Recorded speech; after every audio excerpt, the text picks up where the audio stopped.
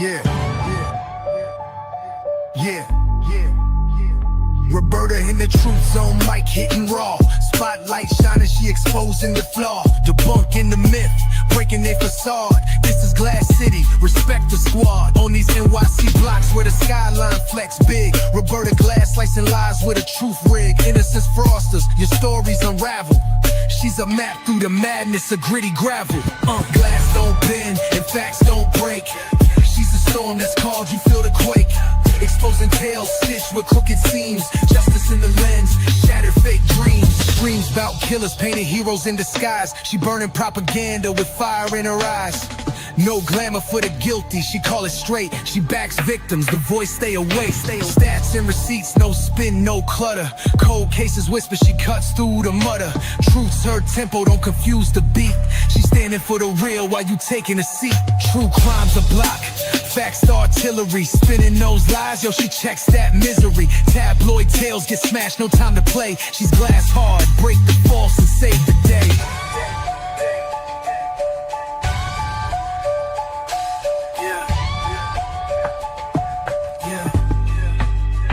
True crime's a block, facts the artillery. Spinning those lies, yo, she checks that misery. Tabloid tales get smashed, no time to... Okay. Here we go. Why am I over the corner of the screen? How is everybody?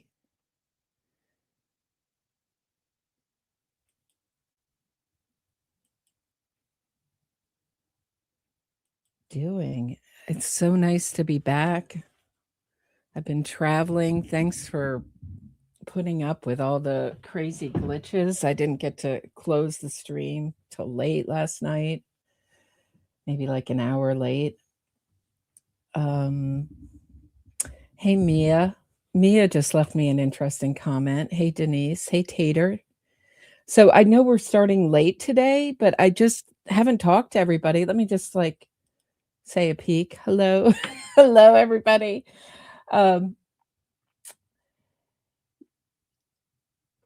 Mia just left me a comment about how she felt the most interesting thing was the call, the fascinating. We played that yesterday morning. What was that, Monday's testimony from the medical examiner? And she's calling the office, like pretending not to know about any of these drugs. It was wild. So I was making a comment. I just wanted to show you because I thought it was so funny. So as I'm traveling yesterday, I'm in Penn Station, and I had said that I made a remark that this woman, who's a forensic accountant, I'll just show it to you guys so you know what I'm talking about. I said that she reminded me of the makeup artist Bobbi Brown. I thought she was a pretty glamorous forensic accountant. We're going to look at a little bit of her testimony, but she basically said that the money was coming in, but it was going out as soon as it was coming in, and much of it was used to pay off Kouri Richins' debt. So we heard that yesterday. But I said, I keep thinking this woman's going to start selling me makeup. So I come into Penn Station and walk into Penn Station yesterday or the day before yesterday. And here, or yesterday. No, this is yesterday, not the day before. Yesterday. And this is what I see. On the wall, there's a big a big thing of Bobbi Brown. So can we say that this looks kind of like Cher or Demi Moore? Yeah, right. Isn't she I don't mean to be superficial, but isn't she a pretty glamorous forensic accountant that we got going here? Anyway, I thought we'd do a little bit like what we did yesterday. We have an hour. They're starting late today, so they're starting an hour late. Am I right about that? I'm pretty sure I am right about that they're starting an hour late today. So we have a little time. So I thought we'd just review some of the testimony. She was on the stand all day yesterday. Here's her talking about, this is the forensic accountant, Brooke Carrington. She said that Kouri Richins used Slane's husband's insurance money to cover debts. So let me just pull that in. We can watch it together.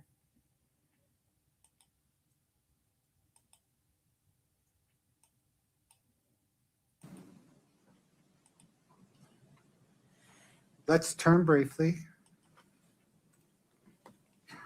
to Eric Richins' estate.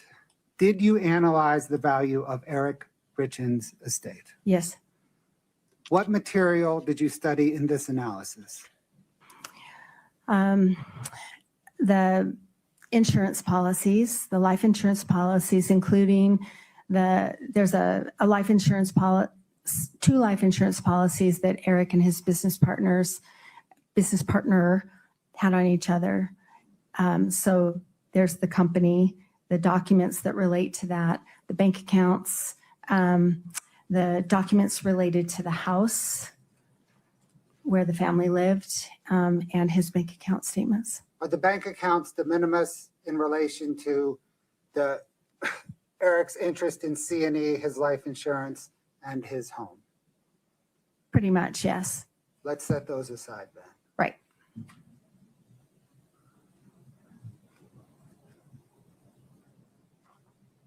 How is Eric Richins' interest in C&E, or how was Eric Richins' interest in C&E determined upon his death? It's based on the value of those life insurance policies. So it's basically $2 million. It's exactly $2 million, wasn't it? It's exactly $2 million, yes.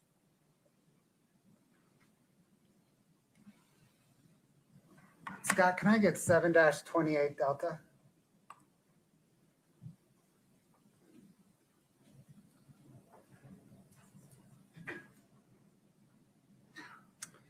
Ma'am, do you recognize this document?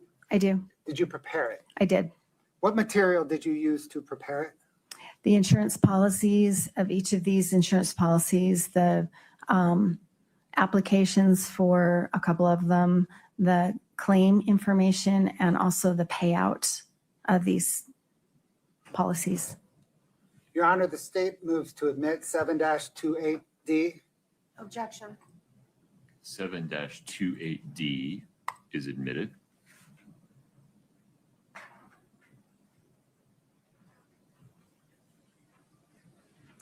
Ma'am, what again is this?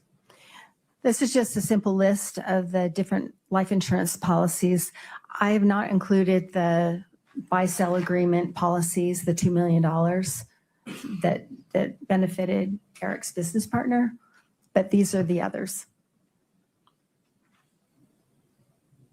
Scott, if you could please highlight the claim paid, the policy amount column.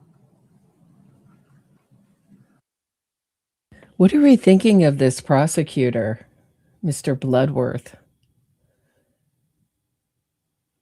I can't remember who it was in my audience who said that he was a former JAG officer.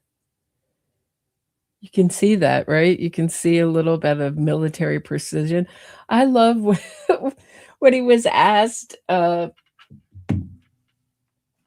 not a fan of any of these lawyers, so but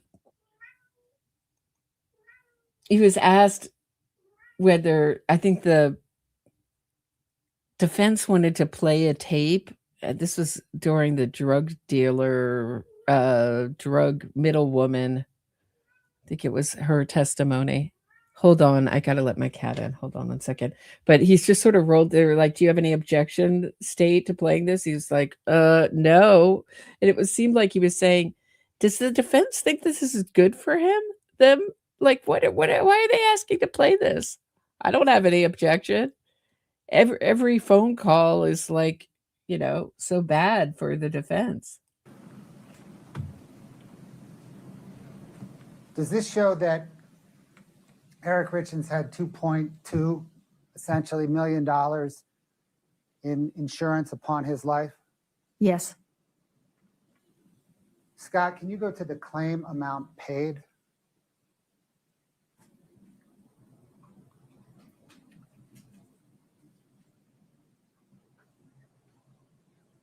What information, ma'am, does this column present? So for each of these policies, there was a specific amount paid. Like the top one is related to the house, and so it paid 70% of the existing mortgage, not the second, but the first. The things that I've highlighted in green are the 3 policies that were paid directly to. So just to let you know, this is what's going on Court TV, okay? Nothing. They have it set. Oh, this is today, right? We're on March 4th. They have 9:30, but nothing's going on. It's just kind of, it looks like that. So no court for another hour. So it's 9:30, right? 9:30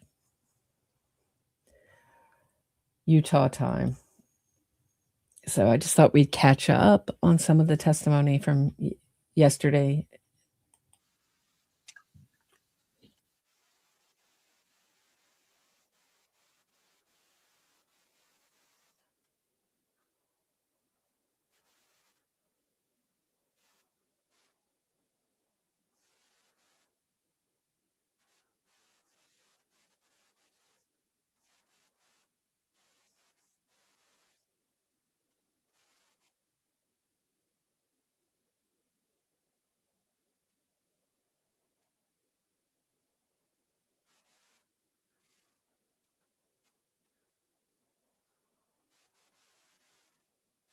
Richins' premarital home. That's correct.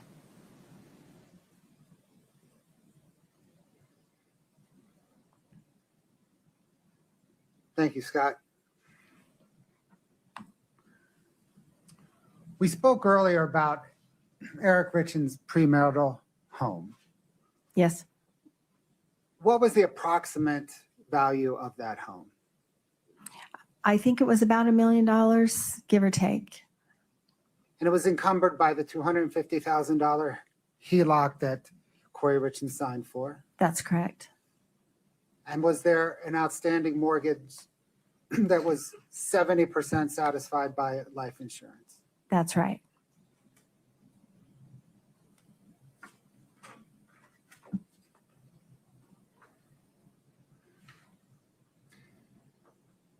We talked about the $1.3 million in life insurance proceeds that Kouri Richins received upon Eric Richins' death. Did you trace how she used those proceeds? I did. Scott, can you bring up 7-31D? Ma'am, do you recognize this document? I do. Did you prepare it? I did. What material did you use to prepare it? I looked at Kouri Richins' America First Credit Union accounts, and also Kouri Richins' UCCU account where she deposited the $1 million. And I guess that's it. Your Honor, the state moves to admit 7-31D. No objection. State 7-31D is admitted.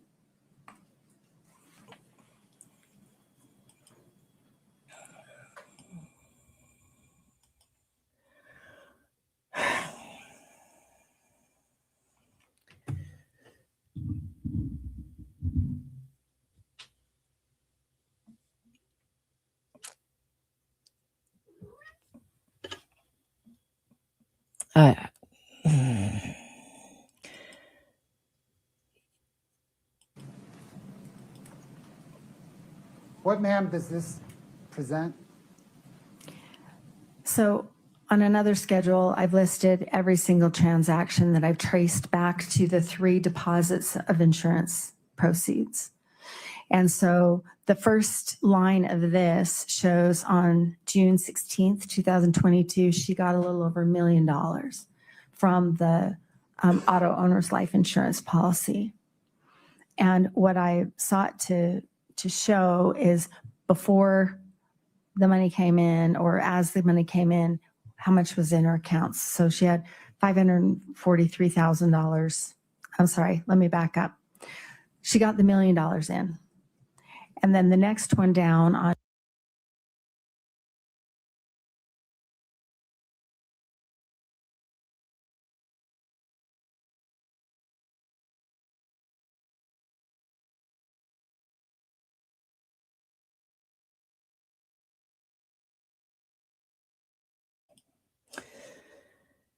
If anybody wants to contact me, don't come into my chat. Don't troll in my chat. Yeah, my email, I'm an open book.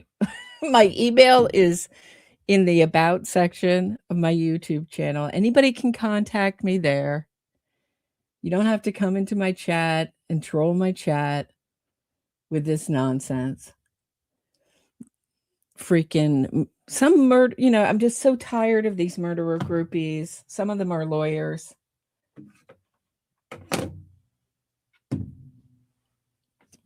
But next time you come in and do this nonsense, you're going to be booted. I'm so tired of this. Don't you have some murderers you need to shill for? What are you doing in here? I mean, come on. On June 25th,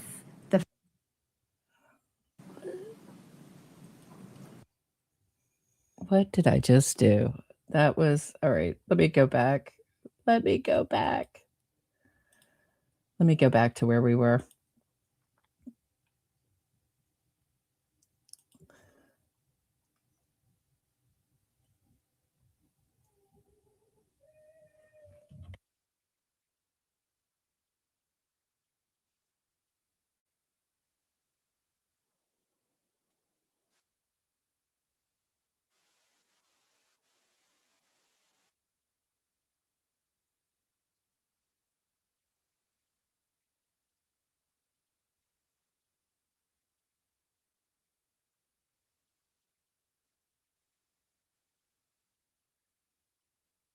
paid, and that's when she received those proceeds.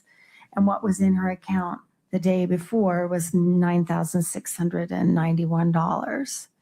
So that meant that she had spent the $1.2 million basically before she got that last $100,000, and then that final line on September 19th, she had $802 in her account.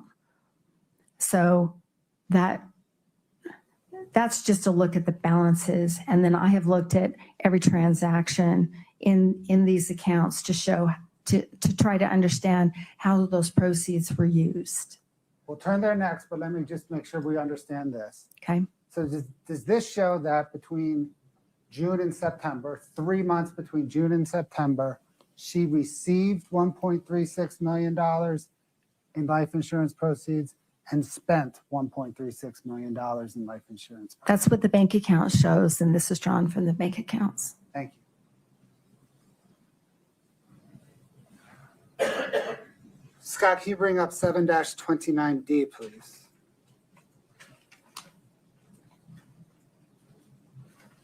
Your Honor, we're broke up again. My apologies. Let's reset.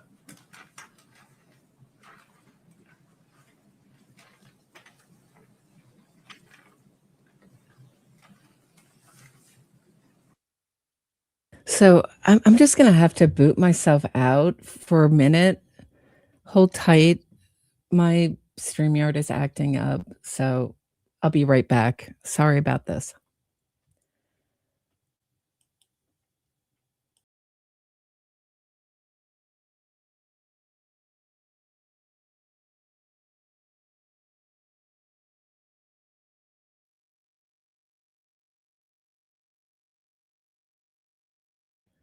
Okay, I'm back. Thank you. Everything's back to normal. I don't know why it does that.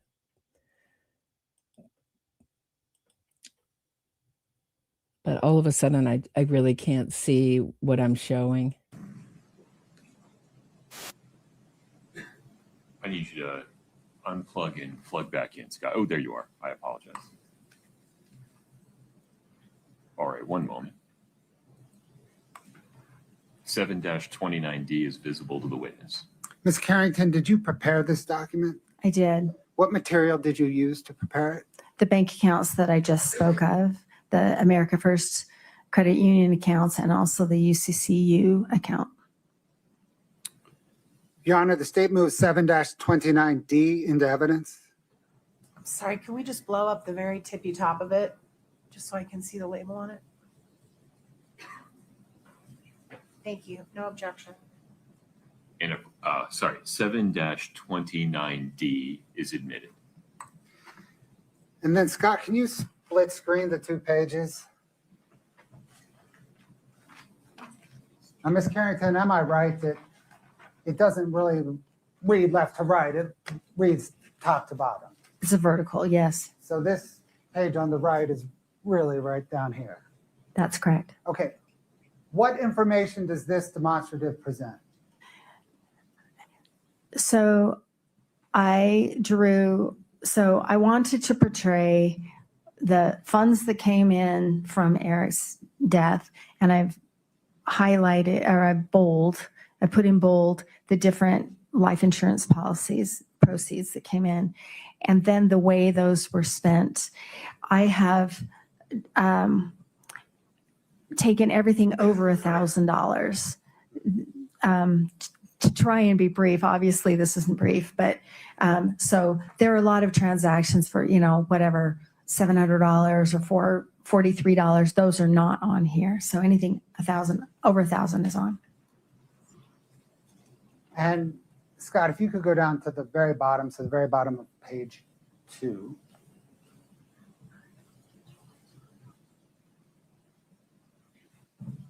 What information does this present? So this shows even without putting those de minimis transactions in there, there's 1.3, almost 1.4 use of the proceeds, or that came in, and she spent the 1.2. So she spent it all.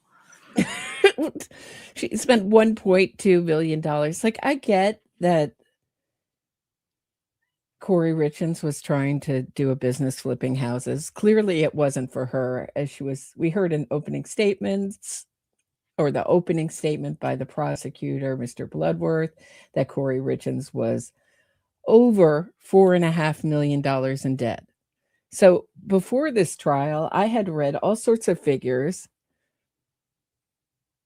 before going on court TV to talk about this trial. And those are the pieces of information you'd love to share with the audience, right? She was this amount in debt. But everywhere I read, it was reported differently. 2 million, 3 million. A lot of the moving papers, pre-trial submissions weren't in the public domain, or I couldn't find them. So I'm trying to nail down how much in debt. And so I had read 5 million, 2 million, 3 million. And the figure we heard in trial, opening statements, was over 4.5 million.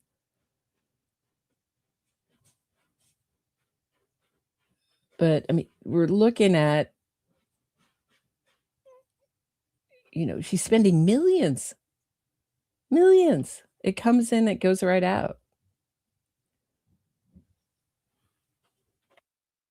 And then my footnotes here, I attempted to do the same thing that was in that other section, my footnote 2. These are the different accounts that she had, and these are the account balances when the new insurance comes in. Now let's just highlight, Scott, maybe the far left column on the first page.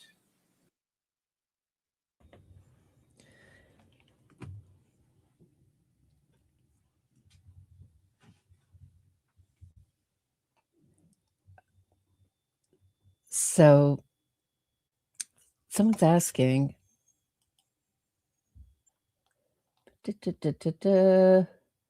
Gilgar 2050. I missed all of it so far. You missed some shocking stuff. We saw the body cam footage, jaw dropping in this case, when paramedics and police arrive at the scene after Kouri Richins poisoned and murdered her husband, Eric Richins. Pretty shocking. Saw the testimony of of Eric Richins' father, Eric Richins' sister. Open the first day. If I'd go back to anything, I'd go back to that first day. Then we heard we basically had dueling testimony between the middle woman who procured the drugs, not knowing what they were for. She was told they were for something else. I mean, it would be kind of odd if Kouri Richins called up her housekeeper, this woman who cleans up these houses that she is so terrible at flipping, and said, I want to kill my husband. Do you have anything stronger? So she attempted to kill him on February 14th, 2022, Valentine's Day. So romantic, isn't it? And failed. She had gotten this sandwich from a diner and given it to him. Obviously seems what they're alleging is that she laced it with something, but Eric Richins didn't finish that sandwich, so he lived. And then on March 3rd, she spiked something. We don't know. She says it was a Moscow Mule. There was some alcohol in the system, but not enough for a whole drink. What was it? We don't know. There's some things that are a mystery. I mean, we have to think about what kind of evidence we'd like to see in a trial like this. I think people want a video of her doing it, the people that are saying that they haven't reached their burden. And we're getting to a spot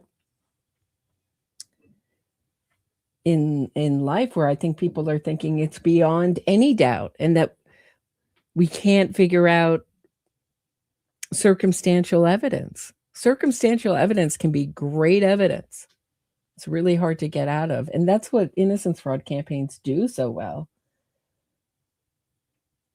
is they hide so much of the evidence or so much of the context. I was talking, is Denise Denise Nicely? Maybe she's not in here. But we were communicating by email, and I was just saying to her that what these campaigns do so well is they make these arguments that you think are very convincing. And then you find out that they left out a whole host of evidence, or a whole host of evidence that gives the evidence meaning or context. So,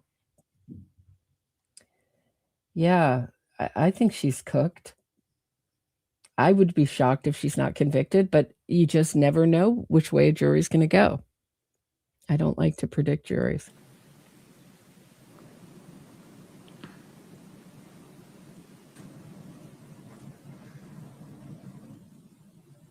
Perfect. So that shows where, when she gets a $1 million life insurance payment into the account, you then detail where it goes. That's right. And those are all the transactions below it. That's right. And so you can see the money comes in, and there are some expenses for projects. There are expenses to pay debt, figure lending, green grass holding, the One Main Financial. But I can see things that do relate to what I'm thinking are projects like Rocky Mountain Dirt, Home Depot, Lowe's, et cetera, et cetera. And then you see on 6/4/22, those 5 transactions to the Utah State Tax Commission. And especially on the right, Scott, can you see that bottom one? 6/4/2022, Utah State Tax Commission, and go over, and it's $50,000, $342. Thank you, that one. That matches one of the tax liens, the state tax liens that I was talking about earlier. So that's one of them. And those other amounts could be for the other 20,000, or it could be for something else. But one way or another, those are tax payments. Do you see that entry on 6/24/22 to Robert Grossman for $25,000? Yes. Are you familiar with who Robert Grossman is? Yes, he's Robert Josh Grossman. Josh Grossman, I understand, was Kouri Richins' boyfriend during this time.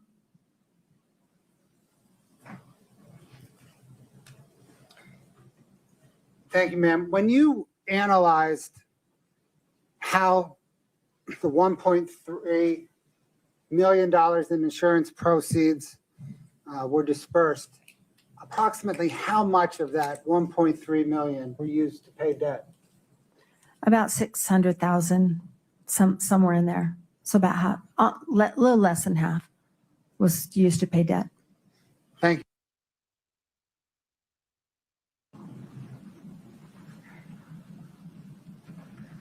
I do want to talk about one more thing before we wrap up, and that's this concept of valuation. Okay. You made a statement that a house is valued at whatever someone's willing to pay it for it, right?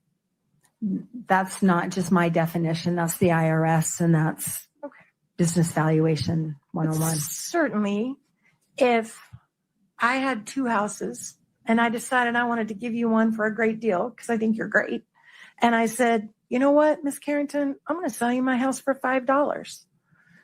Doesn't mean that my house is valued at $5. It means that's what the value you put on my house or that I put on my house, right? That's the value that you put on your house, I suppose. Yeah, Right. sure. And the county, every year we get a little letter from the county telling us what they think our house is valued at, and that's what they tax us at, right?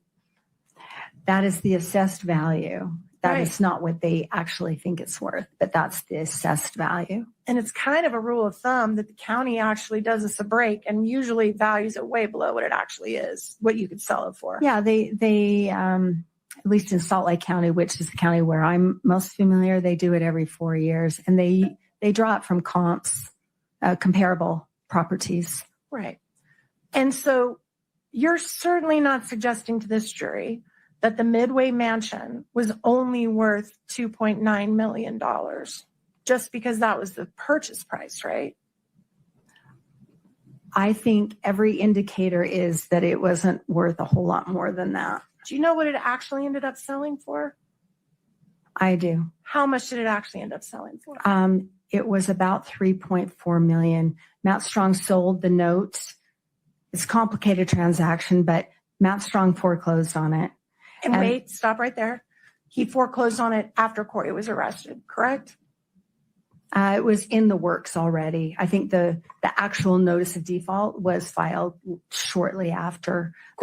After Kouri was arrested. Right, like 4 days after, but it had been coming for many months. I mean, we have to look at the totality of the circumstance. She had defaulted on this many months before, and there were indicators that this was coming one way or another. If Kouri had been able to stay till the very bitter end when the sale was made, they would have made $1.5 million?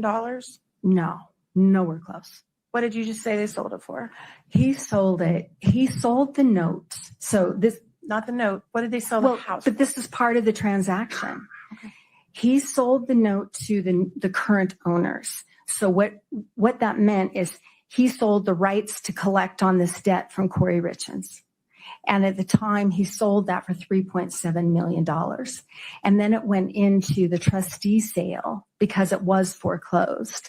And the Harns, the current owners, paid $3.4 million for that property. So the current owners that live in it now bought that property for $3.4 million about 2 years after Kouri bought it for $2.9.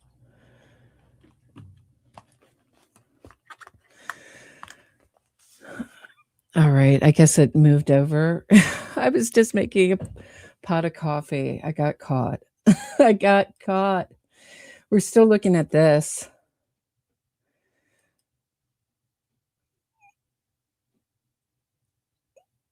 just so you know.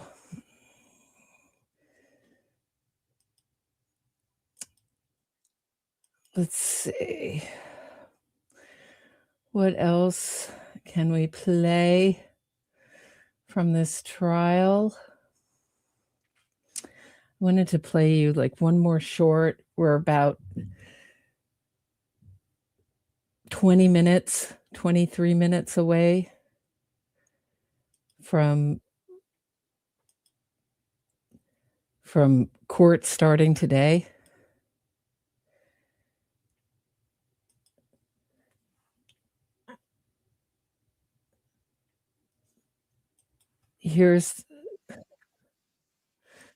So this is some testimony about the $2.9 million house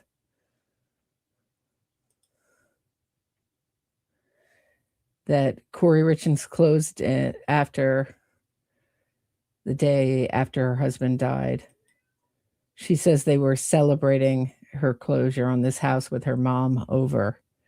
Her mom is a very fascinating figure in this.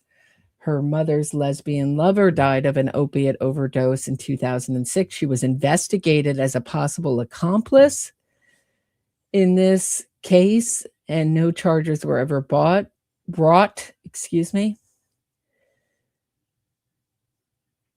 But she certainly has been a PR mouthpiece for her daughter. And we saw her on the body cam footage offering up to police officers that maybe Eric Richins died. I mean, she kept stressing that he got these allergy shots. It seemed to me that she wanted to impress that this allergy shot could have been the cause of his death. Here's the testimony about the house. Let's take a listen. Property that you referenced as Legacy Way that others have referenced as the Midway Mansion. Yes, Are you familiar with the property? I am. How so? I have been by it several times over the last 3 years, and I have researched the recorder's documents, the deeds affiliated with that. I have submitted a grandma request, which is a request for government records so that I could understand all the Wasatch County building permits, the inspection records over the years, the life of that property. I have interviewed the prior owner before Kouri Richins bought it. I've interviewed the current owners. I've traced all the, after Kouri Richins bought it, tried to sell it, I have reviewed each of those 13 offers to purchase the property. And I've also looked at the bank accounts and the loan documents for her purchase. Let's please start with the drive-by. Scott, can I get 6-7? Do you recognize this? I do. Is that the Midway Mansion? It is. State moves to admit 6-7. No objection. 6-7 is admitted. Scott, can you zoom in a bit?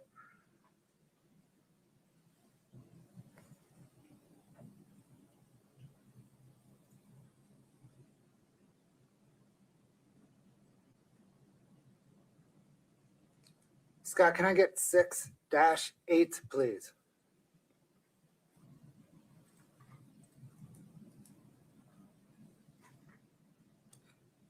Ms. Carrington, do you recognize this document? I do.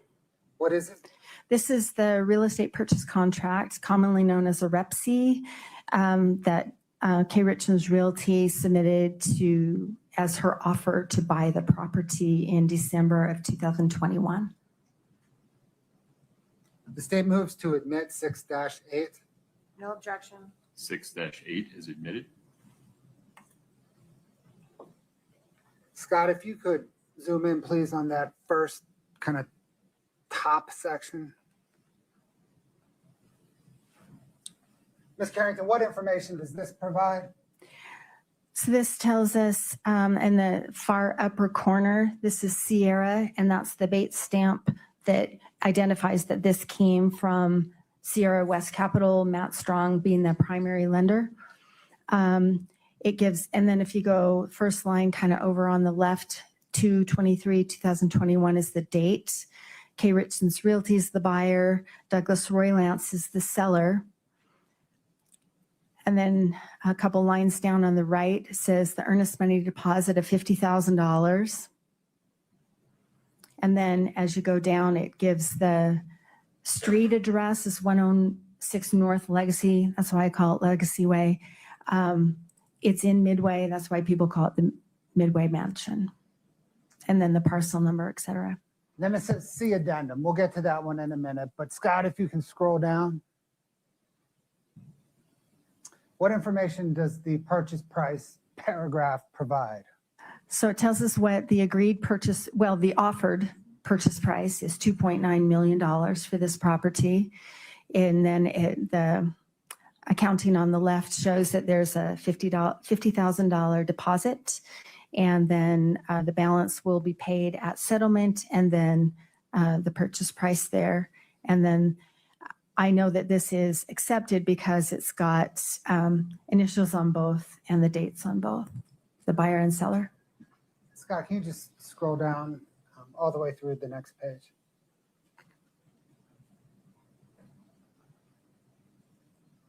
Keep scrolling. Keep scrolling.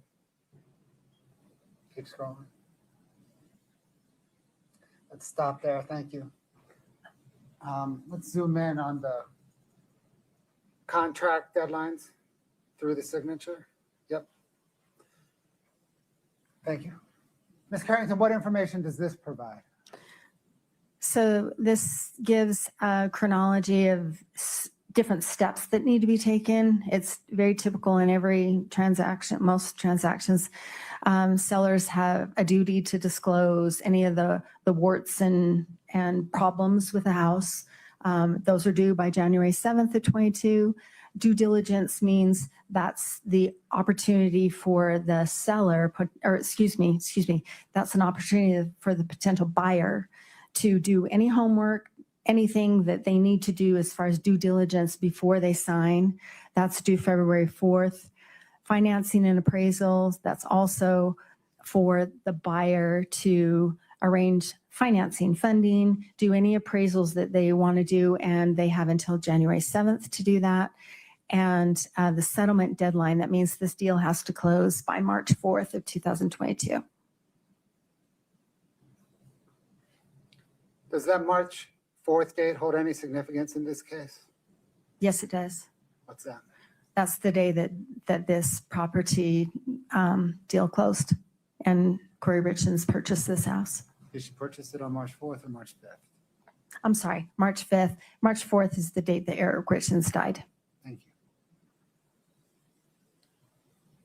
Let's discuss the warts and problems, please. Scott, if we can go down to the, just keep it up, zoomed out, right there. Is that the addendum that was referred to earlier? Yes, it is. Addendum 1.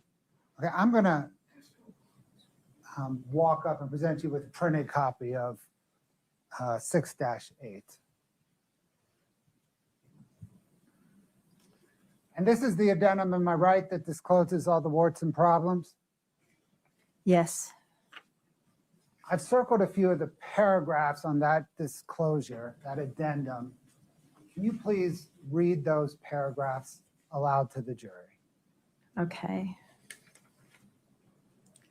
Bear with me. This is paragraph 2. Buyer is to acknowledge and affirm and agrees that these parcels, parcel 1, parcel 2, are sold as is. Buyer acknowledges, affirms, and agrees that both building structures have extensive vandalism, theft, as well as flooring and other structural concerns that may need or will require replacement or repair. Due to delays in construction and the permitting/approval process, the structures have been idle, exposed to the elements, and are not habitable, and are also suitable in many ways for continued construction. Damage has occurred because of the idle status of the projects. Buyer affirms buyer's intent in moving forward with the building project or abandon the project altogether based on buyer's own investigation of said structures in their state of idleness, disrepair, unfinished, and uninhabitable quality. Additionally, animals may have taken up residence in the ventilation systems for which there may be additional damage.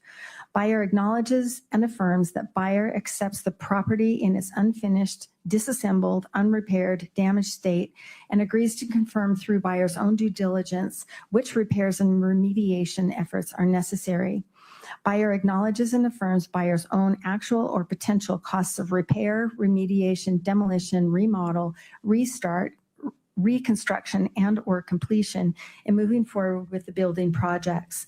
Buyer agrees to purchase and accept the parcels, buildings, structures, and all aspects of the purchase of said parcels on an as-is basis and waives and releases any and all claims against seller or any deficiency, unexpected outcome, or unknown condition, cost, delay, failure, or liability.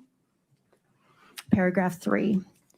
Buyer acknowledges, understands, and affirms that sale of said property is sold without all or necessary or desired permits, certificates, or allowances to build or complete the building process from Wasatch County or other governmental agencies. And All right, I have a question. I have a question. What is this print we're looking at? So we're looking at the purchase contract. Why is the print like this? It looks like someone's lowercase. I know they don't teach cursive. Or I could think we're teaching cursive again, thank heavens. But what? I sound like a million years old, don't I? Saying that, thank heavens, we're teaching cursive again, us old people. I'm only in my early 50s. But so what is this? What is this? Why is the print looking like this? Did they explain? I just went and got coffee. I didn't get to hear. Did anybody explain why we're looking at this?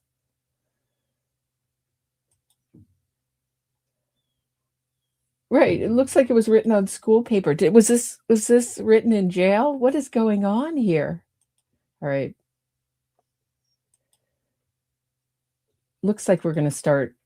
So I'm just keeping an eye on actual court for those interested. buyer is said, and buyer is to be solely responsible for obtaining any required building permits from Wasatch County or any other necessary government entity. Buyer acknowledges, understands, and affirms that seller's building process was halted by the governmental permitting or allowance process, and as such, buyer intends to purchase these parcels as is, with full understanding that buyer may also face challenges and costs in obtaining necessary or desired permitting allowances to build, rebuild, or complete the building and occupancy process. Buyer acknowledges, understands, and affirms that the structures do not have certificates of occupancy, necessary approvals through all required inspections, and other indicators of structural habitability. Paragraph 4. Buyer acknowledges that seller has been working with the Army Corps of Engineers over a lengthy period of time, and that this entity is currently requiring additional wetlands evaluation of various materials, including water, environmental, etc. The Army Corps of Engineers may require other tests, requirements, and certifications, etc., that are to be completed to their satisfaction. Buyer acknowledges, understands, and affirms that the Army Corps is an independent government entity separate of Wasatch County, and that the Army Corps may require its own permitting, which Wasatch County may also require in order to obtain building permits. Buyer acknowledges, understands, and affirms that the Army Corps of Engineers does not monitor or collaborate with Wasatch County in any way. So anyone else, when you read that you may not get the right permits to do what you want to do with this house, does it come with these permits? And you're paying millions? Other people may have gotten cold feet, but not Kouri Richins. This was, according to what we heard in opening statements, we still haven't heard from Josh Grossman. This is who I'm looking forward to testimony, but we may never hear from him. Hope we do. This is the man Kouri Richins was having an affair with. Dying to find out what things were like on his side, but she asked him what it felt like when he was in the army to kill somebody. You know, the answer to these questions, I always get asked, and I think it's a topic for conversation so much in true crime, why these accused murderers, convicted murderers did what they did. What was, and even the prosecution has to come, they don't have to, but often they do come up with a motive for murder. But it all comes down to because they wanted to.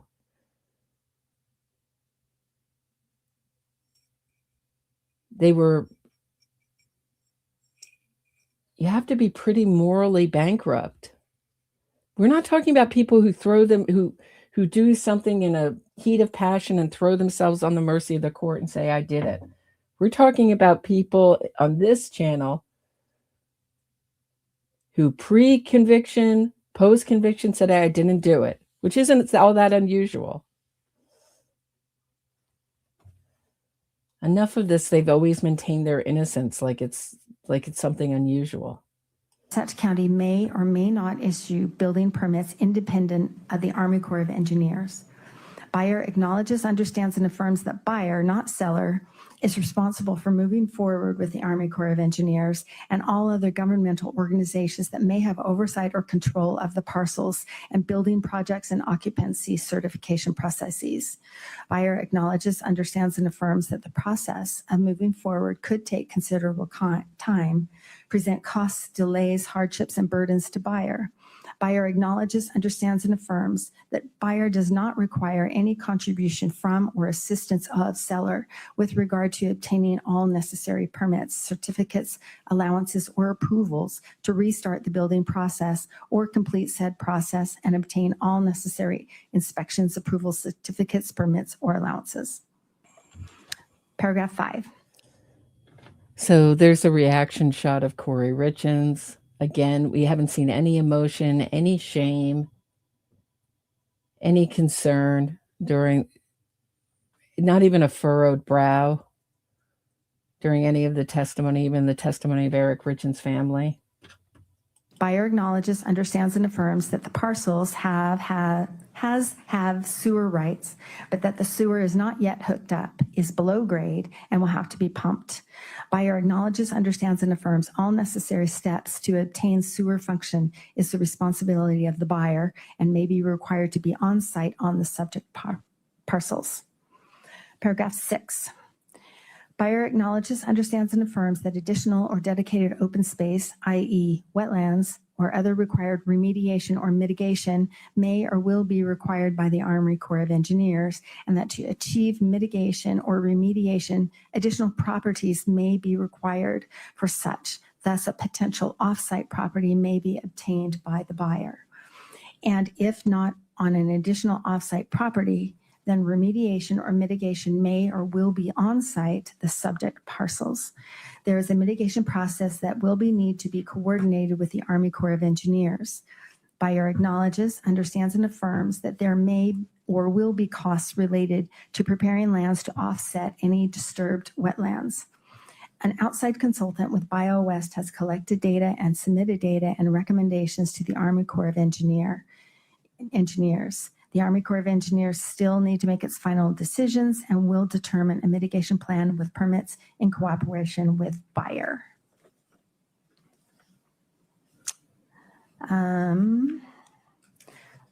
Paragraph 12. Buyer acknowledges, understands, and affirms that the Army Corps of Engineers may or will require further evaluation and study of wetlands underneath mounds of fill soil on the parcels. So seller will provide access to buyer's consultants or any other third parties related to studying groundwater or soil. So the Army can come anytime they want and test the soil? Sounds like a great property, Kouri Richins. No one ever accused her of being a businesswoman mastermind. I don't know. What's a better way to put it? A female Bill Gates? A female Jeff Bezos? No one ever accused Kouri Richins of being that, for certain. We're still looking at a seal. I've seen the top of someone's head. Could be Judge Masrick. Maybe not. But I'm keeping an eye on it. Where if you're just tuning in, and it looks like we have a lot of people on X watching. We're watching day 7, some of day 7 of the Kouri Richins trial. We're looking at a piece of property that she bought, $2.9 million home.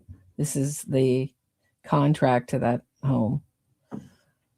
And it certainly seems to have some drawbacks. You're not sure you can get the permits you want. The Army can come on the property anytime they want and study the wetlands. It's built on wetlands. Sounds great. Sounds great, doesn't it? For the Army Corps of Engineers. Thank you. Welcome. Ms. Carrington, in your experience reviewing REPSIs, have you ever reviewed a REPSI like that? No.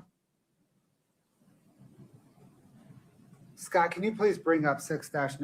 I will retrieve the exhibit. Thank you, ma'am.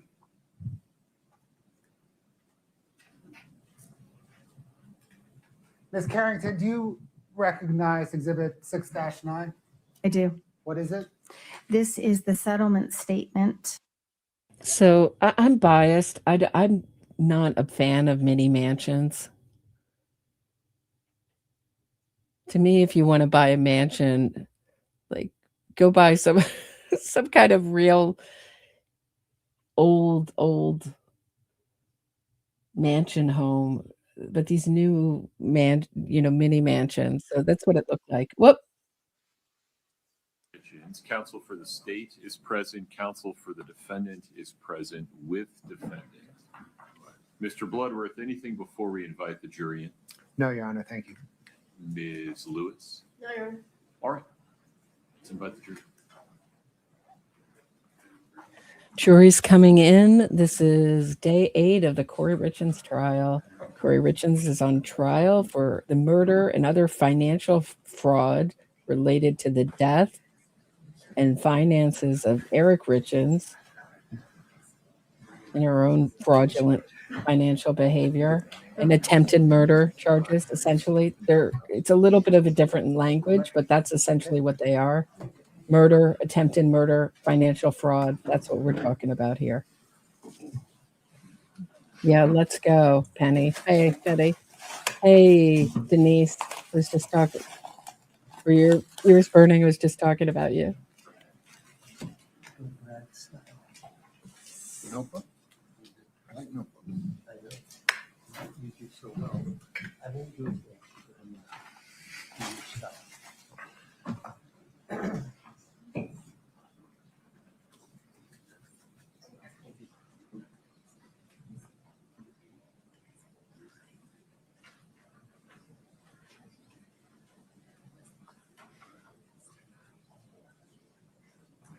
Yep, JP, we're live. This is day 8. This is the trial. Jury's coming in.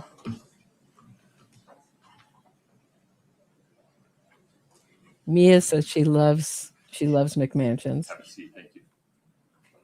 To me, they're pretentious and tacky, but they to each their own. You gotta, and you have to heat it and cool All right, have a it, seat. Mia. Good morning. We will proceed with additional testimony in the state's case in chief. Mr. Burmester, the state's next witness, please. LaShonda Rogers.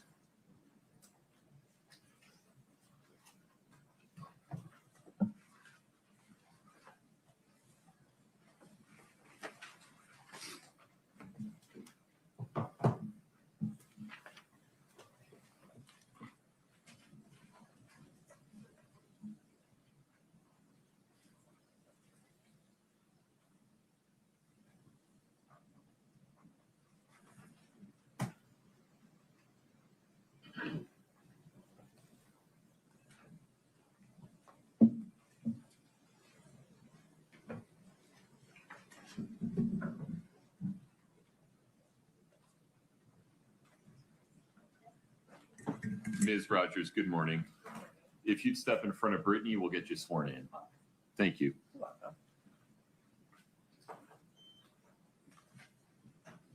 Please raise your right hand. Do you solemnly swear the testimony you're about to give in the matter before the court to be the truth, the whole truth, and nothing but the truth, subject to the pains and penalties of perjury? Thank you. Please have a seat.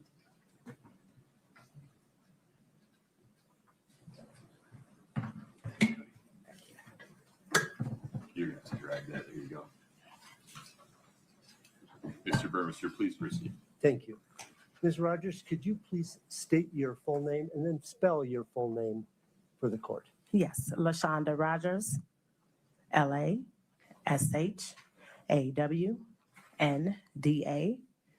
and Rogers is RODGERS. Thank you. Ma'am, are you employed? Yes, How are you employed? for New York Life Insurance Company. And what do you do for New York Life Insurance Company? I'm a senior representative in the call center. Can you briefly explain to the jury what you do as a Platinum Senior Advisor? Yes, I take inbound phone calls from platinum agents that service clients all over the United States. I answer questions in regards to beneficiary changes, ownership changes, make payments on policies, and just discuss anything overall insurance related that they have questions on. Do you know or know of an agent from Utah named Brian Freckleton? Yes, I do. And did you receive a call from him, an inquiry on June 2nd of 2022? Yes, I did. So on that day, did he explain to you a problem that he had observed and that he wanted some reconciliation or information? Yes, he did. Briefly, just tell us what the conversation was about, not for the purpose of proving any truth, just so we know what you were doing afterwards. So briefly explain. Okay, so when Mr. Freckleton called, he wanted some information on some beneficiary changes that had happened on a policy. He wanted to know why they had been changed and finagled with several times. So I explained to him through research what happened. Okay. And so were you able to get that information on that day of the phone call, June 2nd? Not all of it. I had to reach out to another department to get additional information, and then I followed up with him a few days later. I see. By email? Correct. Okay. Can we take a look at, first of all, let's take a brief look at States Exhibit 7-20, please.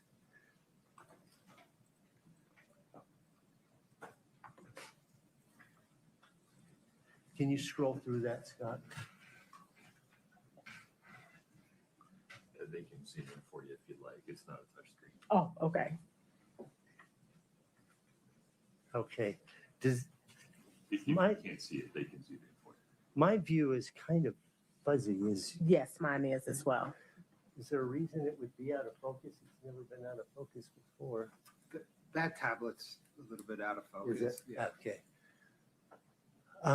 Do you have trouble Do you seeing mind it? if I lean over and just No, make sure you're seeing? Your Honor, please.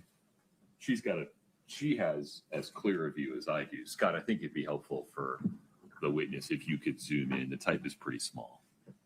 Thank you, Your Honor. I appreciate it. You're There we go. Thank you so much. Okay, so does this look familiar to you? Yes. Okay, can you explain to the jury what this is, or for the court, I guess, really? Well, this page is what the agent had sent to the client. That's not something that I sent. Okay, let's scroll to the very beginning, or that would be the end of the document. The very last page, if you will. Okay, so does that look familiar to you? Yes. Okay. Is this the email exchange that you had with Mr. Freckleton? That is correct. Okay, so let's go, we can set that aside for now. Let's take a look at 10-19, please.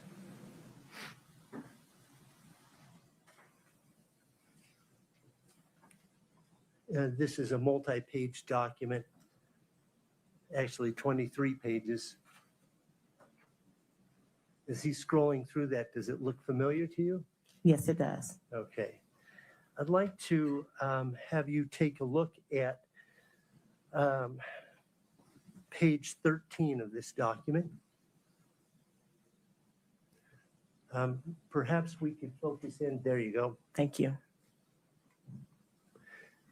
Does that look familiar? Yes, it does. Okay. What is this information depicting? This information is providing the client's policy number, who the insured is, the address, the date of birth. It's showing beneficiary changes, address change, beneficiary change, and it has the policy number, has the insured name there as well. Okay. Is this a true and accurate copy of the policies, buy-sell policies that you recall seeing? Yes. The state would offer States Exhibit 719? All right, States 7-19 is admitted. Do you want me to publish to the jury? Please, Your Honor. Okay.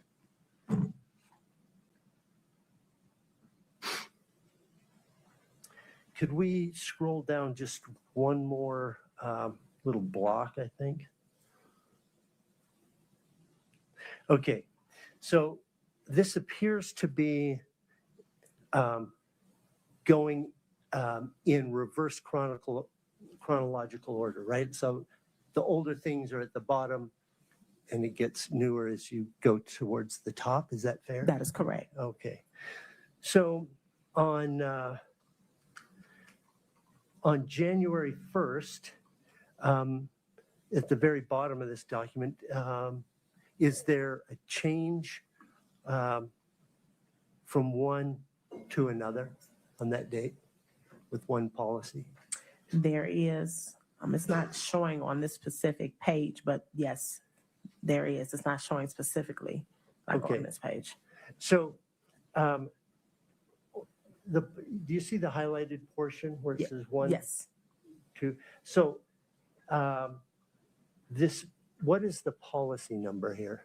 167-35141. Okay.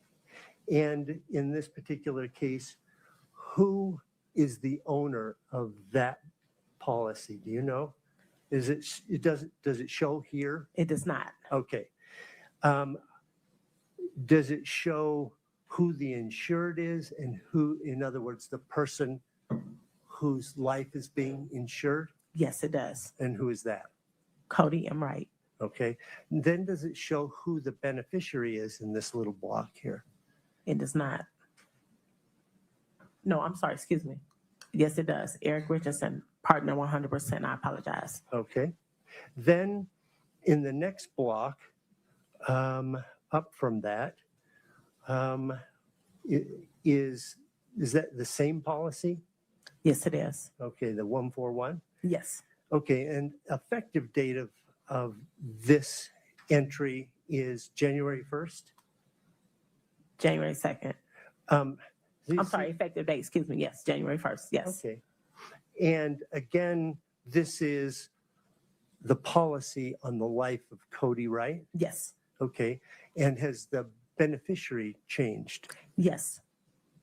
Okay. Who is it changed to? Kouri Richins, spouse 100%. Okay. So where before it said partner, Eric Richins, partner 100%, now it says Kouri Richins, spouse 100%. That is correct. Okay. Can we scroll up just a little bit, please, Scott? Okay. We see another beneficiary change here in the center of the of this page. Again, it's entered on January 2nd, but the effective date is January 1st? That is correct. Okay. And again, we're talking about that same policy, 141? Yes. Cody Wright is the life that's being insured, Yes. and beneficiary. Eric Richins, business partner 100%. Okay, so it's changed back. That is correct. Okay. Is this the question that Freckleton was asking you about this whole issue changing from one to the other. Yes. Okay.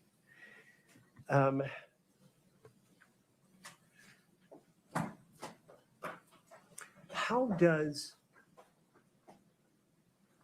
the owner of a policy, can they change their beneficiaries? For example, if I buy a policy on my life for my daughter, could I change the policy? Well, I think I want to give 50% to my daughter and 50% to my wife.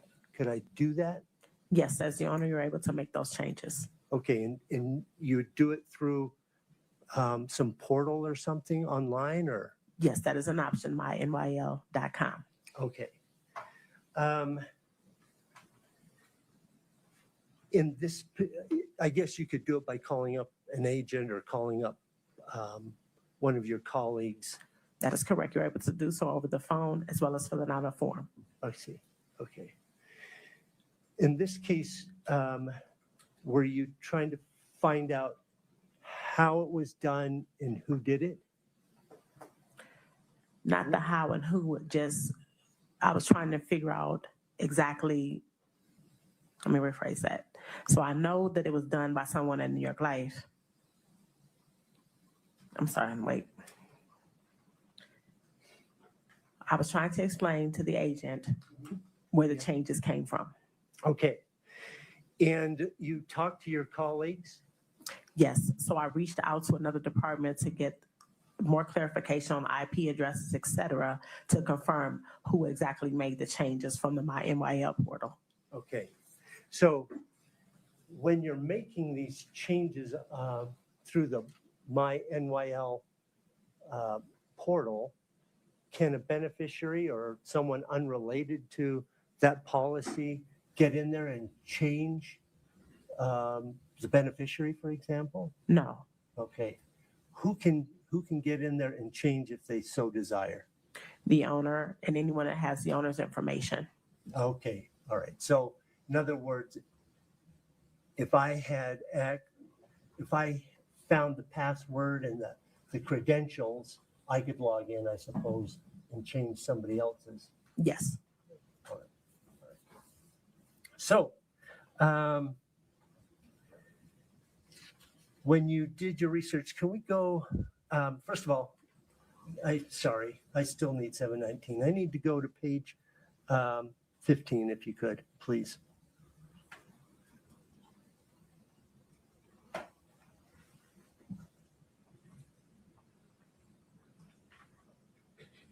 Is that page 15? That's correct. Okay. Does this tell you, I think we need to scroll up just one more so we have the policy ending in 141? Okay. Does this page tell you who the owner is? Yes, it does. Okay, policy 141 is owned by who? Eric E. Richins. Okay. Now I'm through with this one. Can we go to 720, please?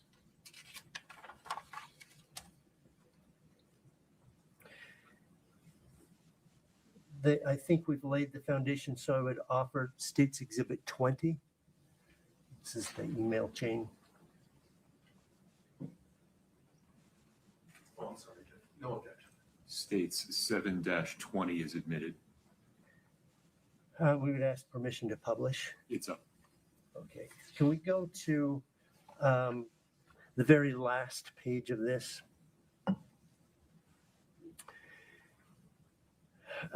So is this your very first email to Brian Freckleton? That is correct. Okay. And in this, you're saying, hey, this is in response to your question last week? Yes. Okay.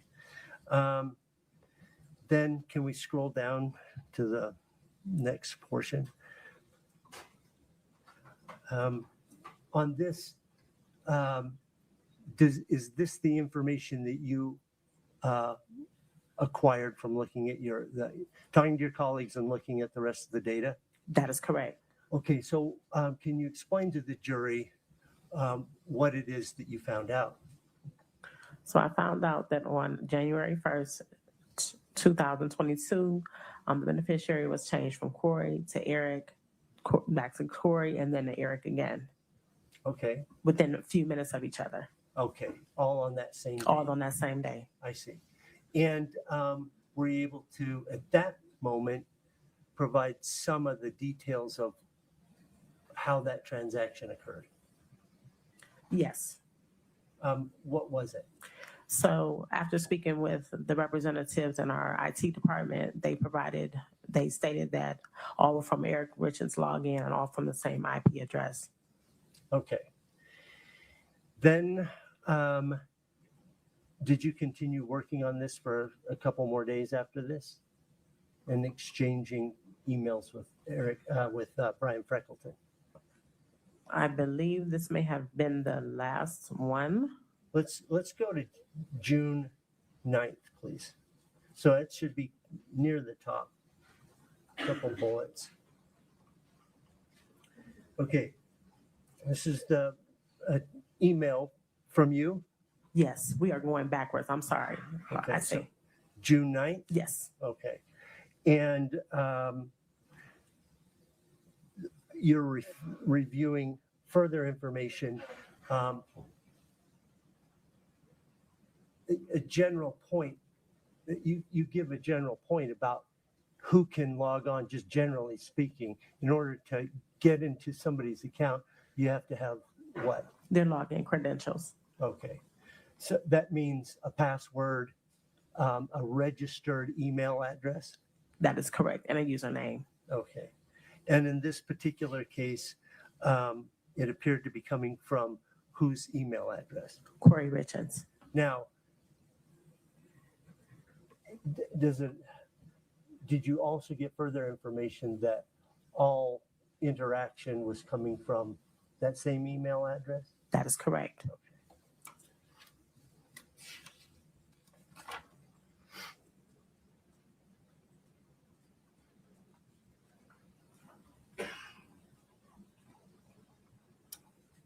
Okay, that's all I have for this witness.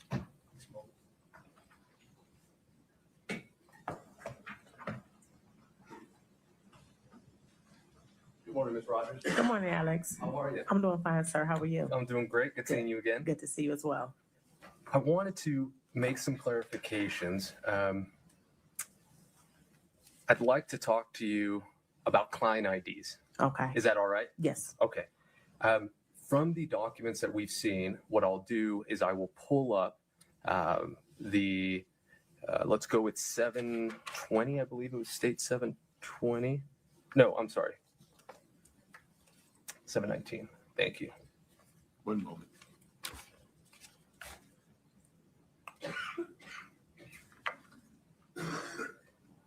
Do you see that there? No, nothing has not come yet. up. Okay. Yes. Perfect. Now that client ID right there, can you? Do you want me to show this to the jury? Oh, sure, Judge. Okay, Thank you. I apologize. very good. That client ID we see there that's highlighted, whose client ID is that? Eric's, That one's Eric's? I believe. Just first glance at this is Eric's. Yes. Okay. And then if we can, actually, you know what I'll do? If we could pull up, let's do this one. 1 second.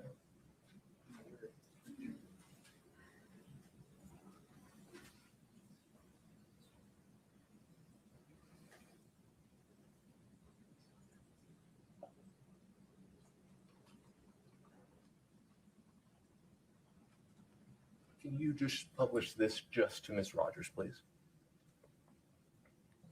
And let me know if you recognize this. Yes. And what is this? This is, and would you please make it a little bit bigger, zoom in? And you know what I can Thank do? you. Is if this is helpful, this is just a hard copy of it. I mean, probably make it easier to.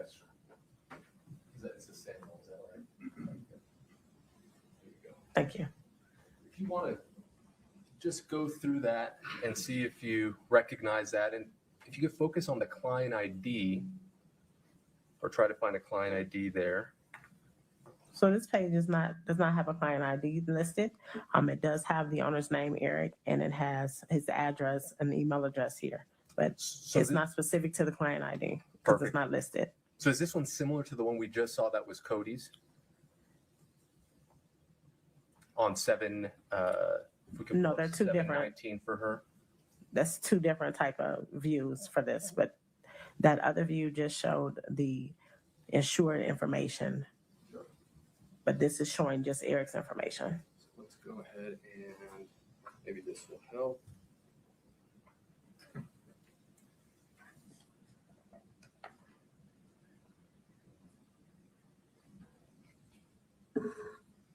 So that client ID that's listed here is for Cody. For Cody. Correct. That's the one that's circled. Maybe we go to page 14. Of what document? This is for Eric. So are we talking 719 or are we talking 1046? 1046 right now. Okay. Yep. And so there on your screen is just a electronic copy of what I just showed you. And that client ID, that one is Mr. Wright. Is that correct? Or Eric's? No, Eric's starts with a 9, not with this 153. Okay, let's do this. The one we previously showed you, you had indicated that that was Eric, so maybe there was a mix-up. So Eric starts with a 9? Correct. Okay. Mm-hmm. Is it 99? Well, look, before we complicate more things, we move to admit this document, Judges, Defense Exhibit 1047? That's not the one on the screen right now. This one is. This is 1047? Yeah, they look the same. 1046. Let's go back to the beginning to make sure we're talking. Yeah, about the so same we go to thing. the first page then. Okay. So they So look, this is defendants 1046. Correct. Mr. Burmester, any objection? Well, I think we need foundation to establish exactly which one we're looking at.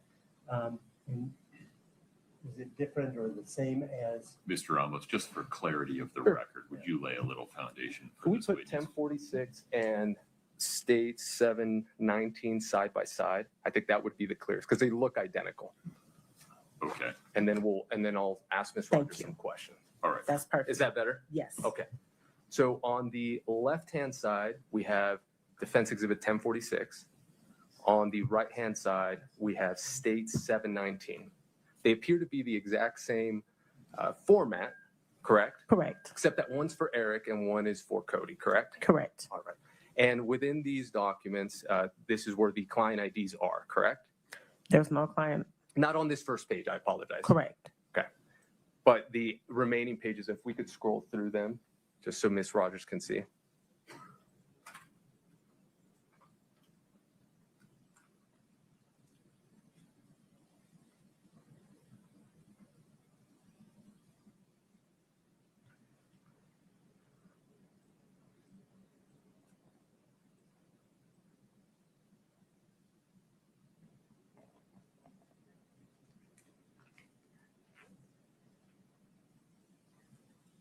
And so that does that kind of tell you all of the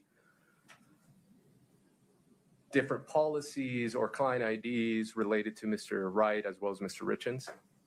It does. Okay. At this point, Judge, we would move to admit 1046. I believe that's in a foundation. Mr. Burmester, Yes. defendants 1046 is admitted. Perfect. Okay. So with this information now, as you can see on the right-hand side, on the very top, and we could zoom it in if you'd like, it indicates Kouri Wright. Could you go a little bit higher to show Kouri Wright's name there? Okay. Now, with that information on the right-hand side, is that Mr. Wright's client ID or is that Mr. Richins' client ID? That's Cody Wright's client ID. Okay. Ending in 8252. Correct. Okay. And then on the left-hand side, if we could do the same, just showing Mr. Richins. and then the client ID. And is that Mr. Richins? No, that's Cody's. That's Cody's. Mm-hmm. And if we go to on the, if you could highlight on the right-hand side, it is 1, 2, 3, 4. January 24th, there indicates a client ID there. That is Eric's. That is Eric's. Okay. Yes. So with that information, it appears that client ID 992141444 is Eric's. Eric's. Mm-hmm. And if we could go back to the very top, the client ID, if you could highlight or call that out on the right-hand side, starts with 0. 015328252. Correct. That is Cody's. Cody's. Mm-hmm. Okay. Now, with that information, that is how we could, or your office could determine what are the changes were made, correct? No. How did we determine the changes were Oh, made? I'm sorry. That's not correct. Correct. I apologize. That's okay. Those are the client IDs that were used to figure out when changes were made, who made the changes, correct? It wasn't the client ID that was used. It was the actual owner's information, but Okay. not the client ID that comes into play in a different way, but not in regards to logging in. Because there's different ways to log into my NYL. You can log in with your name, social security number, and then you have to have an email address. And then the other way is to use a client ID, but you still have to have an email address associated with it. Correct. Let's go there. Maybe this will be helpful. If we could pull up the state's exhibit.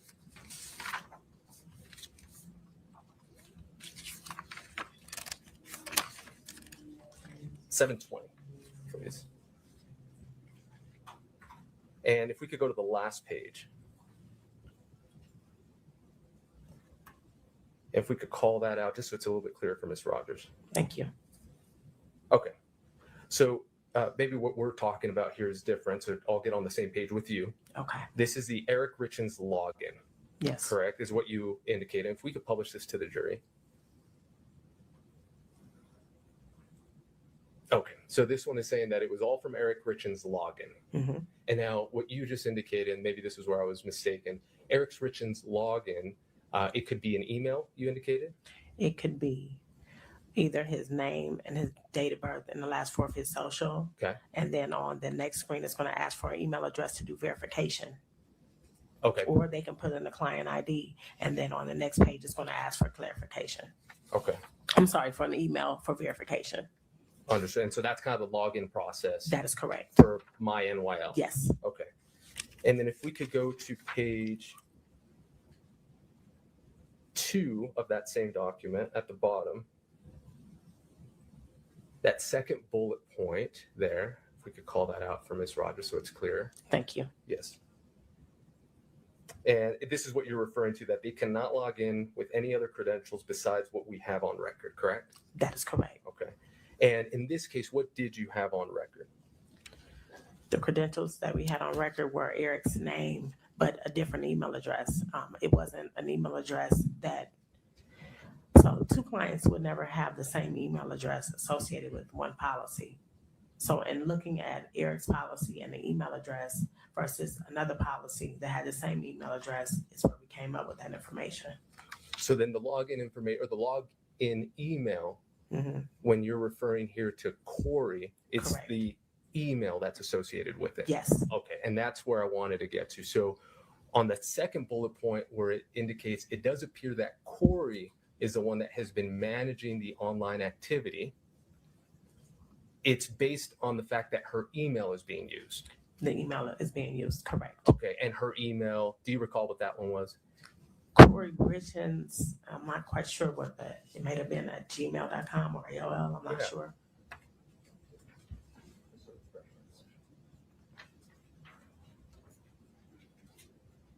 Thank you. Do you recall that document? Yes, at Hotmail, yes. Okay. And what does that document show? It says CoryGarden@hotmail.com for both. And what do you mean for both? For Eric's profile and for Kouri's profile. Okay, and then are they different client IDs? Yes. Okay, which one's the one on the left? If you could describe whose it is. It's Eric's. And what is his client ID? 153-28252. 8252. And then Ms. Richins? 989-455-105. Perfect. Matt approach. Thank you. Mhm. Okay. Now, you had indicated at, we could take that down. You had indicated there in that email with Mr. Freckleton that you had to reach back out to the, I believe your IT people. That is correct. And they produced a document that outlined exactly what had happened, correct? Yes. Okay. If we can, just for Ms. Rogers, pull up,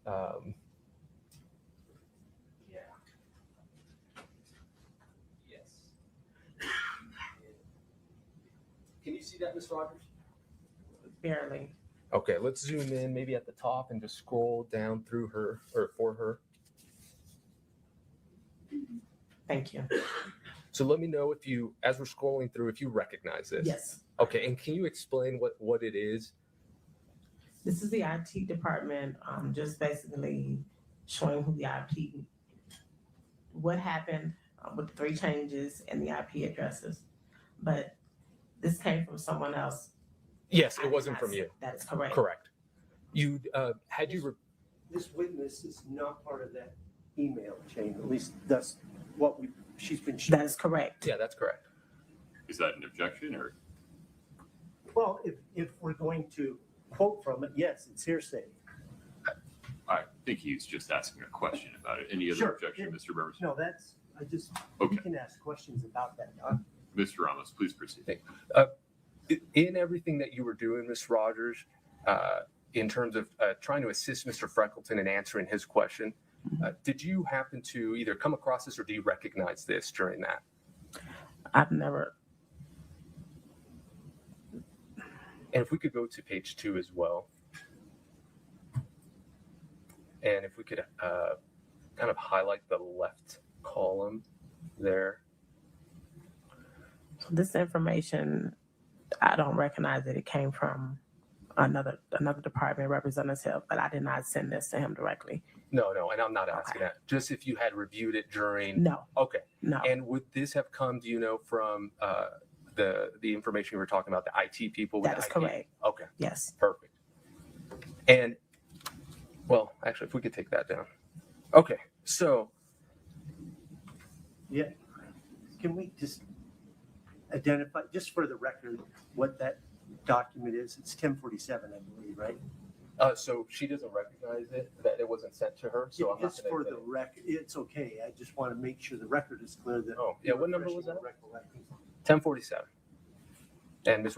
Rogers identified that she knows what it is, but it is not something that was sent by her or to her. That's correct. And so we're not going to be asking questions. We can for keep it. moving.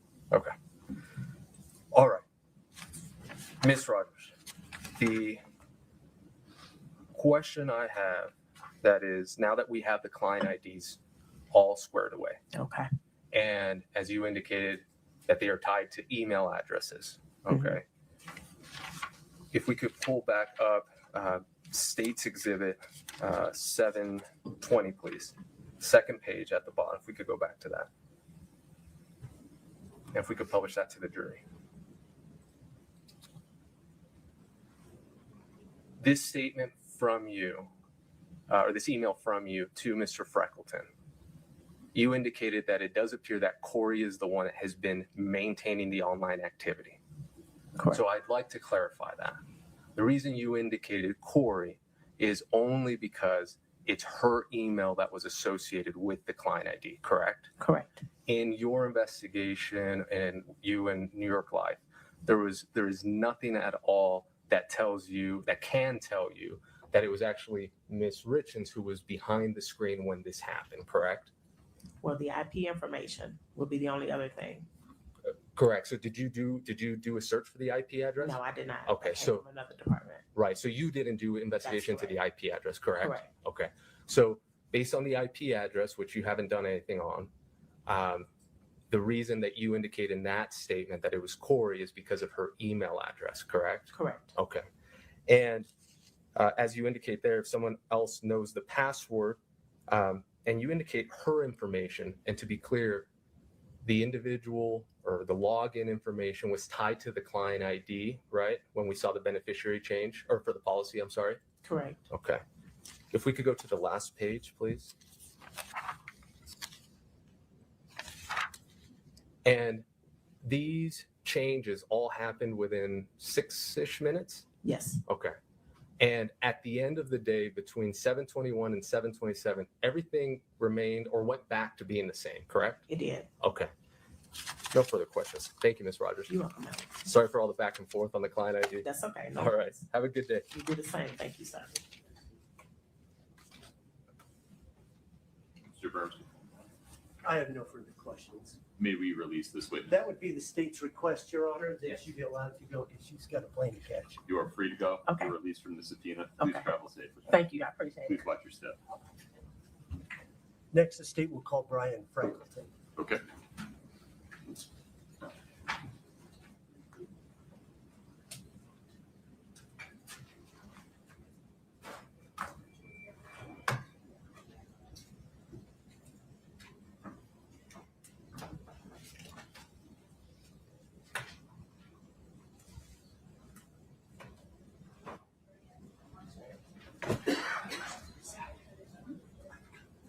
Mr. Freckleton, would you step in front of Brittany? We'll get you sworn in, sir. Please raise your right hand. Do you solemnly swear the testimony you're about to give in the matter before the court to be the truth, the whole truth, and nothing but the truth, subject to the pains and penalties of perjury? Please have a seat.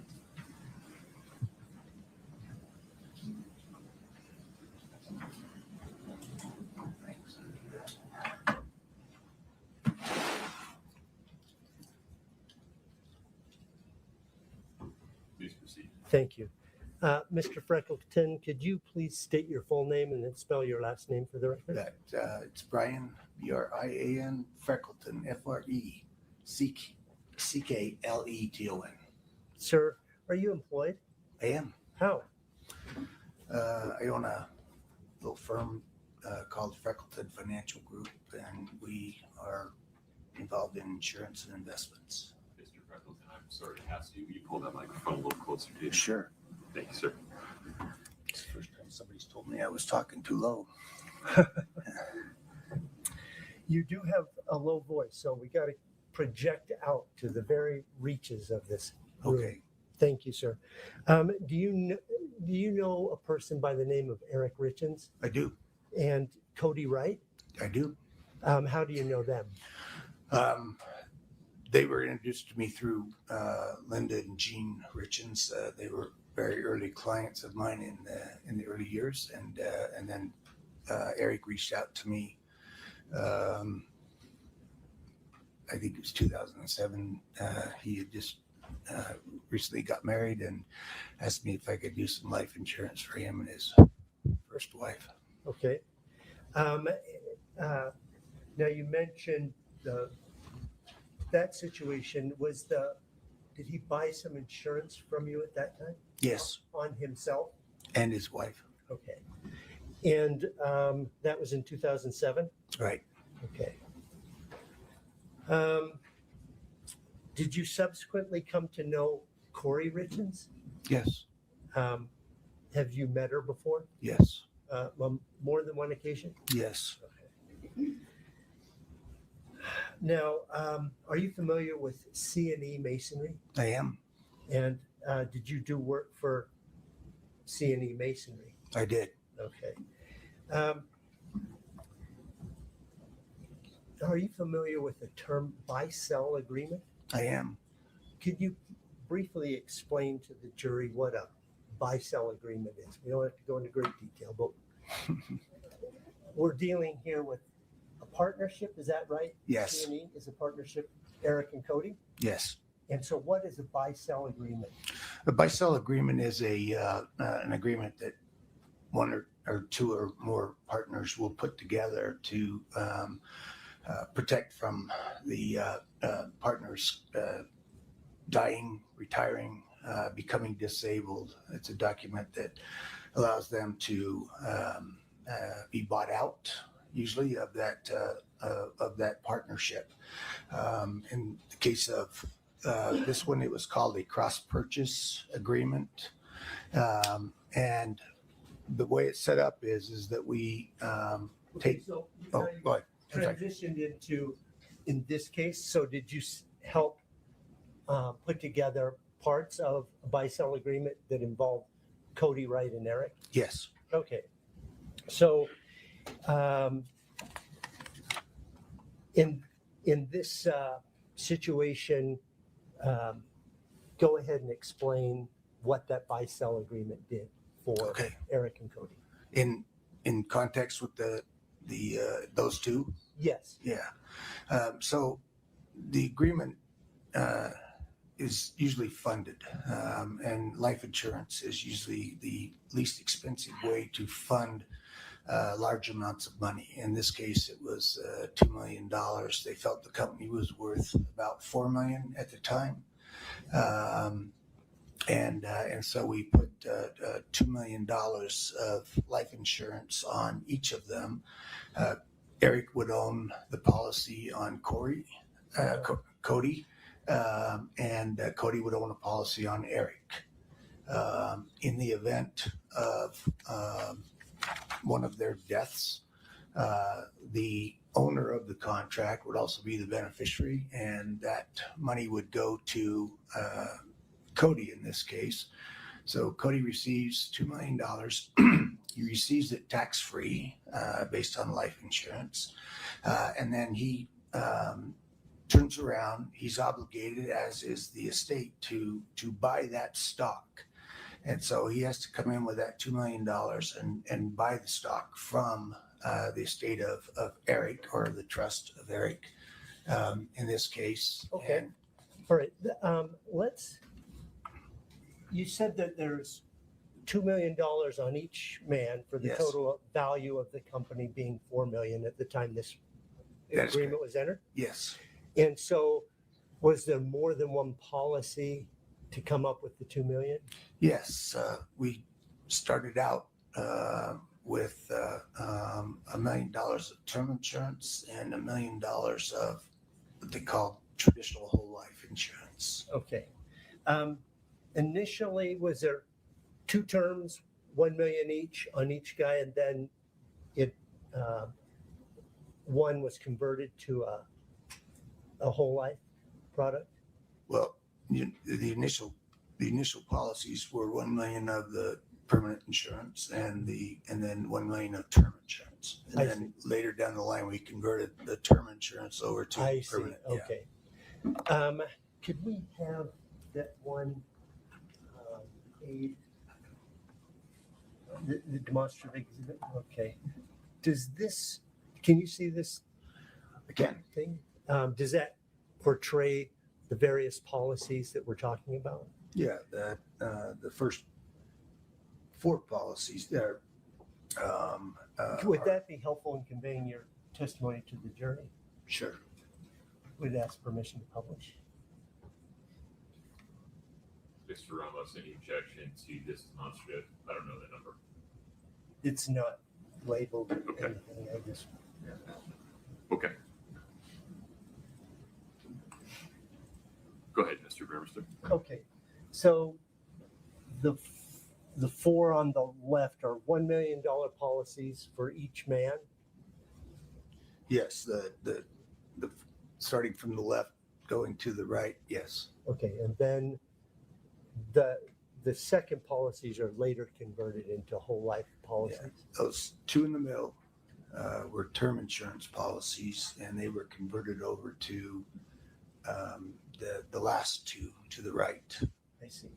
And so these policy numbers, the first two digits, 1, 4, represent one type of product, and then the 1.6 in the whole life represents that they were whole life products? The policy numbers don't necessarily reflect the type of life I see. insurance policy, but the policy numbers that you have there are correct. Okay. All right. So there's one policy I would like to focus in on. Just went away. Could we have that back again? I'm not sure what happened. Okay. On the lower right-hand corner, there's 16735-141. Yes. Okay. Do you have some sort of notice system or portal or something that New York Life contacts you as an agent?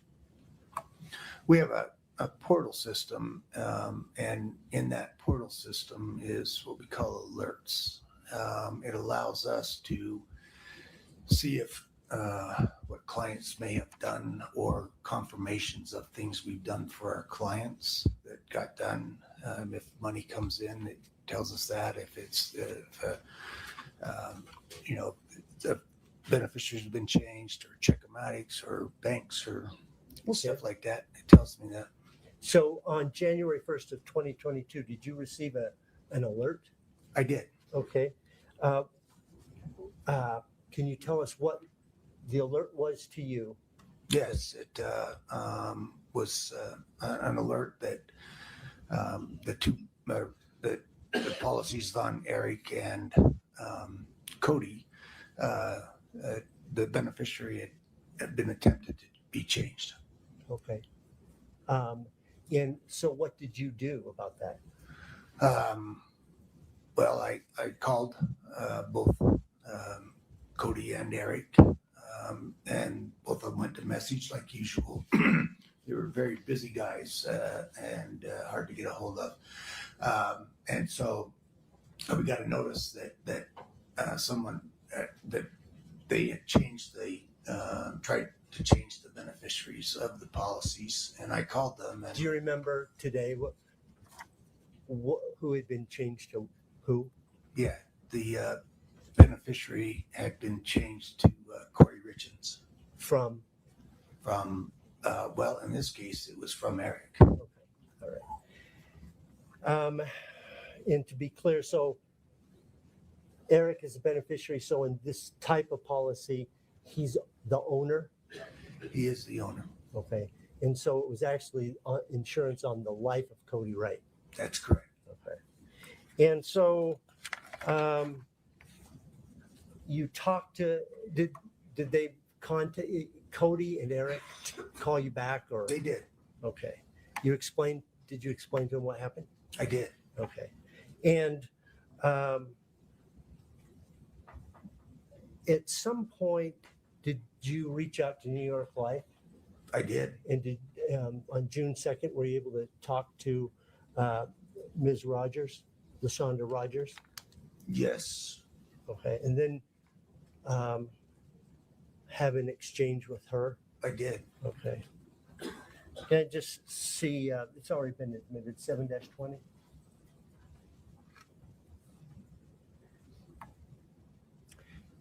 Is this the email chain that you had with LaShonda Rogers? Lower the. Yeah. Okay. If I haven't done this, I would offer States Exhibit 719 and 720. Are those things? They're already there. All right. I have no more questions for this witness. Mr. Ramos, please.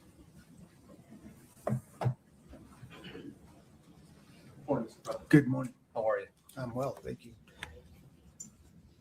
You indicated that you had set up these life insurance policies for Mr. Wright and Mr. Richins, correct? Correct. Do you recall when you had set up the one for Eric, approximately the year? Which one? This one. That's having to do with the buy-sell? Yeah, correct. Yeah, I think it was. Or how about this? Yes. Anything with New York Life? Maybe we'll just start there. Well, there was a policy put on Eric in 2007. Okay. It was $500,000 in term insurance. And when would this one have been started, this buy-sell? I believe the buy-sell was done started in 2020. I'm going to show you. I guess. Okay. I'm going to show you a document. Maybe that'll refresh your recollection. Please. All right. If we could pull up, just for the witness, Your Honor, 1048. Yep. Yeah, we'll just see if he recognizes it. If we could, yeah, it's perfect. Thank you so much. He's on.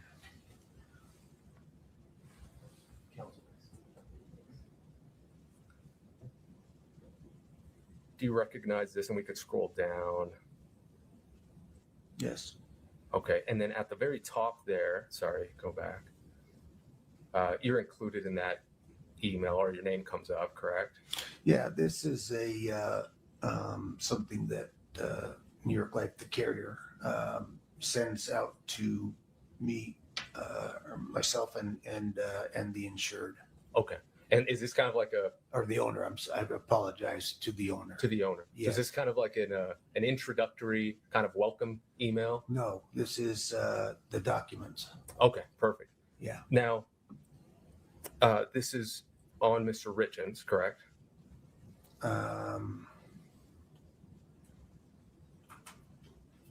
I would assume so. I really can't tell, but I would assume that it is because it says that it's required signature for Eric Richins, but that doesn't tell me who it is. Sure. Because the insured and the owner has to sign these applications. Sure. And then when you set this up, did you also assist with the email process or the login process to, we can take it down, MyNYL?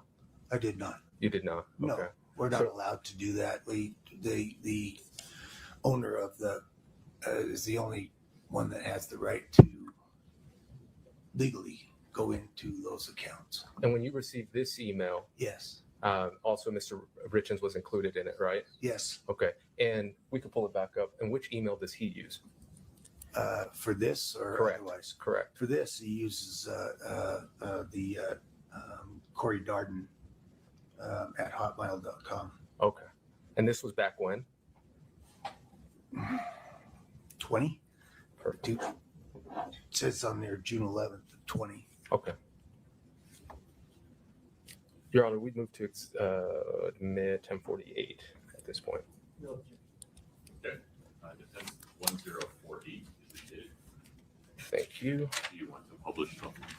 Yes, please. Thank you. If we could just, for the jury, just highlight that top portion there.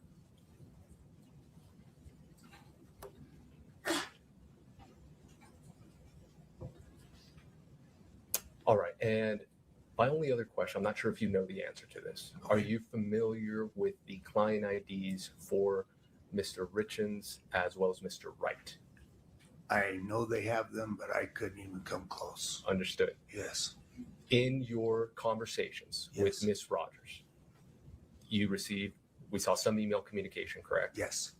Did you receive anything at all related to the IP address or the client IDs used? Yes. Do you recall, if I showed you, I'm going to show you an image. Let me know if you recall it. Okay. Okay. Sounds good. Can you pull that one up, please? Just for the witness, Judge and counsel. 1046. Yes. Thank you. If we could call it out, and we'll scroll through it. Yeah. if you Just could- let me know if you end up, I'm sure it's in a different format with all these, but just let me know if you recall seeing this. It's about 3 pages long. This was, I mean, this is the email that I literally requested. Perfect. Yeah. And so if we could go to page 2, and if we could just kind of call out that left column that doesn't look like the matrix. And do you see that right there? I do. And do you recognize that policy number? Where do you have, oh, there. I don't recognize it, but I will assume that it's the one on, one of the two. Right, and that's the reason you were calling, as you indicated, the document you were requesting, correct? Yeah. Okay. And Yes. to the left of that, it says policy owner, and to the left of that, it has a client ID. Seeing that, do you recall whose client ID that is? I don't know. That's fine. I apologize. I see a lot of client ID. I would numbers. imagine. Yeah. No problem. Judge, at this point, we've moved to admit 1047.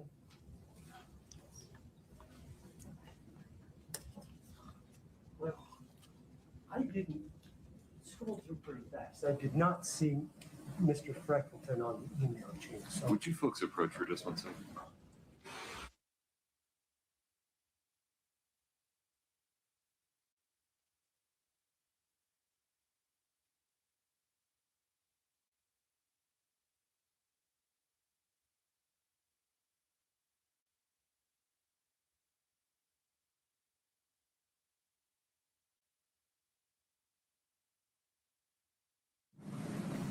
Mr. Freckleton, Sure. in reviewing this document, is this the document that you requested or that you received?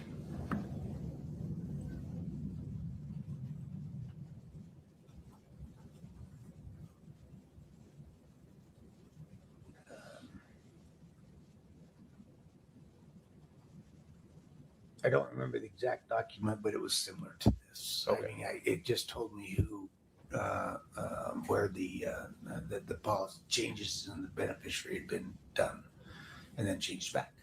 Okay. Renew my request to admit. I don't think foundation has been made. He hasn't identified this Up document. there. Foundation objection is sustained.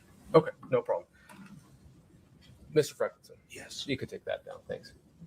At one point, you requested information about the changes, correct? Yes. From Ms. Rogers, correct? Or from New York Life? Yes. Okay. And at one point, you were told that changes were made. Oh, I knew they had been changed because I had gotten an alert, and then that made me confirm with them that it had been changed. And you received that information back? I did. Okay. No further questions. Thank you, Judge. Okay. Thank you, Mr. President. Betcha. Indeed, LaShonda sent you the email. That was Yes. 7:20, please. One moment.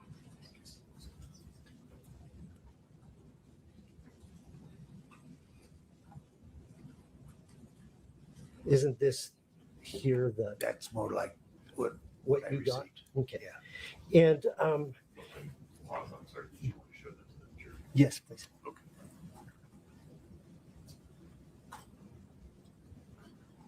Okay. This here is the document you had received from LaShonda. Yes. Okay. Now, defense showed you an exhibit that said it was established June 11th of 2020. The policies. Yes. Okay. I believe so. Didn't you change or alter it somehow in November in conjunction with Ms. Bowman Carter? Which included policies. Changed it in. There's suddenly a trust involved. Yes. Okay. Yes. That's okay. I just Okay. All right. Thank you. Mr. Roman, No further questions. Thank you, Judge. may this witness be released, counsel? Yes, please. Your Honor. He could be subject to recall, Judge. He could not be. You're free to go today. You may need to be recalled by defense counsel. We'll give you some notice. Okay. In the meantime, please don't talk to anybody about the case. Please don't watch any coverage of the case. Okay. All right. You got it. Thank you, sir. You're You free bet. to go. You might take that with you. Thank you, sir. Mr. Bloodworth. Your Honor, I know we've only been at it an hour, but perhaps we could take a very brief break. No problem. Let's do it. Please rise for the jury.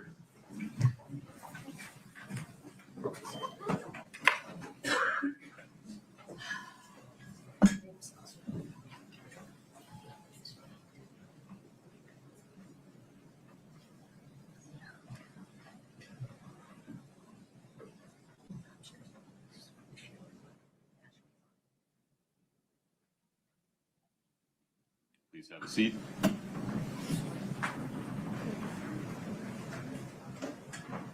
Mr. Bloodworth, forgive me, I couldn't tell if you actually wanted a break or if you just needed to address something on the record. Your Honor, I need to go to the bathroom. No problem. We're going to take a break until 11:45. Thank you. Court's in recess. I know it's a fine line between song.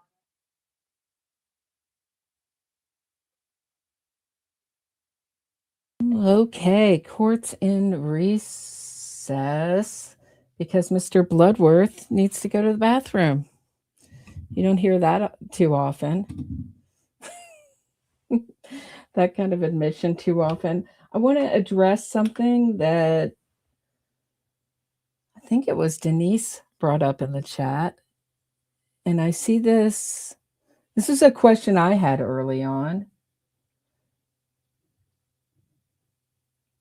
which was if Eric Richins was telling his friends that he thought that he was being poisoned by his wife, Kouri Richins.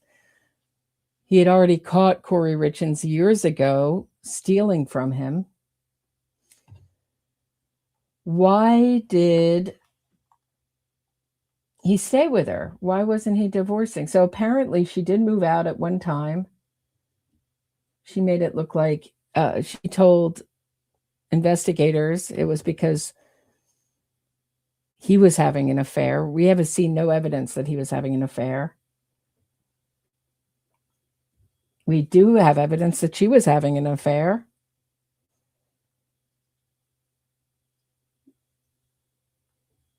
So why would he, at first, all the coverage of this case was that Kouri Richins spiked his Moscow Mule. And I was asking, why would he take a drink? This is only weeks later from the sandwich that you got at that diner and allegedly poisoned him with this sandwich. He ate some of it and felt sick, but it didn't kill him. But this was on Valentine's Day. So cut to that. This is Valentine's Day of 2022. Kouri Richins presents Eric Richins with the sandwich she's gotten at this diner. Did I say deli? Diner. He eats some of it, feels sick, and sleeps it off, essentially. 3 weeks later, or 2 weeks later, really, March 3rd, 2022,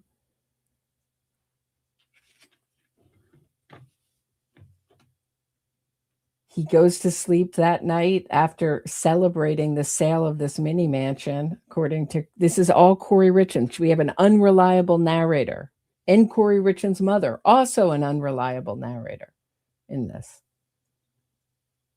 The sale of this mini mansion. And he's dead of fentanyl poisoning with no history of abusing these kind of drugs. And we know Kouri Richins was seeking stronger drugs after the first attempt. She wanted Michael Jackson stuff. Clearly, she didn't watch the Conrad Murray trial like I did. She thought that Michael Jackson died of an opiate overdose when it was a propofol. And then there's the trial after that that says that he really died of lack of real sleep, in addition to the propofol. I don't know. It's all so nuts. But why wasn't he more on guard? Because you can, so I think the answer to that is you can suspect your partner, wife, of trying to kill you. but you don't know for sure. We know for sure now. We can Monday morning quarterback, but when you're living it, you can't imagine the person you love is really trying to do this. And he stayed with her because of the kids. I mean, he wasn't a practicing Mormon, but his family was Mormon, and family is everything. You're a failure. Divorce is a huge failure. So he was trying to stay with her for the kids, moving his finances around, trying to theft-proof his finances from Kouri Richins. Little did he know that Kouri Richins was going around him and signing his signature to things. So, I mean, she's just a financial disaster. Payday loans, really?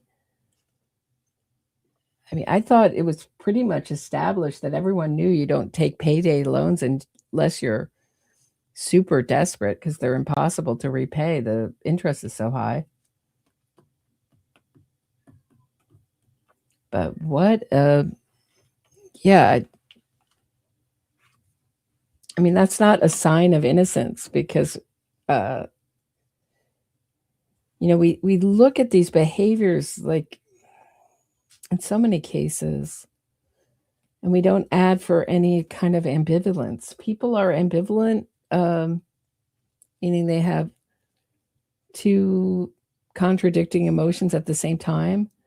And then we expect killers to act in completely logical, rational ways that are criminally sophisticated, which they often do not. They often act in impulsive ways with little care towards the consequences. I mean, do I need to go over the psychopathic mind again?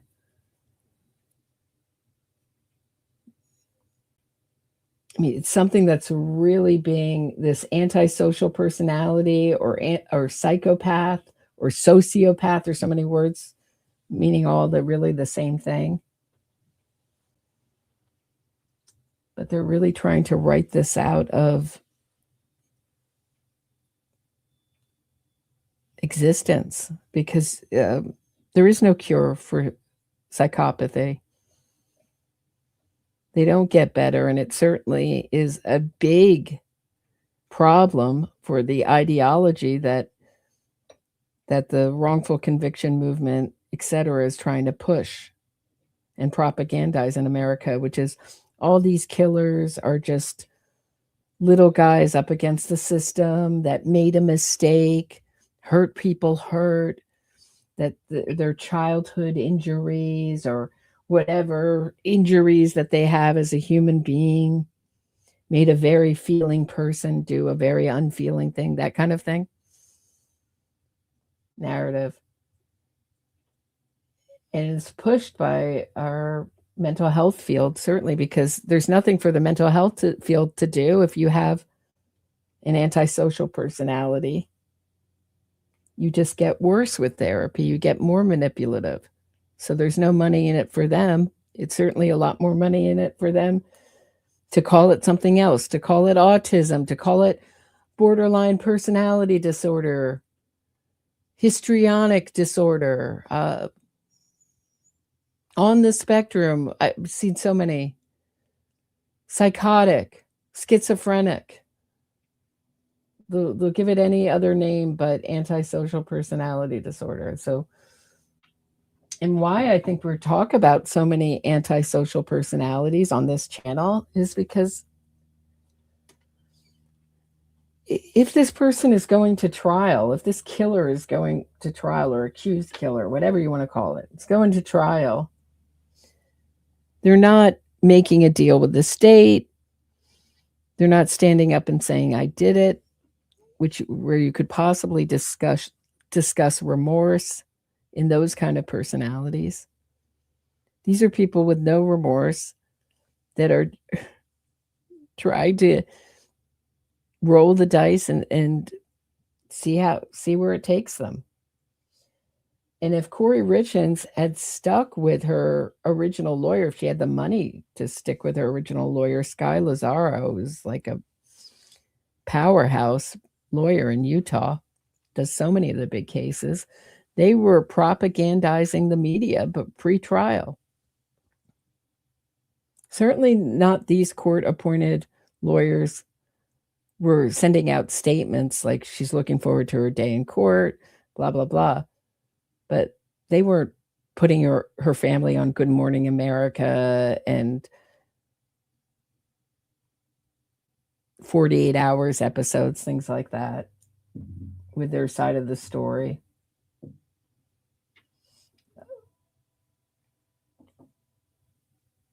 I think mainly because they realized it wasn't working. She's so unlikable. Not saying that they wouldn't do those things if they could. They thought it would help them, but Kouri Richins is so unlikable, no? But this isn't my favorite financial kind of fraud testimony.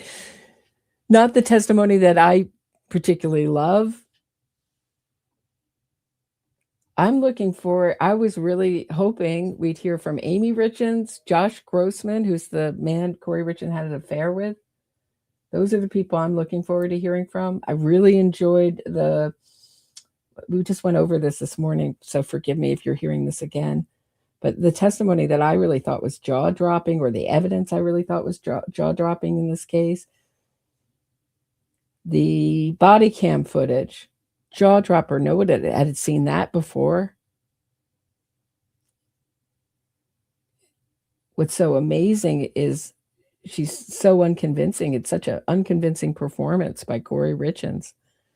And when Katie Richins Benson, Eric Richins' sister, comes in and immediately gets the kids out of there. Oh, we're on the record. This morning at 8:30, we received, well, Ms. Nestor received a text from the state, which none of us saw until we were sitting here in court, where they have now provided documentation that Ms. Lauber did in fact violate drug court during the time that after she was cooperating in this case. That's Giglio information. I did not have that information to cross her with. They further, for the first time, disclosed the text messages between her and Detective Maynard that I asked her about. What's in these text messages should have been available. I could have used this on cross-examination. It's different than what she testified to. This is Giglio that was not given to us, and we moved for a mistrial. Okay, pause.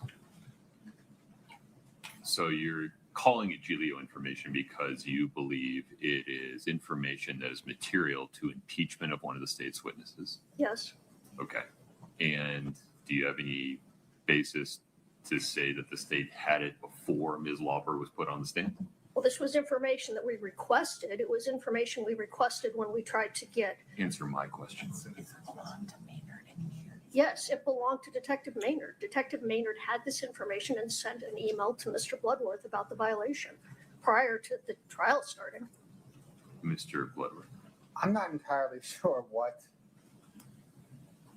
text message this defense received this morning. It was not from me. I had not heard of it until just now. I understand that about 10 days ago, the defense submitted a grandma request to the sheriff's office asking for information related to the supervision of Carmen Lauber. By Mr. Maynard. By Miss, well, they generally by Miss. They asked for any information on all supervision. Okay. The supervision was by Eric Maynard. Yeah. I think they're referencing a violation of probation involving, she was caught with an alcoholic beverage. Is that what we're talking about? That's correct. I provided that information to defense maybe 3 weeks ago in an email. Okay. Ms. Lewis, I'm not going to shoot from the hip on this. You'll have to put this in a written motion so I can see it all with the timeline and the content. Let the state respond to it. Yes, I can. I will just state for the record, the email about the alcohol violation was sent to Mr. Bloodworth November 15th of 2023. Well, but what about Mr. Bloodworth's email to defense that he just referenced? I saw no such email. Okay, well, we'll get into it, but you've got to put this in writing. We're not going to do this on oral representations in the moment. Understood. Okay. Anything else on that? Not on that, no. Do you want to address anything? Do you have one other issue, Your Honor? I know that it is always tradition that the state gets to sit closest to the jury in every trial I've ever been in. That's the case, and we actually prefer it that way. But we are getting reports from individuals who are watching this matter on television that particularly yesterday, but also previously to yesterday, that members of the prosecution team are making faces at the jury during our cross-examinations, and we would ask that With respect, I have a better view of this than any of the cameras. I haven't seen anything like that. Okay, well, we've asked for the timestamps, and we're going to try to provide it to the court, but all I'm asking is just a gentle admonishment that that's not appropriate and to try to refrain from doing that to the extent that is happening. Also, the second concern that I have is when Mr. Bloodworth is tendering the witness to the defense, he's making a statement that I believe the defense will have questions for you. We do believe that's, I'm sure it's not intentional, but it's burden shifting, and we would ask that he not make that statement at the conclusion. We're not required to ask them any questions. So we would just ask that that no longer be stated to the witnesses in the presence of the jury. Yeah, as a matter of law, I don't view that as any instruction to the jury or comment regarding burden shifting. If you stand up and say you have no questions, you have no questions. I'm not going to admonish anybody for anything that isn't happening. The only faces I've seen are counsel at me. And so I think we're well within the proper bounds of appropriate conduct from what I can see from here. Right. Anything else? We'll submit it in a motion, Your Honor. Okay. All right. Mr. Bloodworth, anything before we invite the jury in? No, Your Honor. Okay. Mr. Ramos, you're ready to go? Yes. Okay. Yes. Mr. Burmester, the stay. Oh, sorry. May we invite the jury in, please?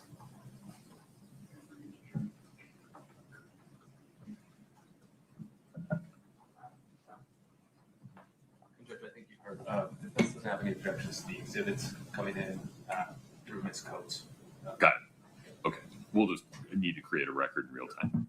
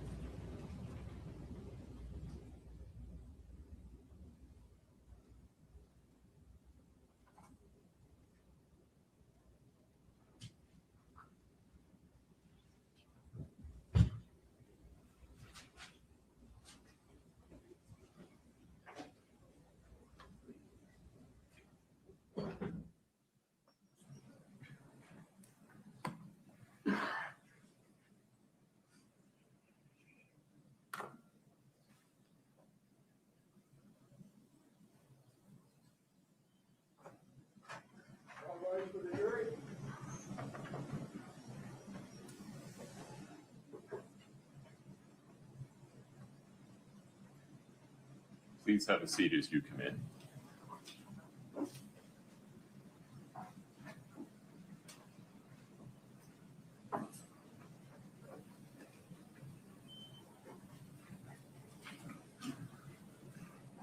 All right, have a seat. Mr. Burmester, the state's next witness, please. And Coates. Ms. Coates, if you would step in front of Brittany, we'll get you sworn in, please.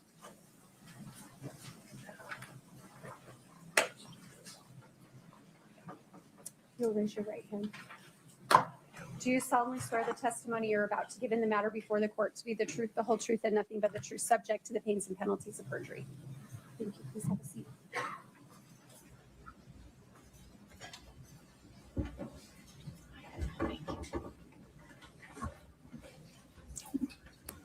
Please proceed. Thank you. Can you please state your name and spell your last name for the record? Ann Coates, Coates. Ma'am, are you employed? Yes, By whom? CMFG Life Insurance Company, also known as True Stage. I see. And what capacity do you serve them? I'm a senior manager in the claims department for our consumer claims. And have you been there how long? Almost 23 years. True Stage is an insurance company? Yes. And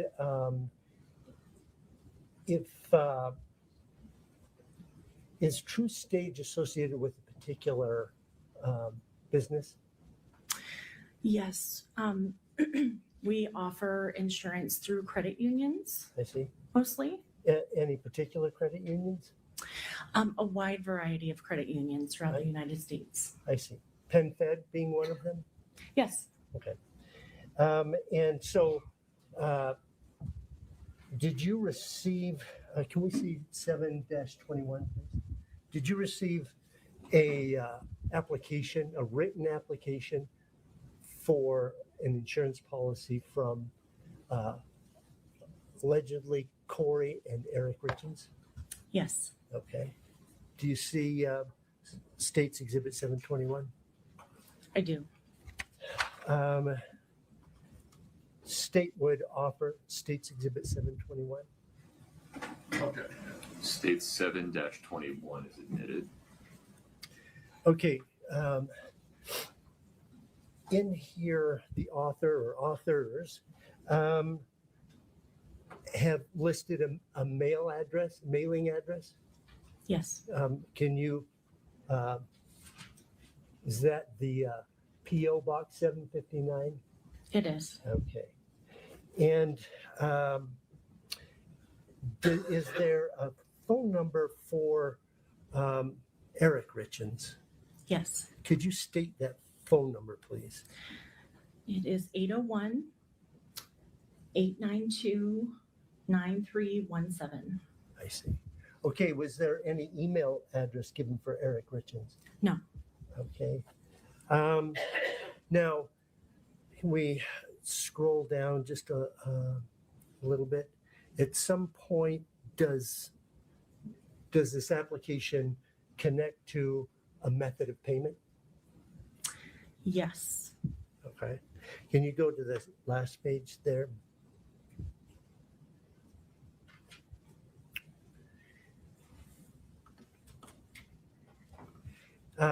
So this application gives, is this for an automatic withdrawal? It is. Okay. And the account number given? It's ending 6577. 6577. Yes. Okay. Thank you. Now, it's purportedly signed by two different individuals, Kouri and Yes. Eric, there at the bottom. Okay. Let me go back up to the top, please.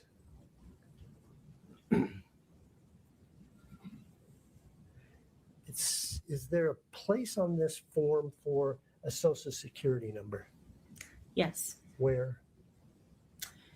About halfway down. On the front page? Yes. Okay. Okay. And in this case, it's been redacted? Yes. Okay. Do you remember today anything about that social security number? I do. Eric Richins' social security number, the last 6 digits are transposed. I see. Okay.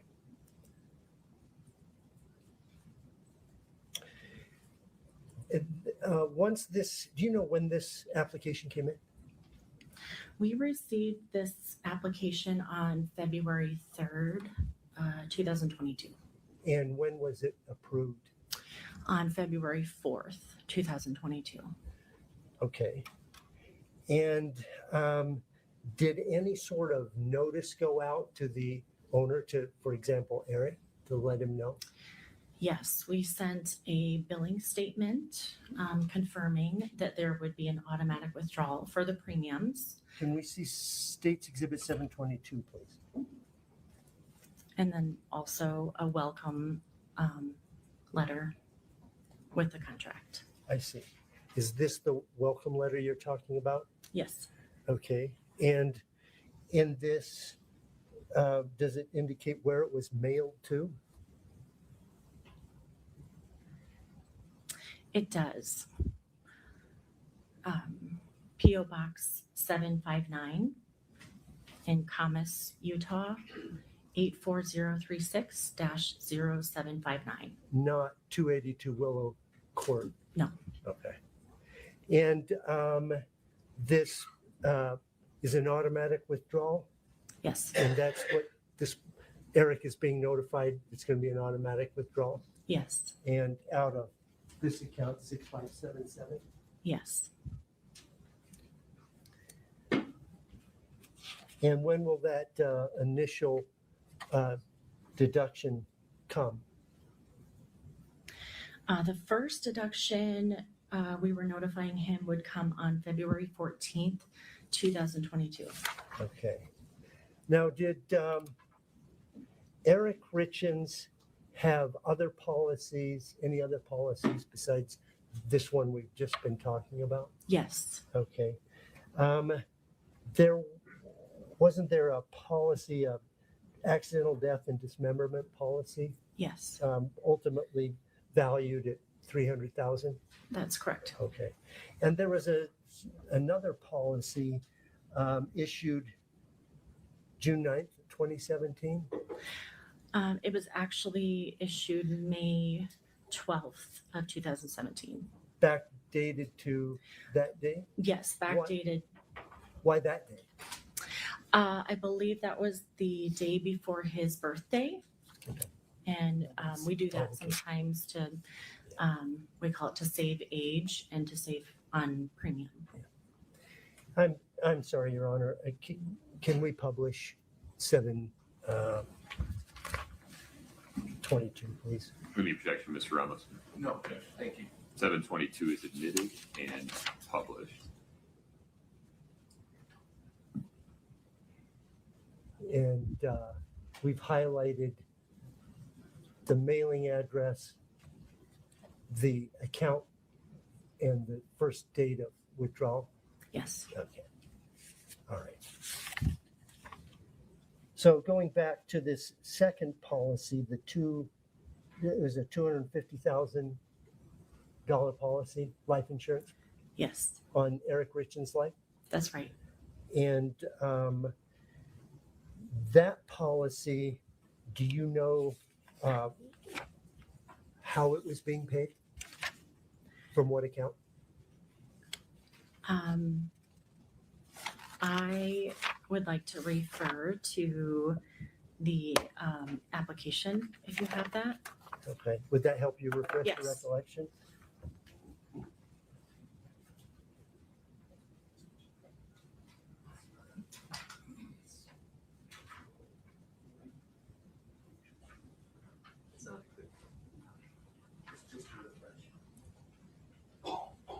May I approach the witness, Your Honor?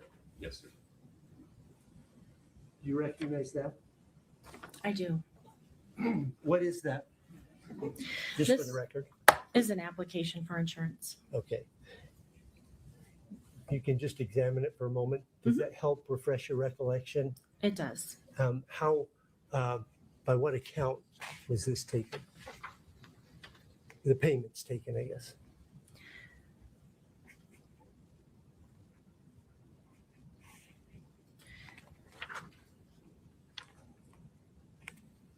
Yeah, sorry, just one moment here. The account number is blacked out on the one page, but it says on another page here, checking account ending in 2204. Okay, so. Thank you. Mhm. Is that the welcome letter like you talked about on? Yes. Okay.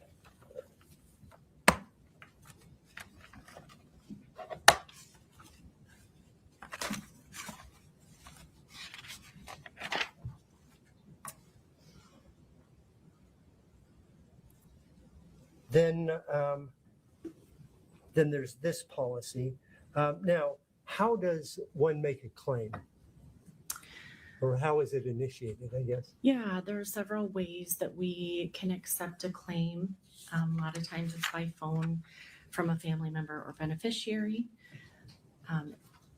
In this case, what we do is twice a year in the state of Utah, we would run our policies up against a Social Security death master file list. Mhm. And that's how we found that he passed away. Okay. And that was done in April of 2022. Okay. So this policy we talked about, the accidental death and dismemberment, Yes, was that ever paid out? that was not. Okay. Because it wasn't an accident or dismemberment. That's right. Okay. So then the policy, the $250,000 term policy, Yes, was that ever paid out? it was. Okay.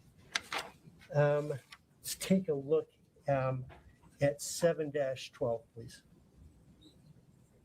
Do you recognize 7-12? Yes. And what is that? This is proof that we made the payment. Okay.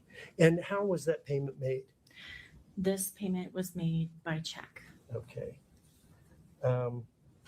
In the amount of $251,558.82?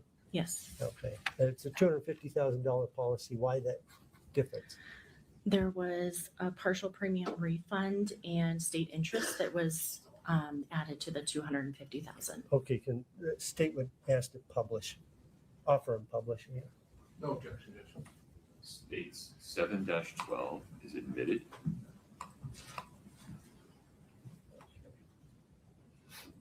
That was sent out, when did you say? This was sent out June 17th, 2022. I see. Okay.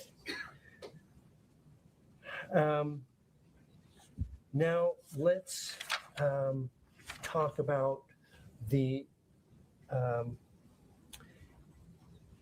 is there a way in which a policy owner or a beneficiary can communicate with True Stage and a record is kept of that communication? Yes, they can call us or email us at any time, and we keep a claim log for every call or every transaction that's made. Okay.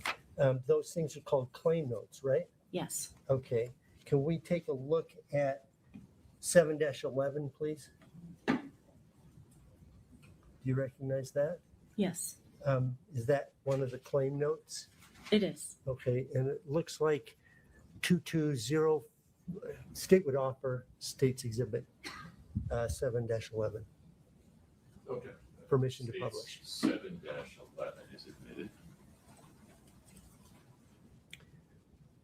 There's a number at the top. In this case, 2204 22032. Yes, that's the claim number. Okay. And that represents the year 22. 04 is the month. Yes, And then 22 is the 22nd day of that month. yes, And this happens to be the 32nd claim made that day. yes, Okay. So this one occurs, the claim is initiated on April 22nd of 2022. yes. Okay. Then let's take a look at also 7-23, please.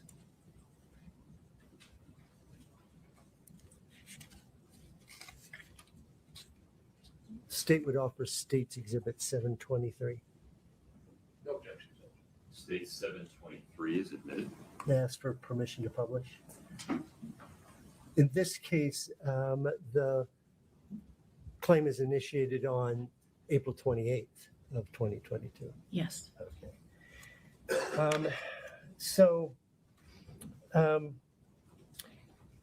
Initially, at least, is one claim for a particular policy or another?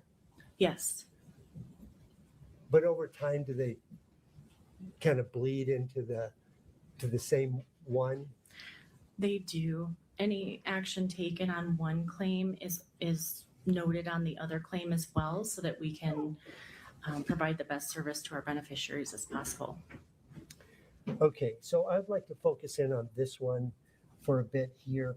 On April 28th, is there a discussion between, I guess this column that says desk and has some codes, is that who the person is from True States that happens to be talking that day? Yes. Okay.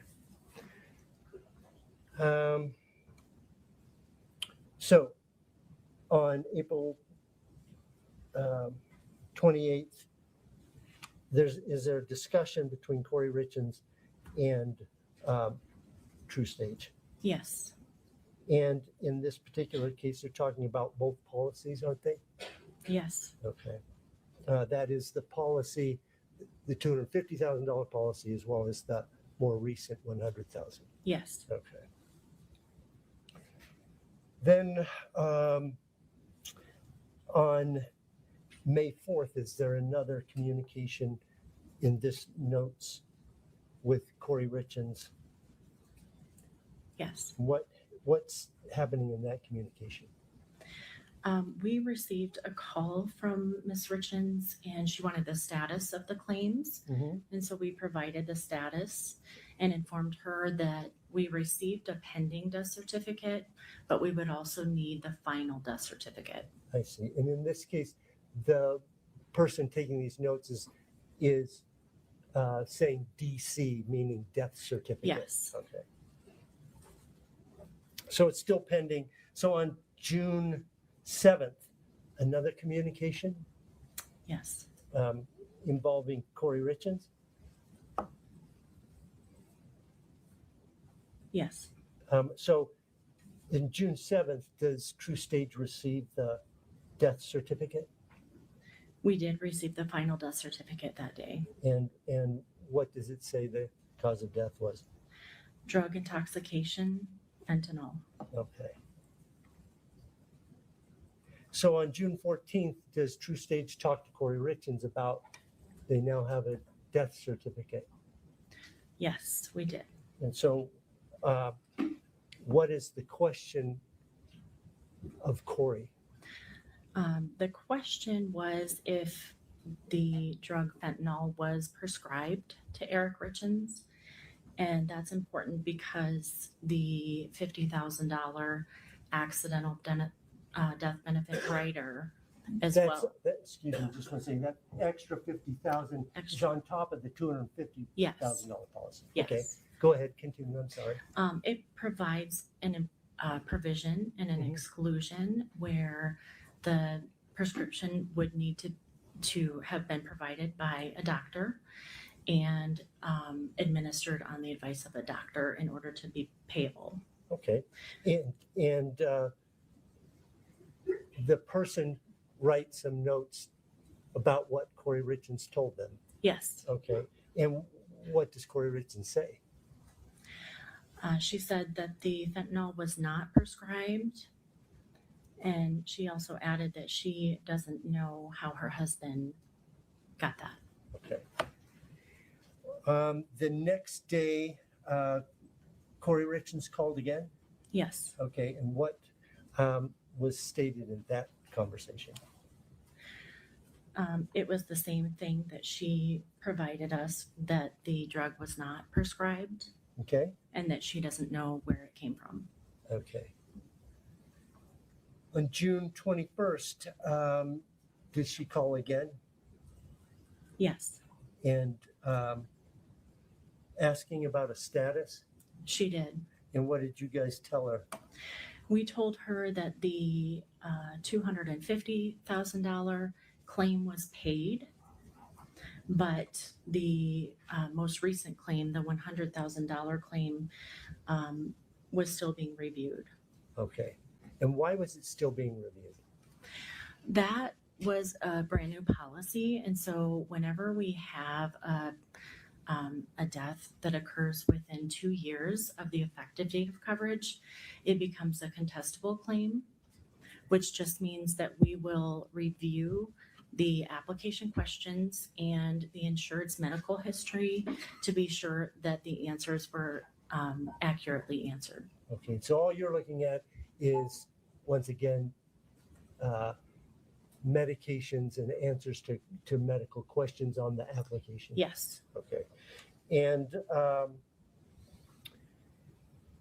because this was 1 month. Right. Okay. Did ultimately True Stage pay on this claim? Yes. Do you know when and how that went out?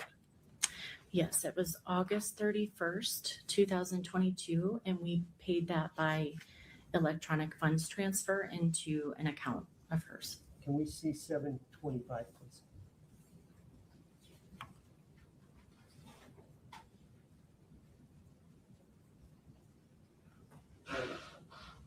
Can you tell us what 725 is? This is confirmation of the payment. Okay. State would offer State's Exhibit 7-25. No objection. 725 is admitted.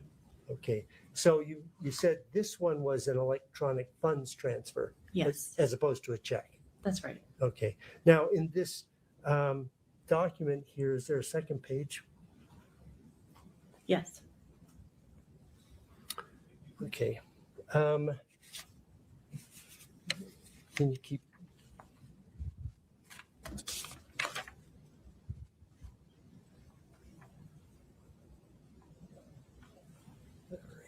All right. Do you know where this electronic funds transfer, what account that went to? I do. Could you go back to the first page? Okay. To an account ending 2204. Okay. Now, it was being paid from 6577. Can we look at State's Exhibit 710, please? 710, please. I'm sorry. I'm speaking so low.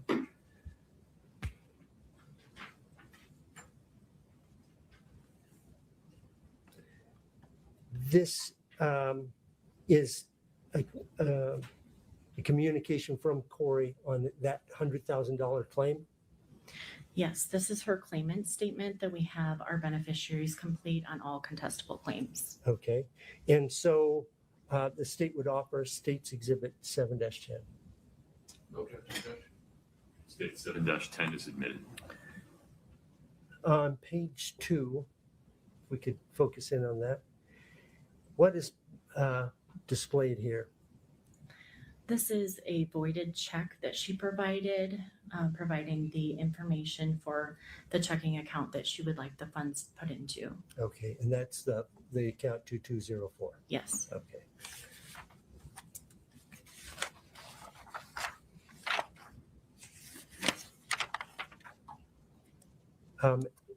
And finally, back to I think that was State's Exhibit 7-23.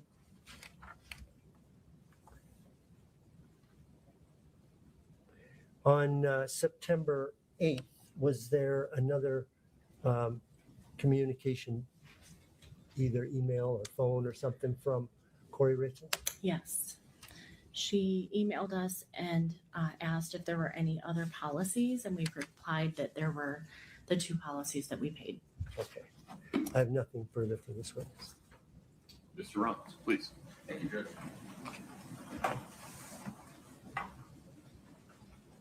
Good morning, Ms. Coates. Good morning.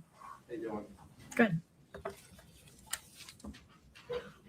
Could you kind of walk through, when we were on the phone, you kind of explained to me how your company sends out insurance, I don't know what to call them, applications throughout the year. Could you explain that to the jury, please? Yeah, we send out insurance applications in the mail to credit union members as well as other individuals now. We send it to everyone.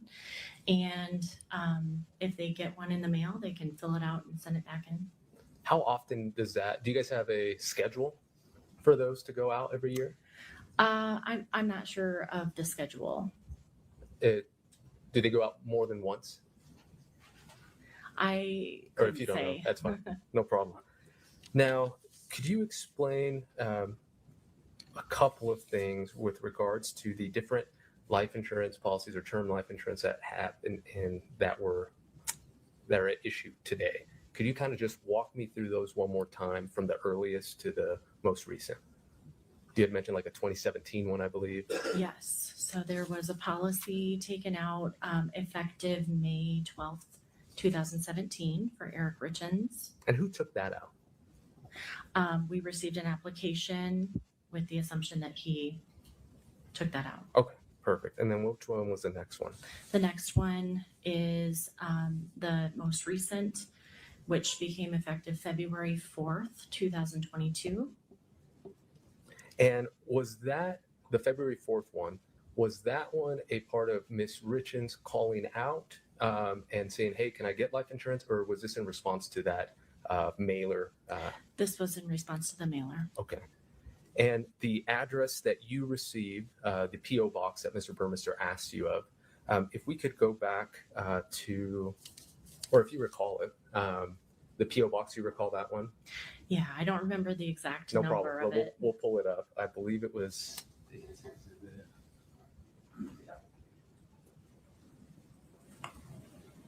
Yes. If we could publish to the jury as well, this has been animated, Your Honor. It's not. There we go. One moment. Go ahead. Perfect. And so as you can see on the applicant information side, as well as the spouse or partner information, the P.O. box address is the same, correct? Yes, And it's already pre-filled.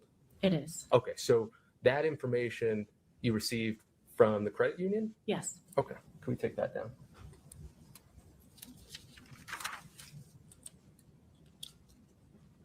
Now, in this case,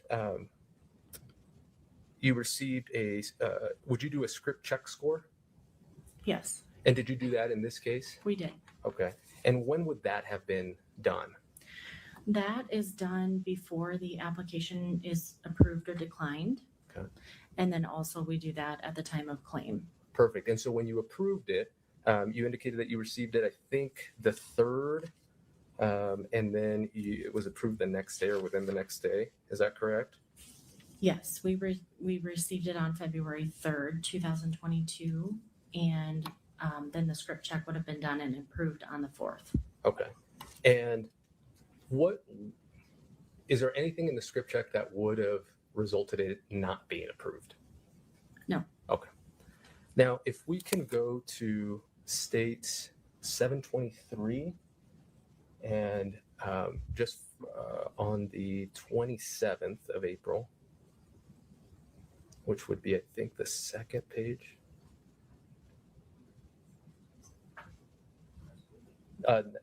Next, is that February 27th or Yes. April 27th? I mean, Yep. Okay. So on the top there, Show this to the jury, Mr. sure, that's great. Just to get clarification, the first line there, LexisNexis, primary Benny, and then it goes before it gets to the second one. It goes obituary not found. So could you walk me through? How did you guys receive notice of Mr. Eric's passing? Yes. So twice a year in the state of Utah, we run a match up against the Social Security Death Master File to see if any of our insureds have passed away. And he came up in this instance. And what we do is we use LexisNexis to match and find the beneficiary and make sure that we have the correct person. Okay. And then the obituary at this time, when it was noted, was not available online. Okay, understood. We could take that down.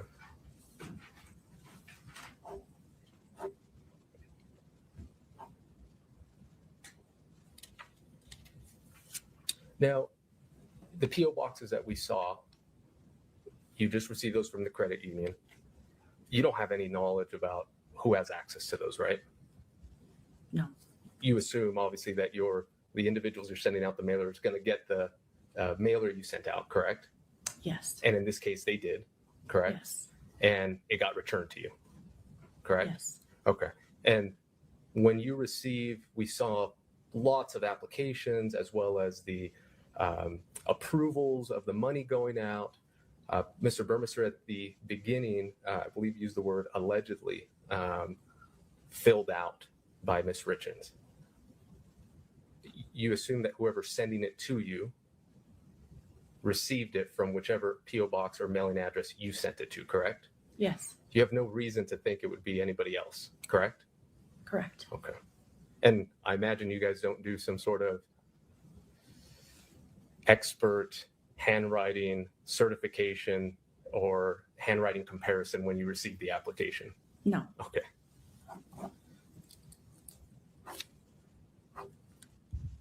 When you receive the application, in this case on February 3rd, do you call the individual who submitted the application, or does it automatically just go into the process of being screened? we don't call them. It just goes into the process of being screened. And is that an individual doing that, or is that automated? It's an individual that inputs the information into the computer, and then the computer will run the script check. Okay. And then I imagine some sort of AI or something checks if anything pops up and then spits out, yes, we're good to go. Yes. Okay.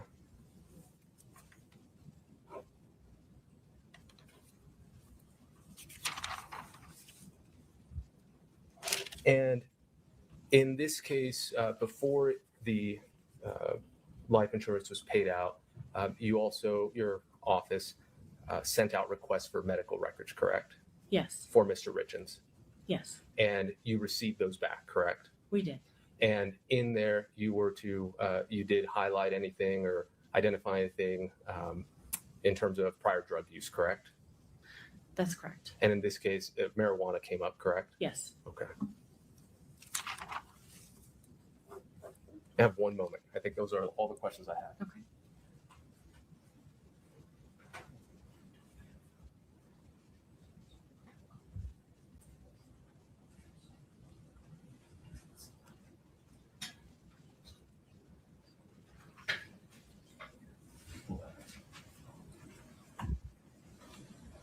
Now, this application that we have here, and if we could publish this to it's been admitted, Your Honor. Is it 7-21? No, I apologize. Yes, Judge, 721. One moment. Go ahead.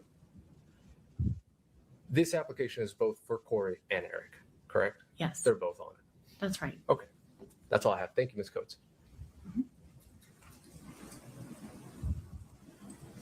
Couple questions. Do you recall in those medical records the stated frequency of use of marijuana?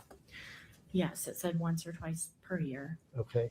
And then when you did your script search, I don't know why I'm having trouble with that. It's a check for prescriptions prior to approving the application. Is that Yes. fair? And did you get an answer when you did that search? The answer was that there were none. No prescriptions. No at that point. prescriptions. Thank you.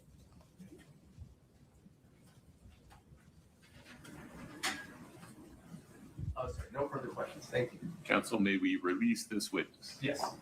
Yes, that would be the state's request. You're free. Okay. Thank you. Thank you. Please watch your step.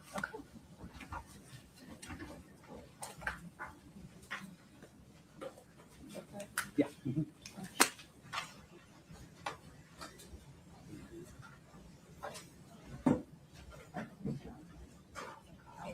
Ms. Sherbanek, who's next?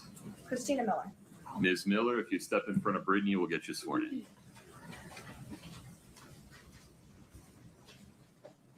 Put me all the way on the stand. If you'd stop here briefly. Do you solemnly swear the testimony you're about to give in the matter before the court to be the truth, the whole truth, and nothing but the truth, subject to the pains and penalties of perjury? I do. Thank you. Have a seat. Please have a seat.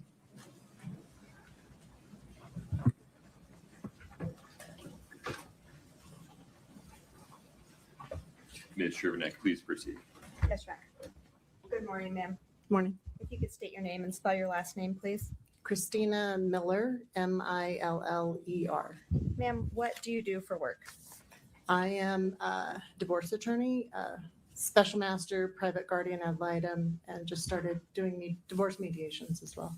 How long have you been a divorce attorney? Almost 30 years. And in that practice, do you do exclusively divorces? I do. And do you have experience with custody arrangements? Extensive. In your practice, how many divorce actions would you say you've been a part of? Over 2,000. How do you get new clients in your practice? In this town, word of mouth. Typically, I haven't really ever advertised. We've done some hometown parades back in the day, but was really more for team building, office building. I don't advertise in the newspaper or radio or anything like that. And I didn't ask you this, and I should have, but what geographic area do you typically practice in? Typically Park City, Wasatch County area. On occasion, I'll have cases out in the basin. Sometimes I have to go down to Salt Lake, not often, but I have some people who won't take no for an answer with leaving some in Wasatch County. Understood. And so tell the jury a little bit about your process when you take on a new client, what happens in your office, and then eventually how you get involved with that person. So we have I think I'm a bit unusual as divorce attorneys go. We have a very strict process that we have developed. We being me and my paralegal, Leslie Staples, who's been my paralegal for going on 28 years now this March. And we determined pretty early on in our practice that there was a lot of information we needed to receive from clients in order to get a case going. So I developed forms that we use in every single case. When I'm meeting with client, I've developed diagrams. And approximately 2008 is when we really started putting things together so that every client meeting could follow the same pattern, the exact same order for the most part. And I could take all of that information, hand it to my paralegal, and she would know as much as I did at the time with regard to some basic information. So if a new client was being referred to you, would they first set up a meeting with your paralegal via phone? Yes. She has vetted clients since we started practicing together. If I vetted all clients, I wouldn't get any work done. And so after that call with your paralegal, do you meet with the new client? If they get past Leslie, then yes, she will schedule a meeting for me. Almost every new client, especially if they're at the beginning of a divorce case, she tells them that the meeting can be anywhere between 2 and 4 hours, depending on the complexity of their case.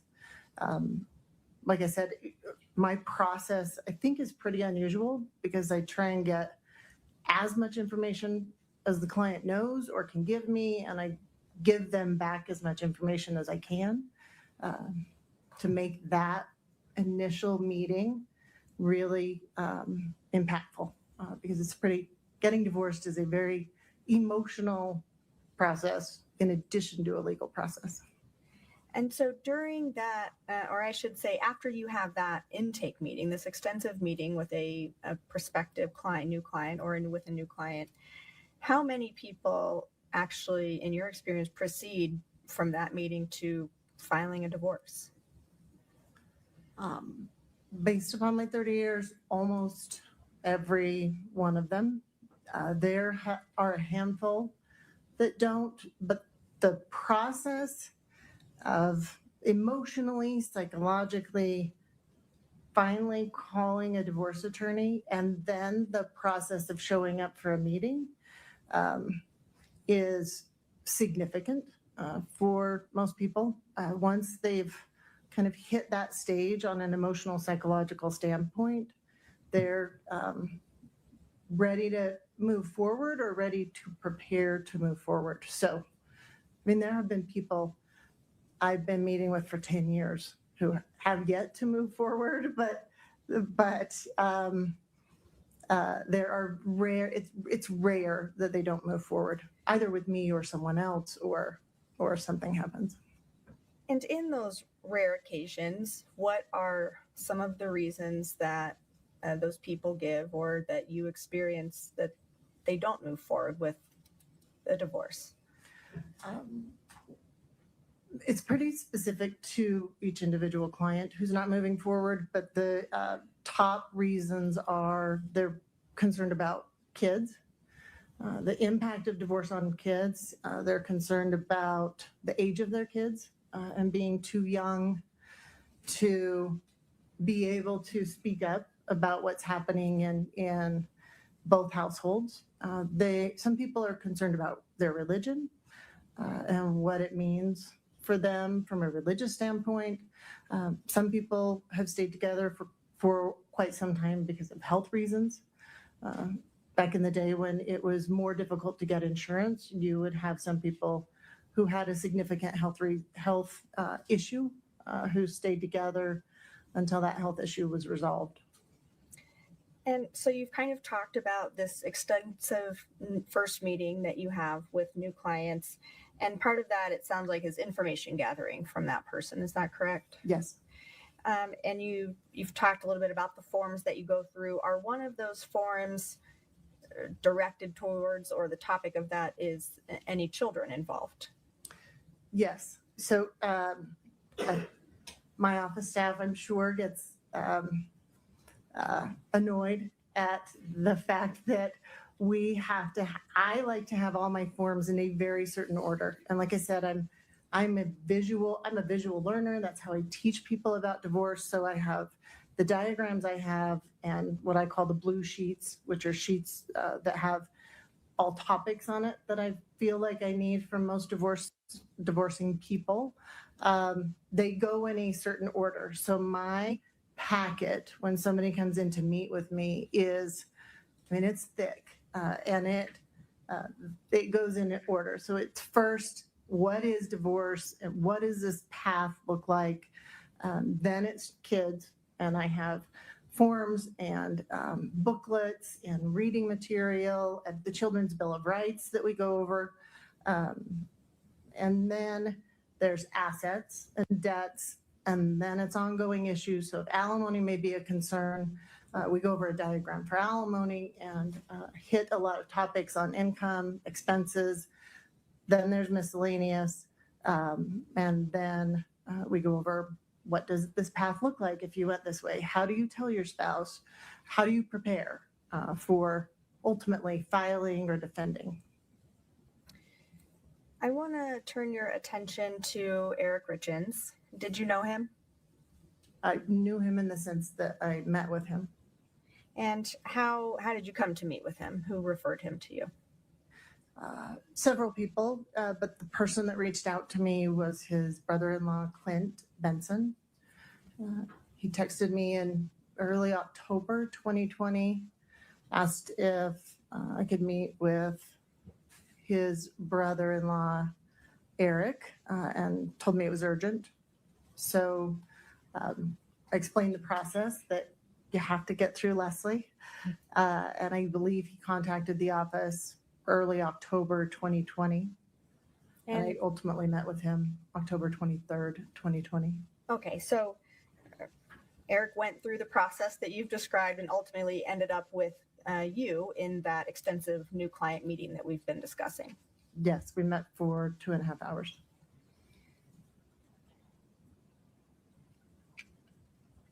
While Eric was with you in that meeting, did he fill out the typical paperwork? Did he go through that packet that you've been describing? Yes. Okay. He left the packet at my office. He didn't take it with him. We have a bound binder, for lack of a better word, that people take this packet of information home with them and read it. Eric did not. Okay. Give me just a moment.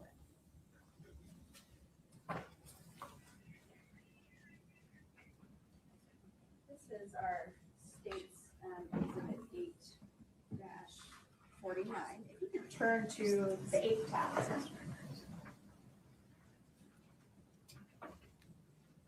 Okay. Do you recognize that? I do. And we've been talking about paperwork that Eric filled out. Is that some of the paperwork that he filled out in your office? Yes.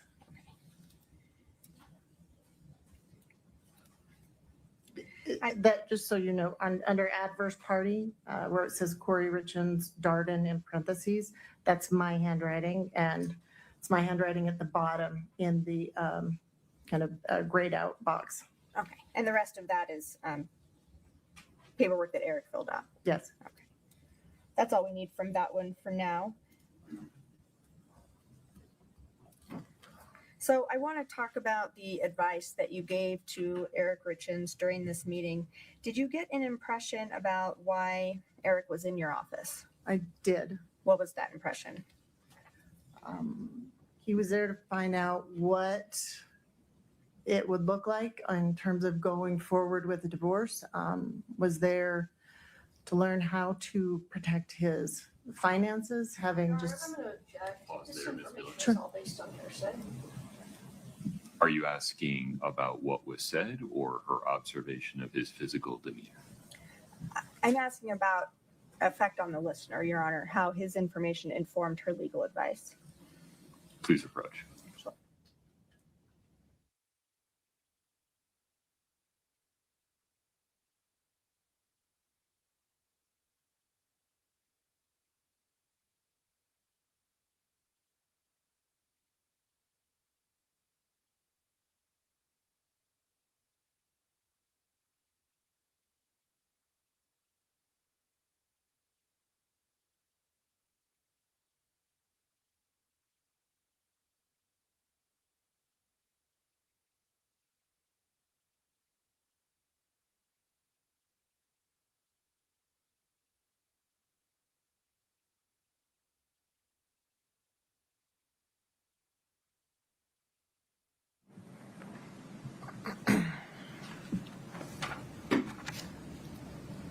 During your meeting with Eric, did you give him legal advice about custody?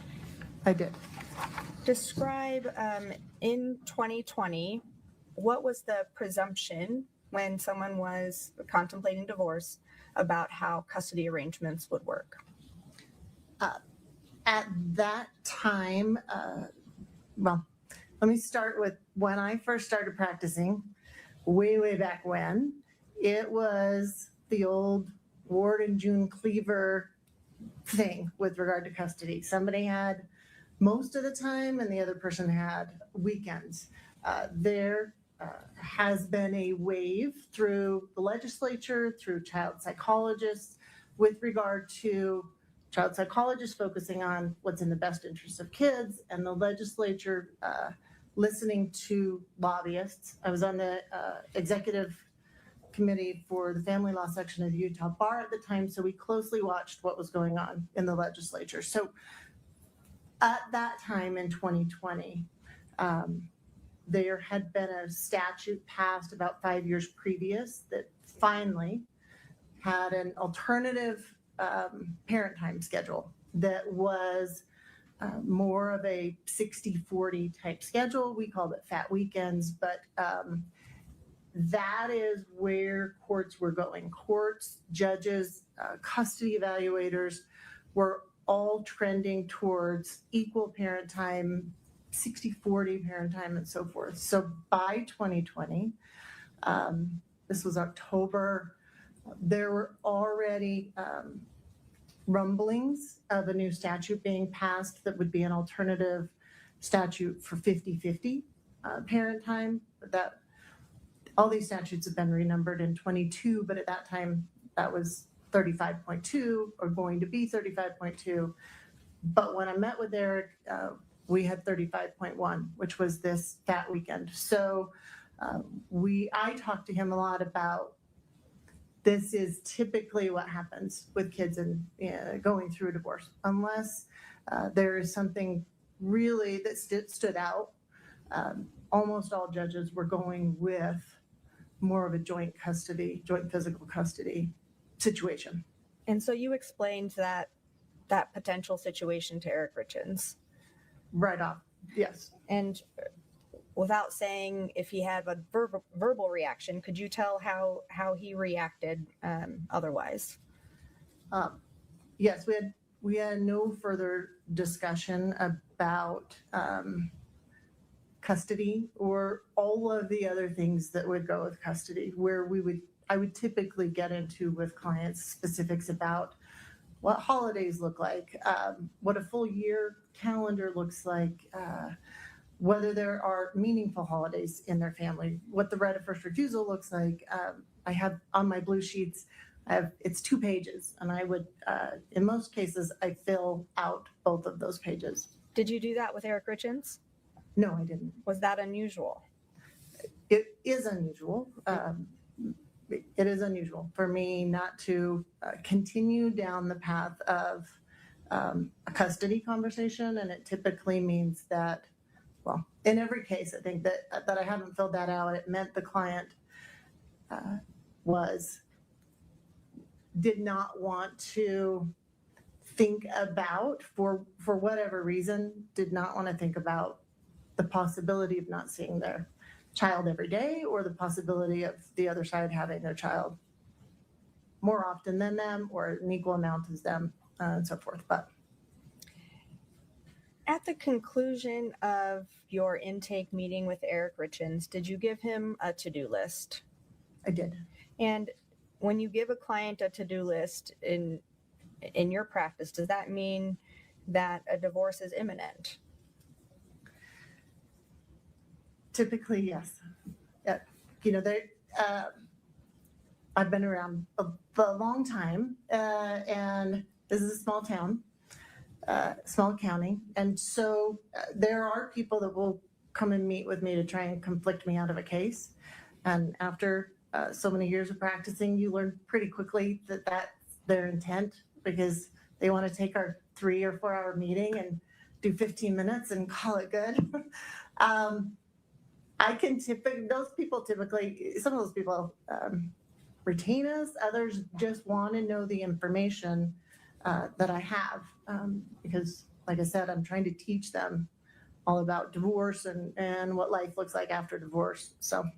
So giving the to-do list, how is that significant in your practice? Would you give that to someone who wasn't going to proceed? No. If I have somebody that comes in and they're either trying to conflict me out, or they just really want to talk about what this might look like in 30 years down the road, there's no to-do list. Sometimes I won't even fill out the questionnaires that I have, the question papers, the blue sheets. But if they have a to-do list, people are, in my experience, it is anticipated that they are going to file for a divorce at some point in the future. And Eric walked out of this meeting with a to-do list from you. He did not want to take it with that's him. right. He didn't leave it, but you gave him a to-do list. Is that right? He wanted me to correspond through his brother-in-law, Clint. So I emailed the to-do list to Clint. Did you refer Eric Richins to anyone after or during your meeting with him? I did. Who did you refer him to? He had worked in the past with Crystal Bowman-Carter to do his business planning documents, and he needed to revoke a power of attorney. So he was going back to Crystal for that, or I told him to go back to Crystal for that, and also to redo an estate plan. Okay. Was it unusual in your practice to refer someone in Eric Richins' position to a lawyer like Crystal Bowman-Carter? Yes. Why is that unusual? Because most people going through a divorce, in my experience, aren't thinking beyond what that divorce might look like. They're not thinking about death or estate planning and so forth. And most people, once you file for divorce, you cannot change any beneficiary and so forth. And so that was not a rule at that time in 2020. It's a rule now, but it was unusual. I've only referred one other person in my memory to change their estate plan while a divorce was either pending or before they filed for divorce. So Eric went through this initial meeting with you. Did he ever file for divorce with you? He didn't. Or through you, I suppose? No. And did you discuss a timeline with him about filing for divorce? I did not discuss a timeline with him. As I said, well, I didn't say this, but because divorce is so emotional, and there are so many things to unravel, kids and finances and debts and family and external family and extended family, and everybody really is on their own timeline. Like I said, I have a couple clients currently that I've been meeting with them for 10 years off and on. So they're not ready to pull the trigger, and everybody has a different timeline. Thank you. Those were all my questions for you.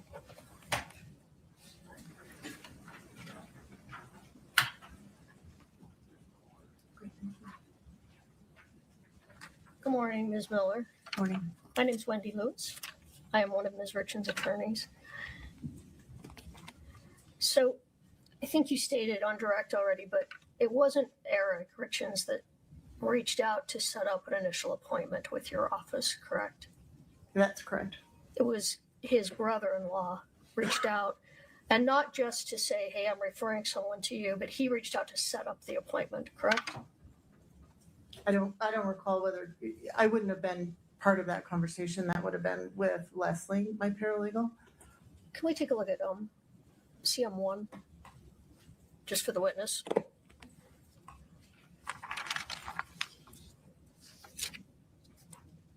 me see if that's the right one.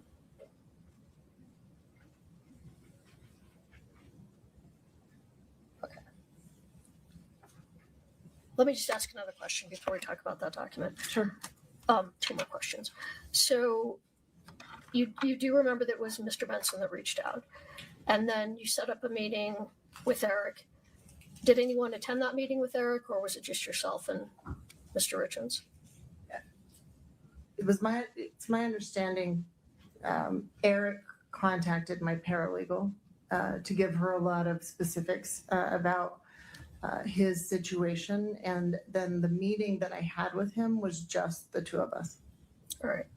And after that meeting, it was Mr. Benson that reached out and thanked you for meeting with Eric, correct? Yes, Eric did not want me to have any contact with him via phone or email directly. He wanted everything to go through a third party, his brother-in-law. Okay, that's what I was getting to. So when you gave Eric the list of documents, you actually sent that to Mr. Benson. That's correct. And then it was actually Mr. Benson who provided you with the documentation over email. I don't know, Eric may have brought some things in person, but anything that came over email was between you and Mr. Benson, correct? Correct. And would one reason that a client would ask for that, would it be because they weren't ready to let the spouse know that they were considering divorce? Is that fair to say? Yes. All right.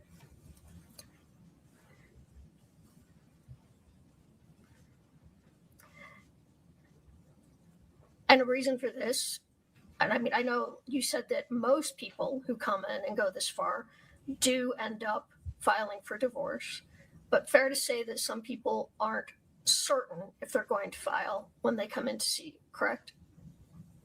Very few. It happens though. It does happen, yes. All right. And you testified that you went through custody arrangements with Mr. Richins, correct? Yes. And you went through the forms you went through regarding children involvement in divorce, correct? I might be naming that form wrong, but you said you went through forms about children. Children's Bill of Rights. The Children's Bill of Rights. Yeah, it is not an official thing in Utah, but I have it and I give it out on it. I'm very color coordinated, so I've colored pens for various things, colored paper for the initial client consultation. That happens to be on purple paper, and it's taped up all over our office as well, so I can remind clients, this is the son, Your kids are the sun, and we are all rotating around them. So let's keep our eye on the price. So it's just, it isn't anything you could enforce in court, but it's something that I like to share with clients. Sure, because clients with small children, that's a huge consideration, is what will happen with the children, both financially and emotionally, and who the children will be living with. Fair? Typically not financially, but emotionally, and who they will be living with and what the possibilities are, for sure, is a big concern for most people. Okay. Finances are a concern, which is why you fill out a child support form with clients, correct? Yes. And can you pull up CM 5? And you filled out a form with Mr. Richins about child support, correct? I did, yes. And he reported to you at that time his monthly income was $33,333, correct? That based upon what? Yes. Okay. Sorry, I was gonna say I didn't have documents at the time, so we were just. This is more for kicks and giggles of this is what child support would look like if this were the number. Fair. Yeah. And his child support was going to be high, correct? Based on his income.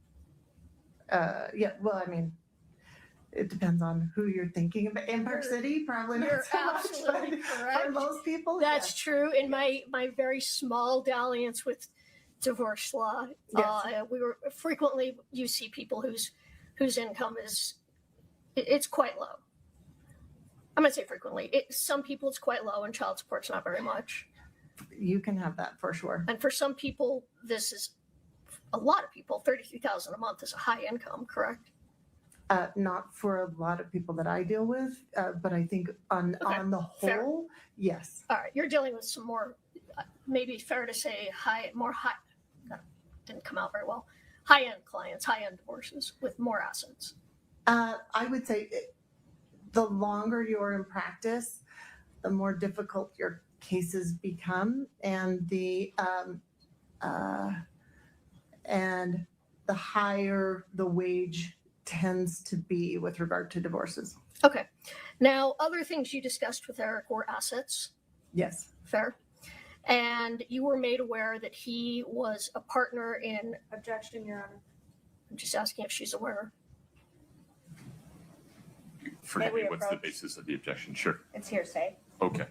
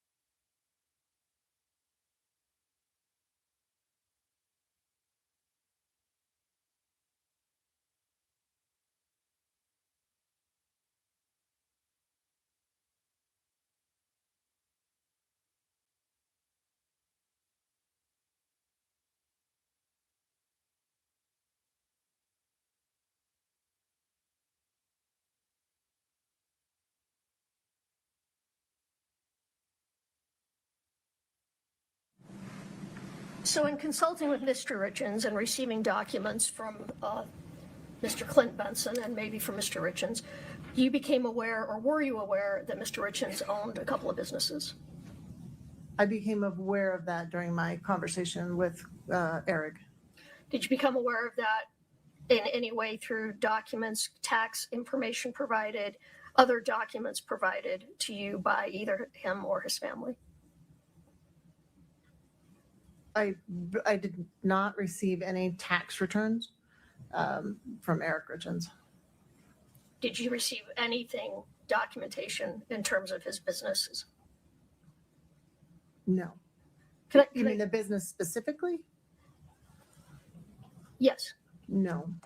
Or that the businesses existed? Yes. Documentation that the businesses existed? Correct. Okay. And one of the businesses was C&E Stonemasonry, correct? Do you recall that? Yes. And Katie, can you just pull up? Good question. The next one. I think it's maybe CM6 or 8. I don't know. Help me out here. Here, one moment, Your Honor.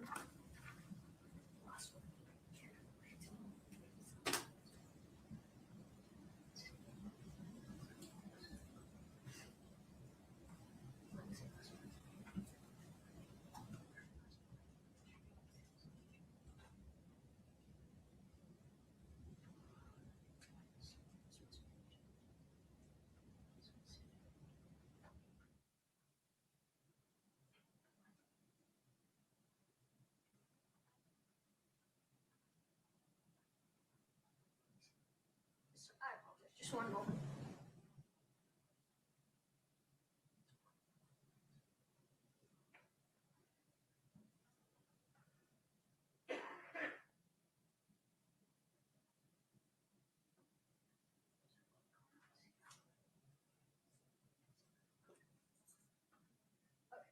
If you could just plug just for the witness, CM7. So you became aware that he owned partner in C&E Stonemasonry, correct? Yes. So this document. Well, that's just to refresh your Oh, recollection. got it. Okay. Okay. Yes. And you also became aware through, I need you to ask the question to lay foundation for the how about the other businesses I was about as to. we discussed. You can't ask it as a leading question. all right. Let me back up a little bit. You said through documentation, you became aware of Mr. Richins' businesses, just that they existed. The masonry business. Did you receive documentation that he and Cody Wright were also partners in another business? No. You did not receive any documentation about any businesses existing, just the existence of businesses? Asked and answered. No. Okay, well, Overruled. Now we have double confirmation. Please go from there, Ms. Lewis. okay. Did everybody hear the whole? I think it was 2 no's in a row. Okay. But All right.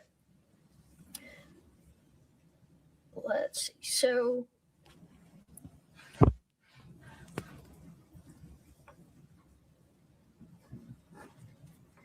now, I know Ms. Shervanack asked you, and you said it was true that Mr. Richins did not proceed with divorce in this manner, in this case. Not correct? Prior to his death, no. Right. And to your knowledge, he did not proceed with divorce with a different attorney. Fair? Correct. All right. And you said that you referred him instead to an estate planner, estate attorney. Didn't An attorney who does estate planning. Thank you. Sorry. Didn't refer him instead. I just referred him to Crystal Bowman Carter to work more in tandem. All right. And you said you haven't done that very many times, correct? Right. But there would be reasons to refer someone to an estate planner. Fair? Just would there be reasons? Yes or no? And then I'll follow up. At the end of every divorce case, I refer every client I give every client a very long, again, to-do list and a closing letter. And at the end of that closing letter, I refer everyone to, or I recommend that everyone see an estate planning attorney to revise their estate planning documents now that they are no longer married. Okay. In this case, however, that happened earlier in the process than normal. Yes. All right. And just let me ask you a hypothetical. Sure.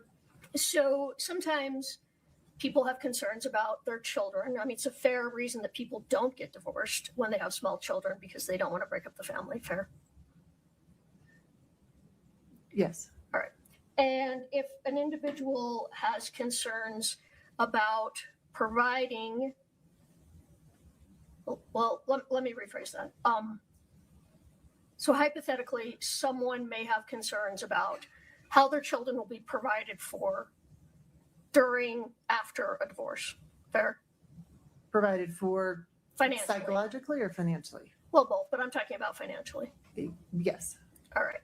So one reason someone may go to a estate planner could be to ensure that things were properly set up to provide for their family, whether they get divorced or not. Fair?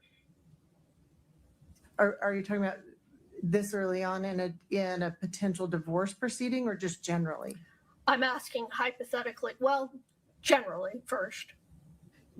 Yeah, people generally go establish an estate plan to make sure that that if they have children, their children are taken care of, or that if they have assets, their assets are allocated the way they want upon their death. Okay. And even though you said it's unusual, it's certainly possible that as someone is going through talking about divorce, they discover that they want to look at this now. Prior to divorce, they want to set this up. Part one of my question, is that possible? I have never seen that, but I assume anything is possible. Sure. And it's possible that someone may decide, instead of a divorce, I need to set up a way to make sure my family's taken care of. That maybe that's the more appropriate thing for me to do at this stage. That's possible. I think you're probably comparing apples to oranges. When, in my experience, when someone is ready to move forward with a divorce, or when a divorce has been kind of forced upon them from their other spouse, it is because we have, I explain it to clients as two pieces of wet noodle, and we drop them on a plate, and one is the emotional divorce and one is the legal divorce. And my job is to straighten those out and keep them as separated as I can, because at touch points, when the legal divorce touches the emotional side is in chaos. And when the emotional side touches the legal side is in chaos. And so when you're going through a divorce, that in and of itself is an apple, where people are worried about what their kids' lives will look like tomorrow. Understood. Or next month. When you are doing estate planning, it is, what will my kids' lives look like if I am not here, or me and my spouse are not here? Like, is grandma going to take them? Is my sister going to take them? And so they don't often overlap, because people in divorce don't often, in my experience, they don't even really think about their estate plan. It doesn't come up in our cases, except for a very small handful of cases. I understand it's a very small handful, but let me just try and ask once more. Sure. It's possible that while going through what a divorce is going to entail, someone can change their mind, correct? Decide not to get a divorce? And decide not to get a divorce, correct? And then it is possible that they want to go set up an estate plan, correct? Miss, that can happen. I'm sure it can. I've never seen it happen, but I'm sure it can. Okay. You don't, okay, I'll strike that. All right, but that's what happened here. Mr. Richins decided to see an estate planning, a lawyer who specialized in estate plans, correct? What happened was I advised him to seek an estate planning and attorney to help him with what I perceived as his concerns at that time with regard to his finances and his children. Okay, thank you. I have nothing further at this time. Thank you. Ms. Sherman, No other questions, Judge. may we release this witness? Yes. Ms. Lewis, may we release this witness? Yes, Your Honor. You're free to go. Thank you. Nice to see you. Thank you. I'm gonna take the cup with you. Of course. And your phone. Leave the binder there. Oh, is that your binder? No, you can leave it there. Okay. Thank you. Take care, Ms. Miller. Counsel, any objection to break in for lunch? Whatever the court wishes. Ms. Lewis? No, Your Honor. Okay. Folks, please rise for the jury. During the break, ladies and gentlemen, same instructions. Don't talk about the case. Don't read, watch, or listen to anything about the case. Do not do any research on your devices about the case. Please enjoy your lunch. We'll come back at 10 of 1. Thank you very much.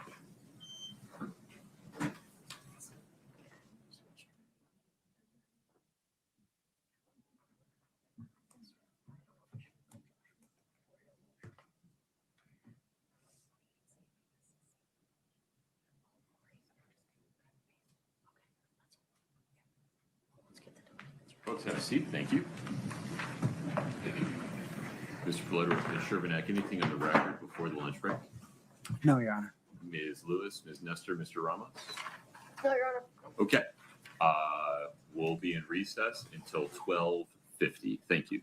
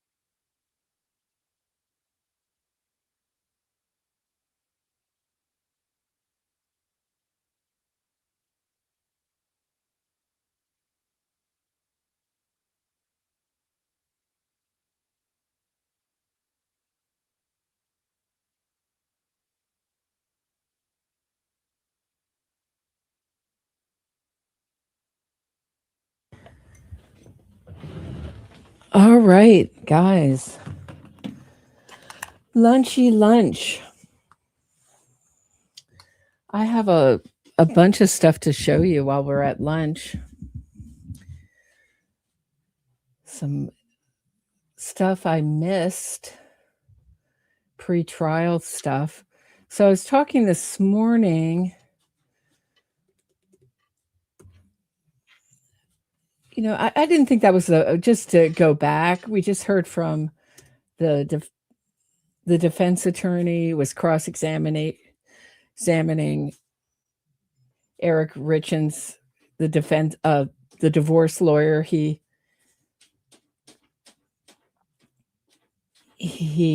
went to. You're not going to get very far with a lawyer. It's like one lawyer goes up against another lawyer. That was my reaction. This isn't going to be there's not going to be no Perry Mason moments here. But I just wanted to show you. So I was talking about how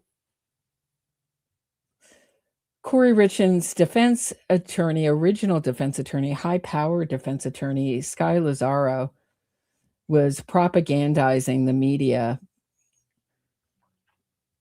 pre-trial with this 48 hours special.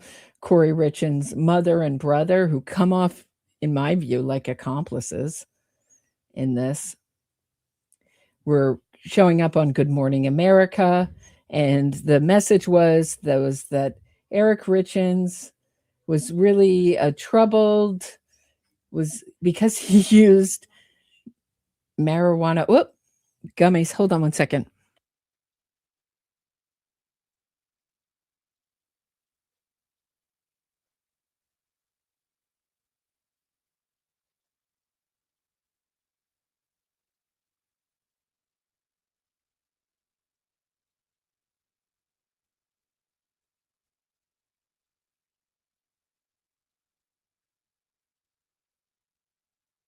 All right, thanks for bearing with me.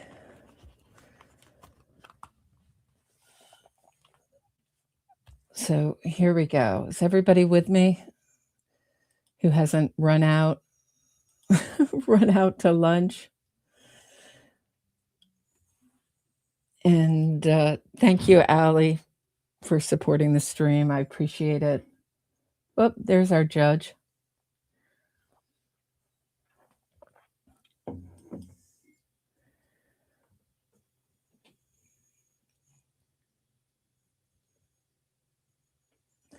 So I just wanted to show you that. So Sky Lazaro exited as Kouri Richins' attorney, probably because she couldn't afford her anymore. And it was such an overwhelming case against Kouri Richins. But I was saying that I hadn't seen Kouri Richins' court-appointed legal team propagandize the media. But I hadn't seen this on local KUTV news 4 months ago. Kouri Richins' attorneys speak exclusively to the news and dispute false narrative in case. Let's take a listen. Hold on one second.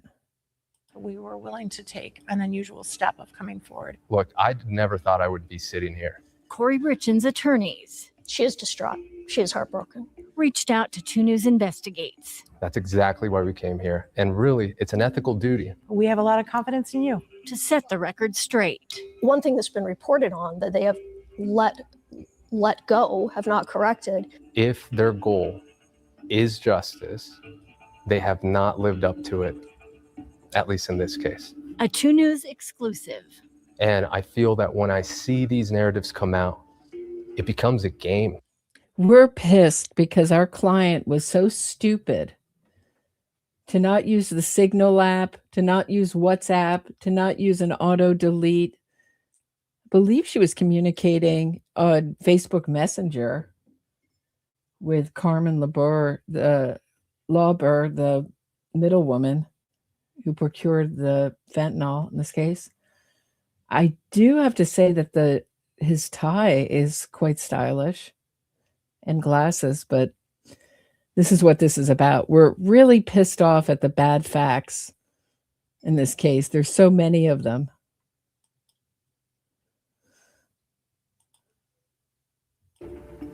It becomes another line, and we forget that there's somebody on the end of that, and that's a client. That's a human. That's a mother. A Camas mom charged with murdering her husband. It's a mother, some mother. It's a mother accused of stealing from her husband, having affairs, and then poisoning him and murdering him. It's a mother who's accused of robbing her 3 sons of a loving father. Narrative is that your client is the Moscow Mule murderer. Is that accurate? A narrative of alcohol, drugs, and greed. There are certain things that are out there that we know right now, sitting here today, just aren't accurate. And her attorneys say false information. I do think the prosecution has declined to correct false information that has come out in the media, and we've waited and hoped that that would occur, and it never has. Tonight, Richins' attorneys speak out only to 2 News investigators. Well, that's not the prosecutor's place to do that. The prosecutor's job, they're much more regulated in what they can say pre-trial. If misinformation got out about this case, most of the filings you can't find. Really hard to find filings in this case. Not a lot of pre-trial filings floating in the public domain. But it's not the prosecutor. It would cause a mistrial, automatic reversal, a get out of prison free, get away with murder free card to Kouri Richins if they started propagandizing the media the way the defense attorneys do. There was, I've been over this in when we talked about other cases. There was this landmark decision that had to do with what defense attorneys could say pre-trial. It used to be much stricter. They used to be not allowed to do this, but one defense attorney challenged it and said, this is how I have to advocate vigorously. So now they consider all this nonsense, all this pre-trial publicity, vigorously advocating for your client. Anytime you see defense lawyers doing these kind of media events, things are bad for them, fact-wise, that they have to propagandize the media. And they can't win in the actual court. They need extra help. That's a very, very different narrative. Camas, Utah, a small town in Summit County with about 2,000 residents. Among them, Kouri and Eric Richins and their 3 boys. Their family was so beautiful. Everything was picture perfect. Linda King used to work with Kouri Richins at Home Depot and remembered Eric, who was a contractor coming into the store. You can never forget his laugh. And I love that laugh so much. Linda says she encouraged Eric to ask Kouri out after she caught his eye. I says, go over there and check out with her, so they did. Anyway, they ended up having a date. From then on, they were like glued to each other. It was perfect, I thought. Perfect until March 4th, 2022, when Eric was found dead inside the couple's home. Police originally ruled that there was no foul play in Eric's death from fentanyl. Then a year and 2 months later, things changed. On May 8th, 2023, Kouri was charged with her husband's murder. Prosecutors have added additional counts of financial crimes as well. As of today, Kouri's charged with aggravated murder, attempted criminal homicide, 2 counts of insurance fraud, and forgery. Wendy Lewis, and I am lead counsel in the Kouri Richins case. Kathy Nestor, I am one of the attorneys on the Kouri Richins case. Alexander Ramos, co-counsel on the Kouri Richins case. Wendy Lewis, Kathy Nestor, and Alex Ramos took over as Richins' attorneys in May of 2024 after her previous attorney declared a conflict in the case. Well, we came in here today. There's a conflict. My client's broke. I seriously don't know what the conflict was but it came after the walk the dog letter, Kouri Richins' letter that was found hidden in a book in her jail cell. It's a letter written to her mother where she is tailoring a story to the evidence, talking about the narrative that Sky Lazaro wanted her to go with, basically a fraudulent narrative. Any other lawyer connected to this kind of fraud you would think would be given some kind of admonishment by the bar, but it doesn't happen. It's flat out fraud. You're not allowed to just make things up, but they do. And this is like as old as time. I mean, talking about Sacco and Vanzetti, his lawyer was going out buying their lawyer was going out and buying, finding false alibis for them. We're to focus on 4 very serious areas that have been absolutely factually reported incorrectly and that have been discussed publicly in court, in open court. I do think the prosecution has declined to correct false information that has come out in the media, and we've waited and hoped that that would occur, and it never has. And so that is why now, at this moment, at this time, we're coming forward and saying, well, then we're going to correct it. So that's where we are, and that's why we're here. First up, the narrative is that your client is the Moscow Mule murderer. Is that accurate? Can you? The walk the dog letter, she's saying Sky says we have to connect. They're saying that even if the gummy, so Kouri Richins was hoping that the THC gummies would randomly have fentanyl in them. That didn't happen. And she said that Sky says that if they find, so she was testing the gummies for fentanyl herself, even if they do find fentanyl in these gummies, which they didn't, that the prosecutor's going to say that I put them fentanyl in these gummies, which maybe she did. We're not sure how she got, but there was no, there was no,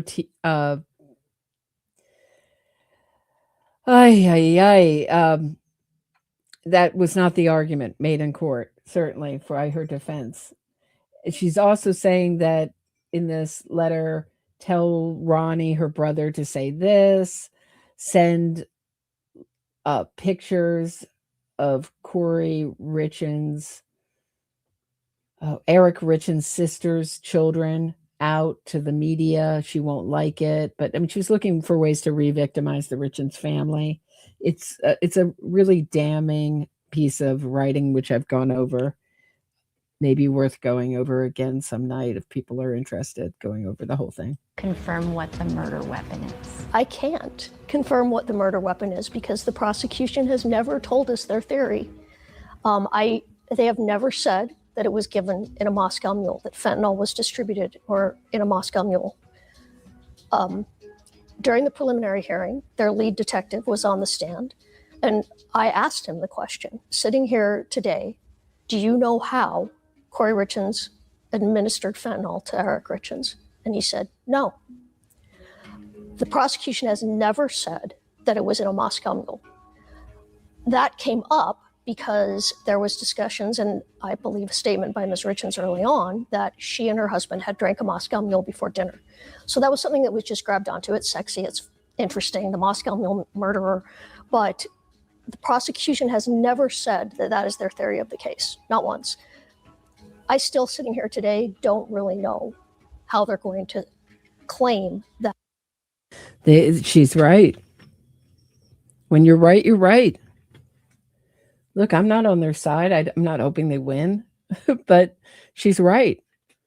And the best thing that you have if you're Kouri Richins' defense attorney is that Sky Lazaro propagandized the public with this Moscow Mule theory.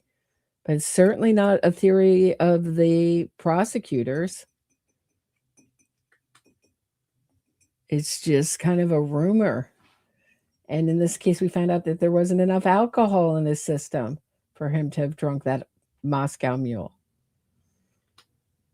So how did she get it in his body?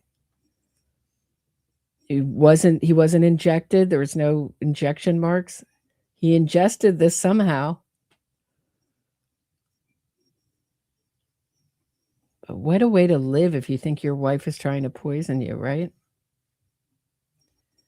Maybe that's also why. I always thought that she got a sandwich from a diner for Eric, and this is the prosecution's theory. On the 14th, meaning just weeks before she successfully murdered him, because she wanted to blame the people at the diner. But think about it this way. Maybe she knew that Eric Richins was getting suspicious of her, thinking she was poisoning him. He's not going to be eating her home cooking. Just a thought. That Eric Richins ingested fentanyl. Does the prosecution have an obligation to correct the record, the public record of this? I mean, it's the prosecution's job to bring justice. That's what you do as a prosecutor. As a defense attorney, you protect your client's right. A prosecutor needs to find justice, fight for justice. And I believe by not correcting the record, by letting falsities sit out there, that's not what is happening.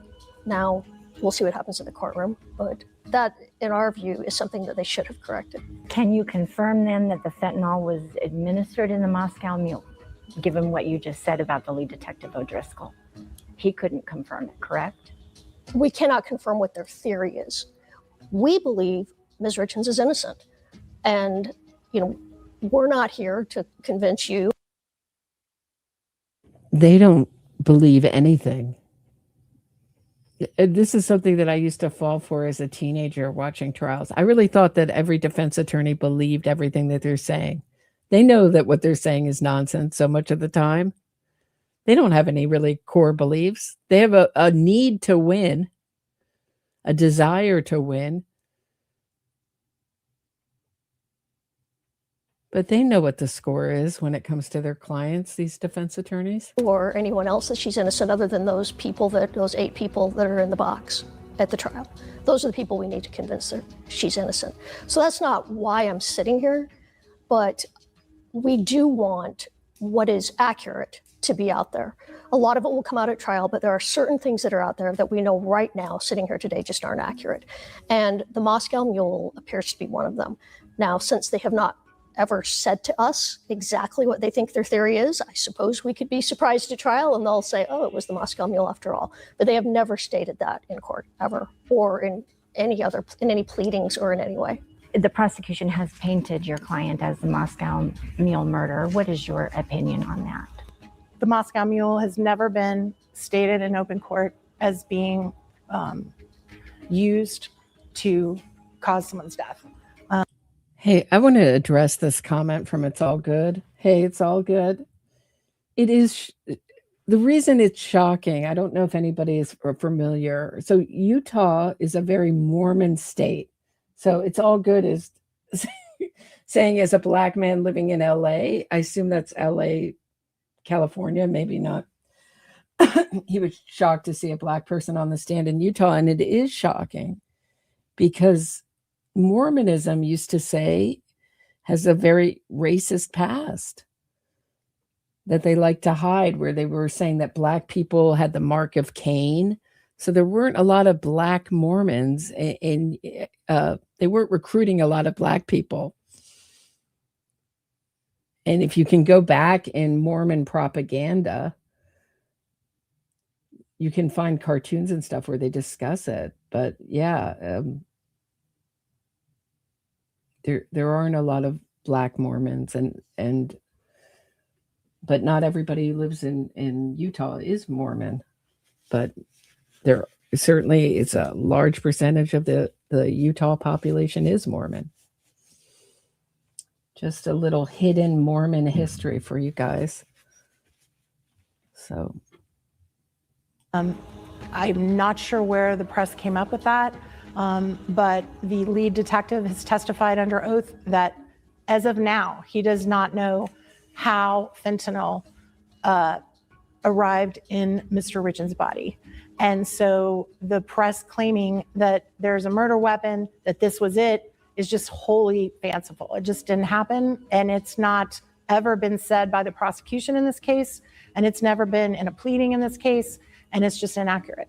Second was Kouri in financial distress because of her real estate business.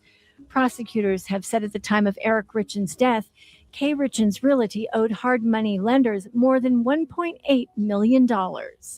Kathy, before this, was your client solvent? So that's one of the issues we felt compelled to speak to the press about. There has been quite a bit of reporting about my client's financial situation.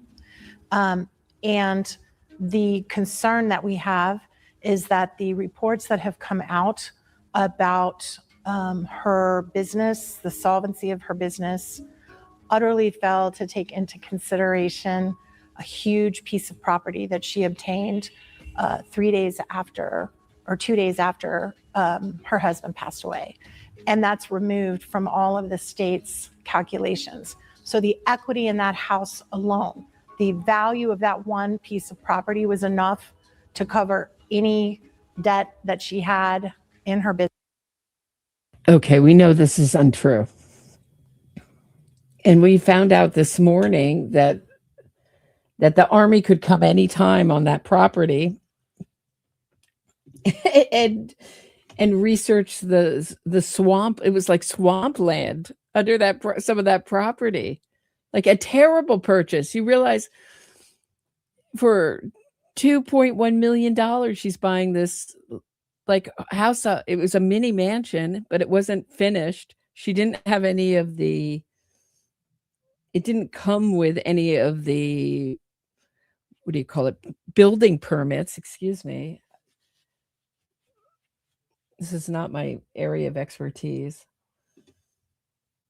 I'm sure it's not uncommon that when you purchase a building, it doesn't come with the permits, but you wonder, because it's on essentially swampland that they want to do research on. That was part of her deed on that thing. It was a nightmare. So if this covered it, why was she still over $4.5 million in debt? So it's a problem. If they had just come out and talked about the Moscow Mule, that would have been more powerful than this, to get caught in things that turn out to be untrue. Maybe Kouri Richins felt that she could have rented it out for $14,000, $15,000 like they do down the road, this property. But down the road may have had cultivated a clientele that was comfortable paying that for that property. She's in an untested, not even fully built property that she doesn't know if she's going to be able to attract any clientele for that price. So I don't know where they're going with this. They should have just stuck with the Moscow Mule thing. That would have been more effective. Business. And we just feel that that is improper reporting, that arbitrarily cutting off what condition her business was in prior to her husband's death without taking that into consideration is misleading. Furthermore, all of the reporting that is done only focuses on what we call debt service, not the actual value of the property she held. So that's completely being kept out. So it would be like if they said, you know, Ms. Halloran, what is your net worth? And you left out your house. I mean, that's a piece of property is an asset and it has value, and that's never taken into consideration. And so we believe that that has also been misreported, and that's something we felt ethically compelled to come forward and correct. Third, life insurance. Well, another one that's out there's false is that she took out hundreds of thousands of dollars in life insurance on him shortly before he died. That's not true. She took out one policy that came in the mail, and it was one of those mailers we all get from our credit union saying, sign here for $100,000 free life insurance. Sign here for yourself, sign here for your spouse. You can get $100,000 free life insurance. That was sent in. She sent that in about a month.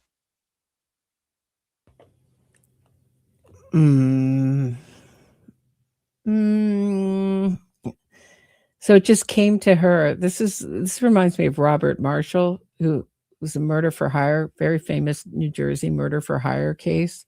It became the subject of Joe McGinnis's book, of which he had to put many of the defendants, give them pseudonyms because he had just been successfully sued, meaning his publishing company, after writing Fatal Vision, settled after getting a hung verdict in the civil litigation from the convicted family annihilator, Jeffrey McDonald. So he wrote in pseudonym for his second book about the murder for hire of Maria Marshall. Robert Marshall was sentenced and given the death penalty in that case, which was ultimately reversed after a bunch of death penalty activists trying to free him ultimately. Month before he died. But he was an insurance salesman, life insurance salesman.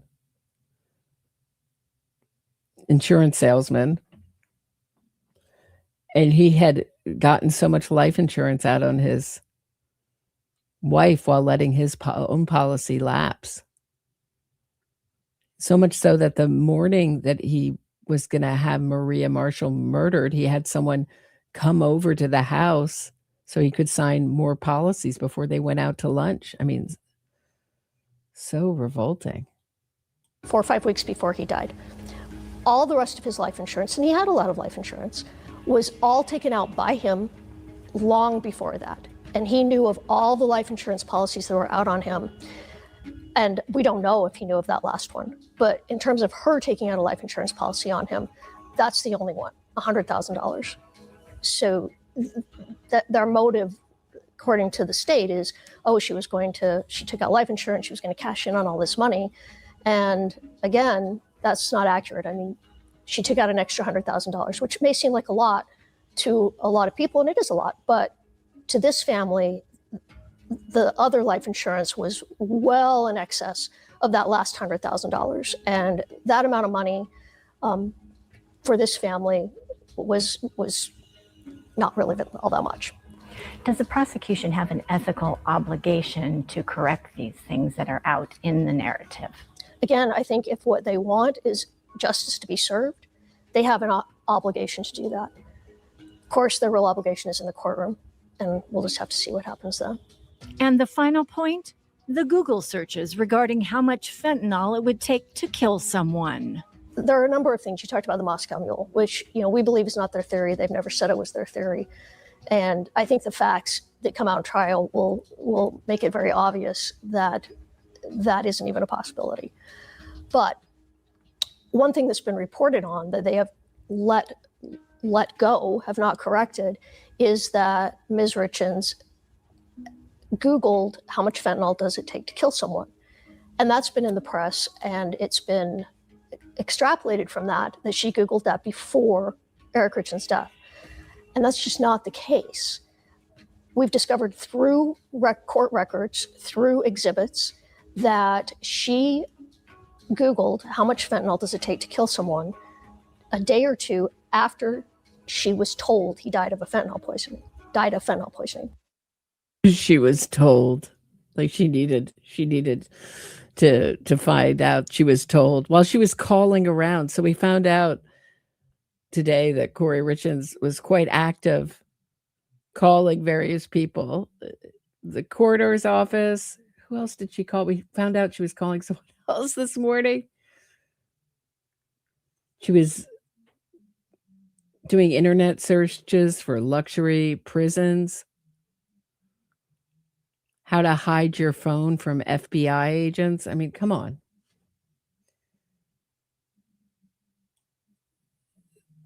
Not before, which makes perfect sense. She doesn't know how her husband died. She's told your husband died of fentanyl poisoning, and she's looking. Well, what does this mean? How much fentanyl? I love these kind of things, these kind of innocence fraud pieces for killers. Like, it's all one big confusion that the dumb prosecutors never worked out. They really wanted to go to court with an iffy case, with a case that they would be embarrassed about, and immediately rebuked in the courtroom. This was done afterwards. How much fentanyl to kill somebody. He had 5 times the lethal amount of fentanyl. We heard the medical exam, someone in the medical examiner's office, who Kouri Richins called, say that just a fourth of what he took, this is my paraphrasing, would have been lethal. Was someone have to take to die of fentanyl poisoning? That's a very, very different narrative than to leave it out there that, oh, the Moscow Mule murderer Googled how much fentanyl does it take to kill someone. No, that's not what happened. One thing that's also been different in this case for the attorneys is how the prosecution is handling it. The language that the prosecution uses in its filings, do you feel at any point that they have crossed the line? Yes, this has been interesting. I have not seen the personal language in filings typically in court that we're seeing here. The prosecution does seem to have a very strong opinion on this case. Not just, here's the evidence. They seem to have a personal opinion, which I think is reflected in their pleadings and has been reported on, some more than others. Okay, so it's not just that they're offended that Kouri Richins murdered the father of her 3 boys, the husband that she took a vow in front of God and everyone to love and cherish till death do her part. It's not just that we're offended by her immoral actions of thieving, cheating, and ultimately murdering and sentencing your children to a life sentence of grief, sentencing the Eric Richins family to a life sentence of grief. It's that they just personally don't like Kouri Richins, and that's coming out in their filings. They have this is all a personal vendetta. You see this a lot in our true crime media, that the prosecutors are either so ambitious that they know they have a terrible case and they just want to win, LOL, and then that they personally have such strong feelings of hatred. We know lawyers don't roll this way. I mean, it's more believable to me that they just want to win, but not with an iffy case. No one wants to bring a crap case in front of a jury.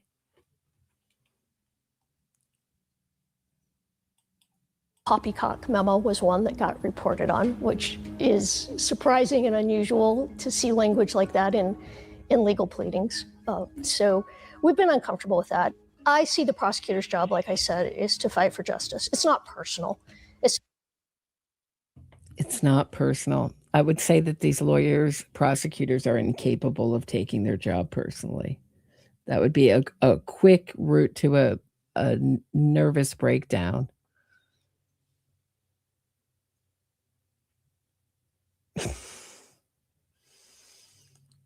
Poppycock.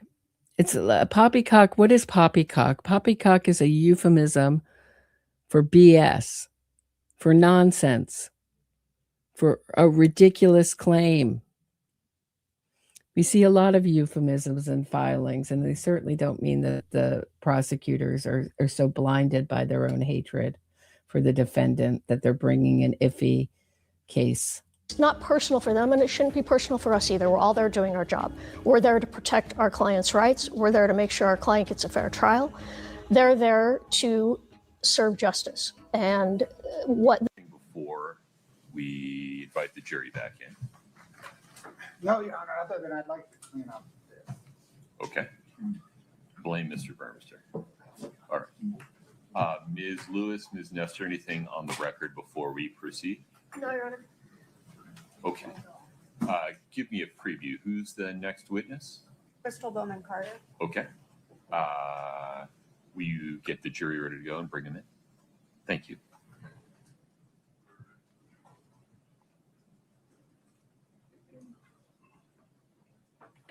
All right, we're back on the record. Does anyone else really enjoy watching people walk from the door to swear in?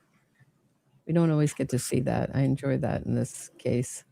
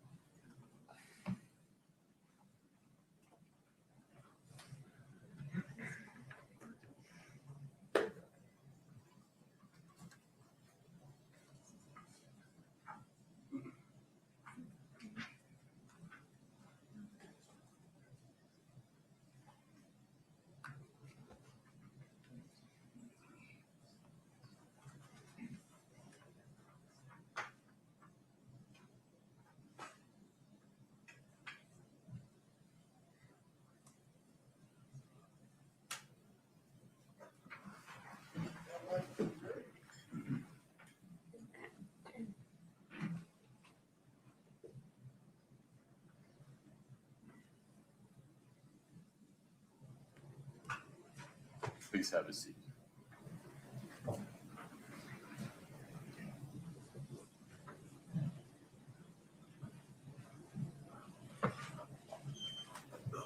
All right, please have a seat. Ms. Shervanek, the state's next witness. Crystal Bowman Carter, please. Ms. Bowman Carter, if you'd step in front of Brittany, we'll get you sworn in.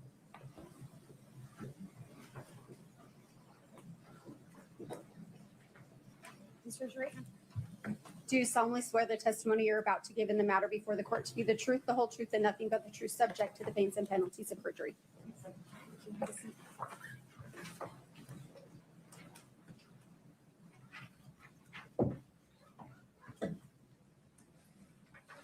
Good afternoon.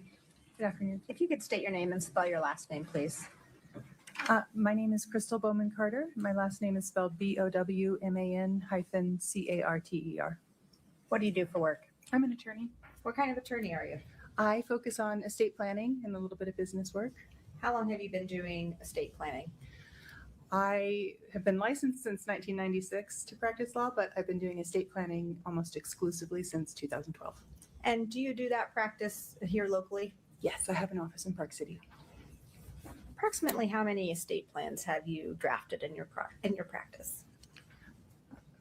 1,400, 1,500. Did you know Eric Richins? Yes. How did you know him? I did some work for him. What kind of work did you do for him? I did two projects for him. First, I did a buy-sell agreement for him and his partner for their business, C&E Stonemasonry. And then I did his estate planning. Did you meet with him in person? Yes. How many times? At least 4. Okay. Did you know Kouri Richins? I know of her. I've talked to her on the phone once the day that Eric died. I want to talk about the first legal project that you did for Eric Richins. You mentioned that was related to his business, C&E Stonemasonry. Is that right? Correct. When did you complete this agreement, or when did you work on this project for him? I was first contacted in June of 2018 by his financial advisor. We got the ball rolling. I gathered information, and then we ended up signing it almost a year later, June 25th, 2019. Okay. In general, explain to the jury, what is a buy-sell agreement? A buy-sell agreement is a contract between owners of a company that sets out the terms in advance. What will happen when there is a transfer of a business interest, whether it's by sale or because of an owner's disability or their death.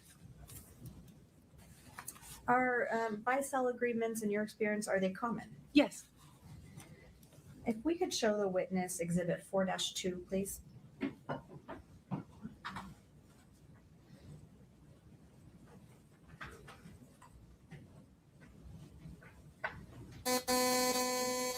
Apologize.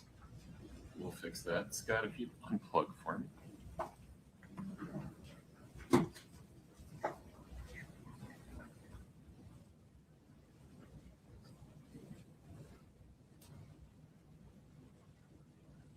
can see that. So. I can see it. Do you recognize this document? Yes. And what is it? It's the C&E Stonemasonry LLC buy-sell agreement that I prepared.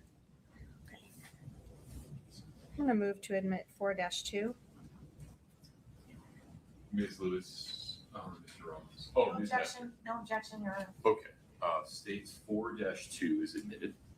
If we could publish this and move to Article 3, please. What's contained in Article 3 of this agreement? Article 3 provides what happens if one of the partners or owners of the company were to die. And essentially, what does it say in non-lawyer speak? Well, the mandatory cross-purchase agreement provides that if one of the partners dies, either Eric or Cody, then the decedent, the person who has died, their estate has to purchase the business interest from the surviving partner using life insurance. And is that the life insurance was what was used in this buy-sell agreement? Yeah, so this buy-sell agreement used 4 different $1 million life insurance policies. Each of Cody and Eric had 2 $1 million policies on the life of the other, and if one of them were to die, they had to use that money to purchase the interest in C&E Stonemasonry from the estate, so that the survivor could continue to control the company and run the company. Is that a pretty common thing in buy-sell agreements? Excuse me. Yes, Yes, it is. I want to move now to talk about the second project that you did for Eric Richins. You mentioned that was an estate planning project. Was that did that take place in October of 2020? Yes, he came to see me. He called my office on October 5th and came to see me on October 13th, 2020. And so what was the purpose of that meeting? It was to update his estate plan and revoke a prior power of attorney that had been abused. When we're talking about an estate plan, what are the main documents that come out of an estate plan? So the basic estate plan that everyone needs is a will, a durable power of attorney, and a healthcare directive. And sometimes, most of the time in my practice, you also need a trust to avoid probate and to protect the beneficiaries of your estate plan from themselves or from others. In preparation for that meeting with Eric Richins, did he fill out some paperwork before and during that appointment? Yes, I have all of my clients fill out an intake worksheet, gather information about their priorities and their assets. He partially filled it out, brought it in with him to our meeting, and then we filled out the rest together as we discussed what needed to be done. And these intake worksheets, how is that something that your firm uses with every client, or how does that work? Yeah, either my office manager or my receptionist sends it out to everyone. It's something I can't really function without. Okay. If we could show the witness 4-9, please. And go ahead and scroll through it so she can see the whole thing. Do you recognize this? Yes. And what is this? That's my estate planning worksheet filled out by partially by Eric and partially by me. Okay, I'm going to move to admit 4-9. No objection. 4-9 is admitted. Now, if you could take that binder in front of you and turn to tab 9.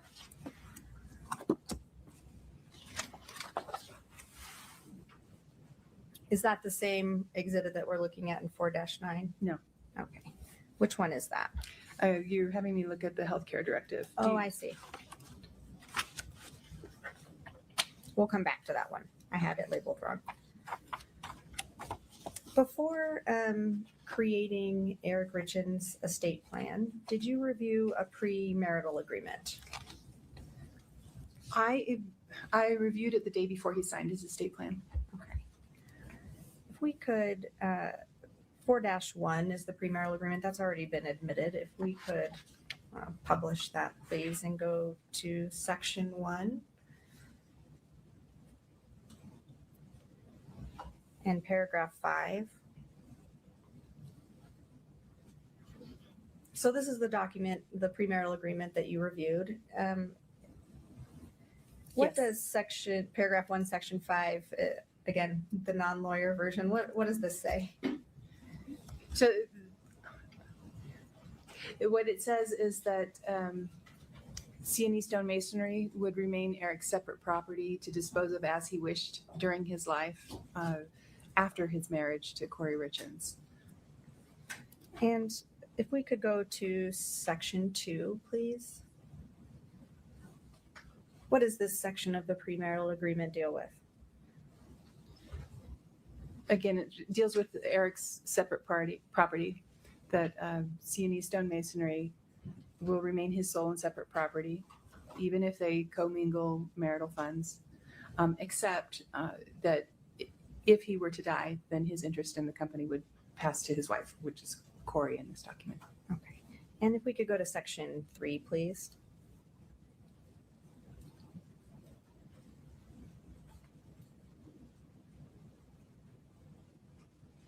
And how about this section? What does this? So that section addresses primarily Kouri's rights in C&E property that she might have under the law at Eric's death. Can I elaborate on Sure. that? Okay. So if you don't have a premarital agreement, then you have rights in your spouse's estate. And when you're a nuclear family with no children from a prior marriage as they were, that means that if your spouse dies, you are entitled to at least 1/3 of the augmented estate. In other words, everything that passes to anyone as a result of your spouse's death. And this paragraph, the section 3, paragraph 1, says that Kouri is giving up her right to that 1/3 as it concerns C&E masonry, stone masonry. So I want to turn your attention now to that actual meeting that you had with Eric Richins in October of 2020. What was he there to accomplish? Why was he in your office? He was referred to me, I'm not sure if it was from Christina Miller or Brian Freckleton, referred back to me. I had worked with him again to update his estate planning based on some recent financial malfeasance and some current concerns that he had for his sons, that if something were to happen to him, they wouldn't receive or be cared for financially with his assets. When meeting with Eric Richins, was there something unique to you or something that you did for the first time in preparing his estate plan? Yeah, there were a few things. What were those? So one, he didn't want us to communicate with him by email. That happened a little bit later, but because he was worried that Kouri would be reading his emails. 2, he wanted to leave everything to his kids if possible. And at the beginning of the representation, I hadn't seen the premarital agreement. He wasn't sure if it existed, but eventually communicating through his sister, as he instructed, we received the premarital agreement and saw that it unfortunately did not address all of the property. It only addressed C&E stonemasonry. So for that reason, for the first time ever in my career, I had to draft around that augmented share. So we provided at a minimum that there would be a share created for Kouri consisting of 1/3, the amount she would be entitled to. And the rest passed directly to his kids. That also applied to tangible personal property. He said that all his tangible personal property, things you can touch and feel, like your furniture, your jewelry, your collections, would pass directly to his sons, who were all very young at the time. And that's unusual. It usually passes directly to the spouse. I think there was one other thing, but I'll come to it. If it comes to you, let me know. Mm-hmm. So I want to turn your attention now to those estate planning documents that you referenced that you prepare when doing estate plans for most people. And for Eric Richins, did you prepare a living will? A living will, a healthcare directive? Yes. Yes. And did you also prepare a trust? Yes. Okay. I want you to take a look at Exhibit 4-11. We'll put it up on the screen for you. And if you could scroll through it, Scott. Do you recognize this? Yes, that's the will I prepared for Eric Richins. And then if we could show the witness 4-12.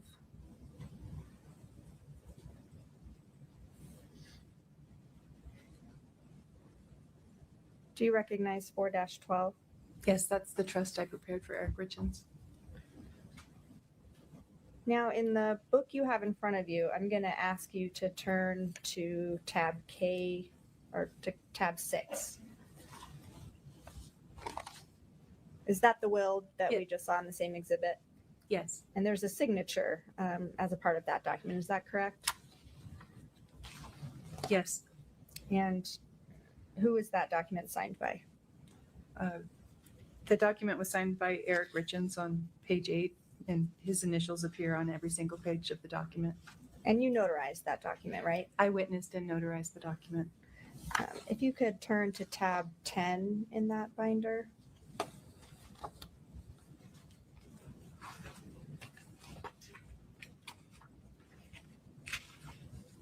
Is that the trust document that we just saw? Yes, it is. And is that document also signed? Yes, it is signed. It's signed by Eric Richins, and I notarized it. Okay, and that means you saw him sign it in front of you, right? Yes, you have to, if you're a notary, you're required to be there in person to witness somebody signing something before you can attest to their signature. And then also on tab 9, you told us that was the healthcare directive, is that right? Yes. And is that document signed? Yes, it is. And similarly, did you see Eric Richins sign that? Yes, I did. Okay. I'm going to move to admit 4-11 and 4-12. Objection. 4-11 and 4-12 are admitted. If we could put up 4-11, please, and publish to the jury. 4-11's up. And so this is the will you described that you prepared for Eric Richins. Is that correct? Correct. I want to go to section 7.03, please.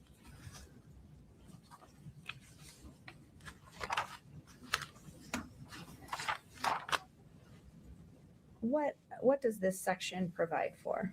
That's the section where Eric expressed his intentions for the disposition of his remains. He wanted to be buried upon his death.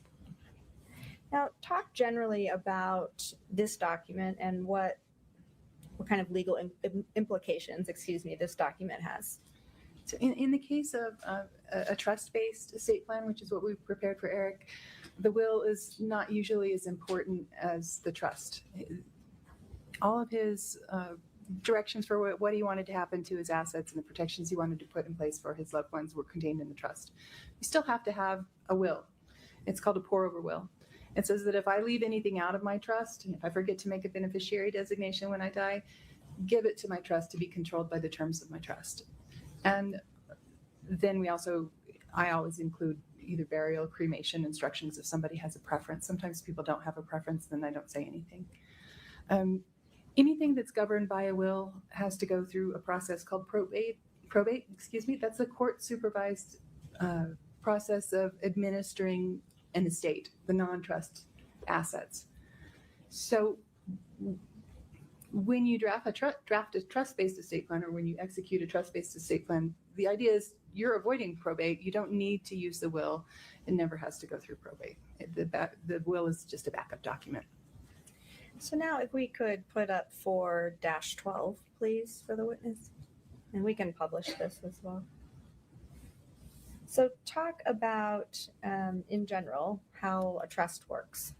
Okay, so a trust is a contract between, and I'm going to use Eric specifically because this one was prepared for him. It's a contract between the party who drafts it, the party who's going to benefit from it, and the party who's going to administer it. So initially, a trust is a contract between you, me, myself, and I.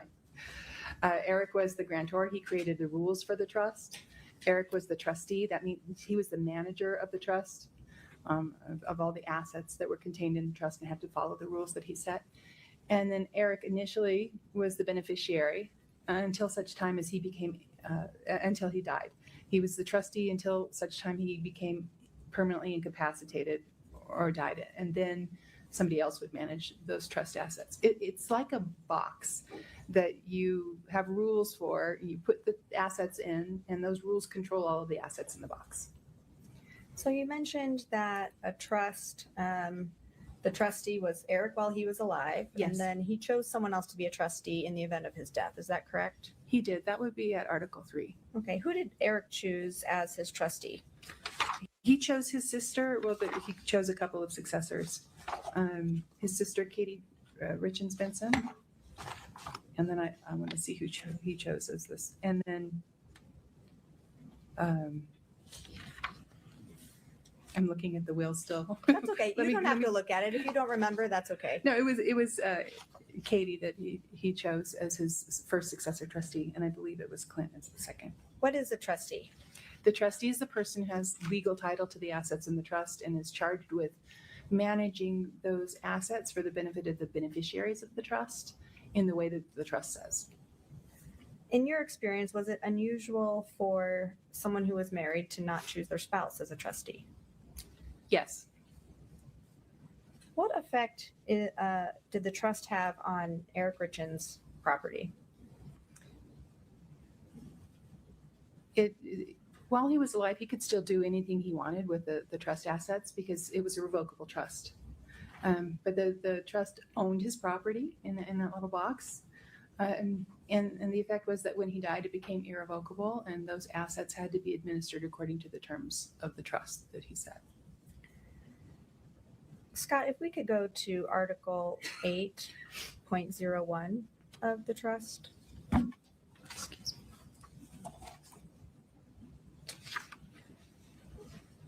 Describe for the jury, in layman's terms, what this section of the trust means as it pertains to Kouri Richins. Okay.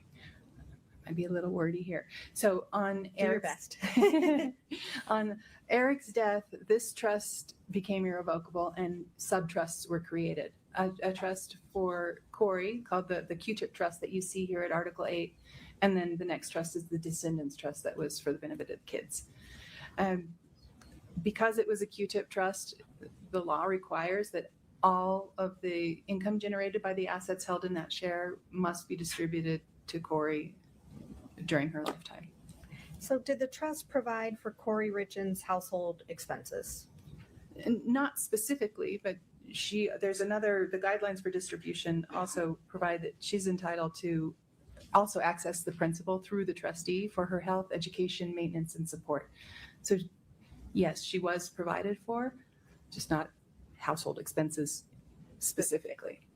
And you mentioned that a trust is like a box that someone can put their assets into. What were some of the assets or the assets that went into Eric Richins' trust? So the easiest thing we did was he signed an assignment of tangible personal property. So things that don't get titled anywhere, like your furniture, your jewelry, those collections. By signing that document, that transferred those things to the trust.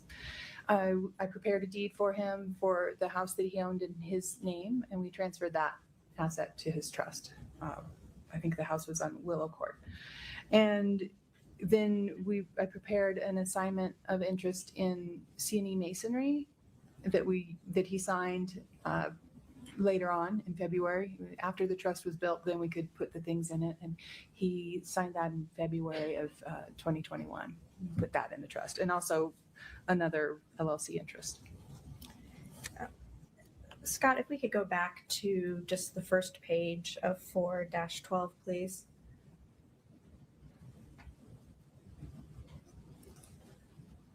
Even the title page for, yeah. So that document has a date on it. What's the significance of that date? That's the date that Eric signed the trust, and for titling purposes, we include the date in the name of the trust. And so for all intents and purposes, that's the effective date. That's when it becomes legally in effect. That's when it becomes legally binding, yes. If we could show the witness 4-14, please.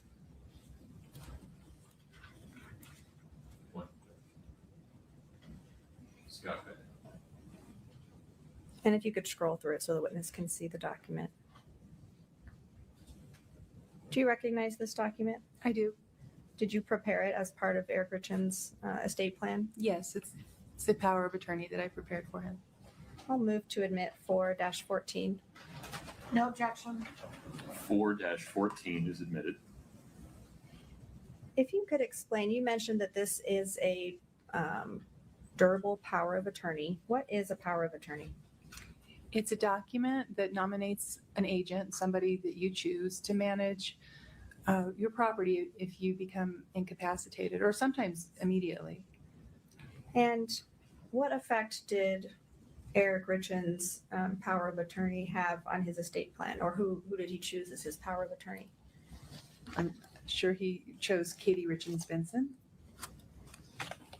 Okay, if we could show the witness, I don't want you to look at anything just yet. If we could show the witness 4-13, please. Do you recognize this document? Yes. What is it? I'm scrolling through it. It's a draft revocation of a prior durable power of attorney. Is this also a document that you prepared for Eric Richins? Yes. I'm going to move to admit 4-13. No objection. 4-13 is admitted. If we could publish 4-13 to the jury, please. So this was a document that you drafted as part of Eric Richins' estate plan, is that right?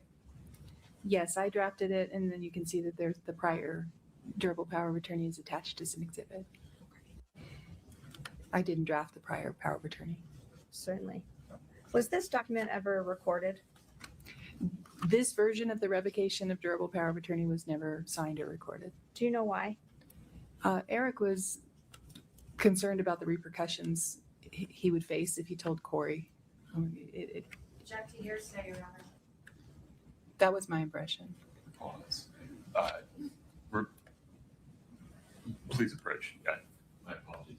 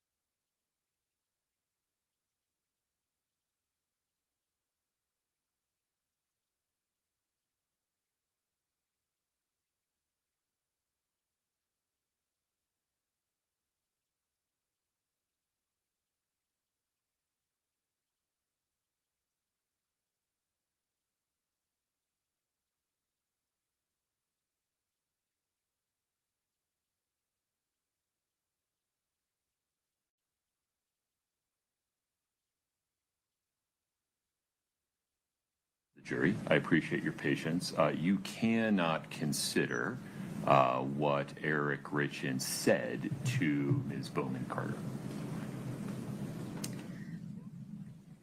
And so I'm not sure if your answer was heard by the jury. I won't ask you why, but was this document ever recorded?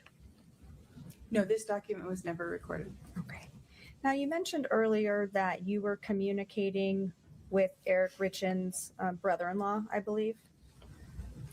I had communications with Eric Richins' brother-in-law, yes. And you were instructed to only communicate with the brother-in-law, is that right? I was instructed to communicate with his sister, and then I was given I believe it was a shared email account. Okay. And they both responded there. Was that unusual in your practice? It was the first time anyone had asked me to do that, so yes. I now want to turn your attention to the week that Eric Richins died. Did there come a time when you learned that Eric Richins had died? Yes, I learned that day that he had died, March 4th, 2022. And is that when you became aware of it, or was that a day later? I believe I learned the day that it happened. And how did you learn about Eric Richins' death? Clint Benson called me and told me that he had died. And did you also receive a call from a sheriff's deputy that day? Yeah, later that day, I received a phone call from somebody who identified themselves as the sheriff deputy and who asked me to talk to Kouri. And did you talk to Kouri on the phone that day? Yes. What did you tell her? Apparently, she was upset about the house, and I was asked to explain that there was an estate plan in place and that the house belonged to the trust, and that's what I told her. When you were explaining to Kouri Richins that the house belonged in the trust, how did she react? Oh, not positively. She was livid. She was upset, and she said, "What is wrong with you people?" and handed the phone back to the officer, I believe. When having this conversation with Kouri Richins, was it your impression that she was unaware of the estate plan? Object to speculation, Your Honor. I'll lay a little foundation. What could you tell from your conversation with Kouri Richins about her knowledge regarding what would happen with the house? She told me that the house she told me the house belonged to her. She thought the house was hers, and obviously, if she thought that, then she was unaware of the estate plan and that the trust owned the house.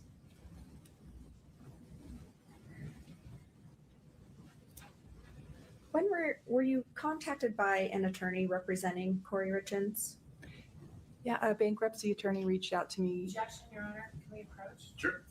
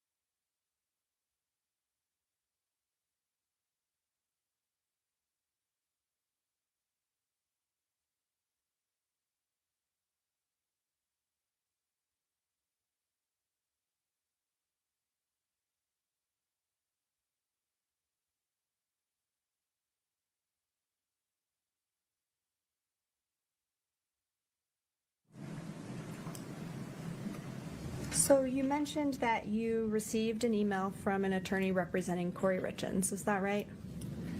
I received an email on March 8th from an attorney that said he represented Kouri Richins. Okay.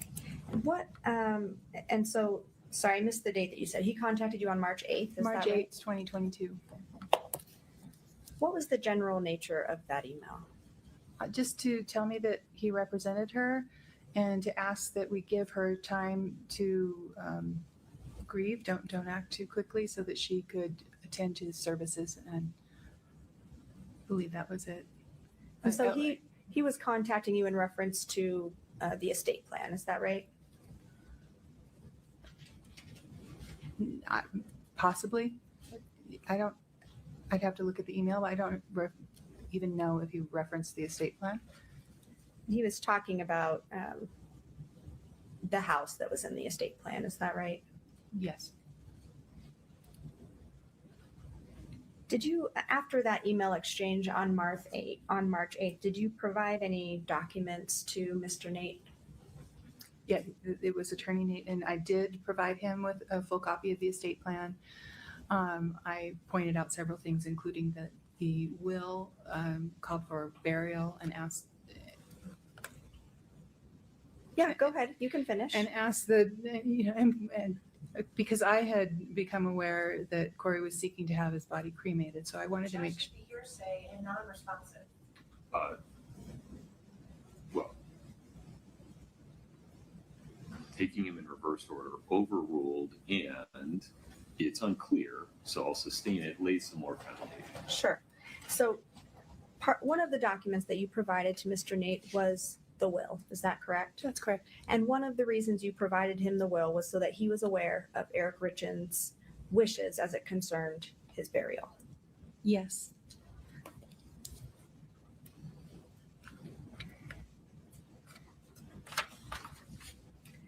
Did you open probate on Eric Richins' estate?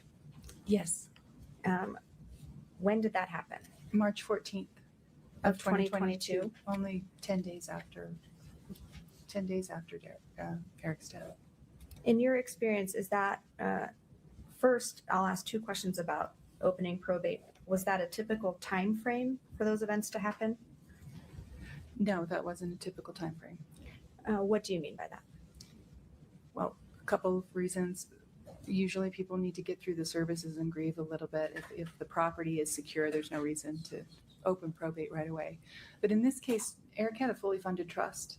I never would have opened probate if we were just administering the trust. That's the whole reason you have a trust, is to avoid having to go to court, make everything public.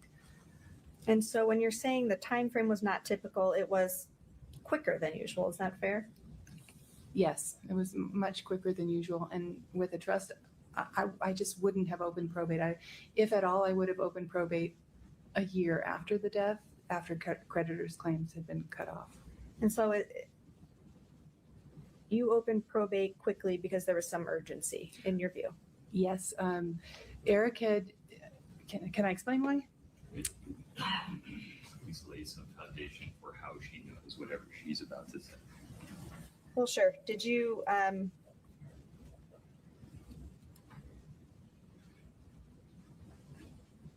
we approach? I don't want.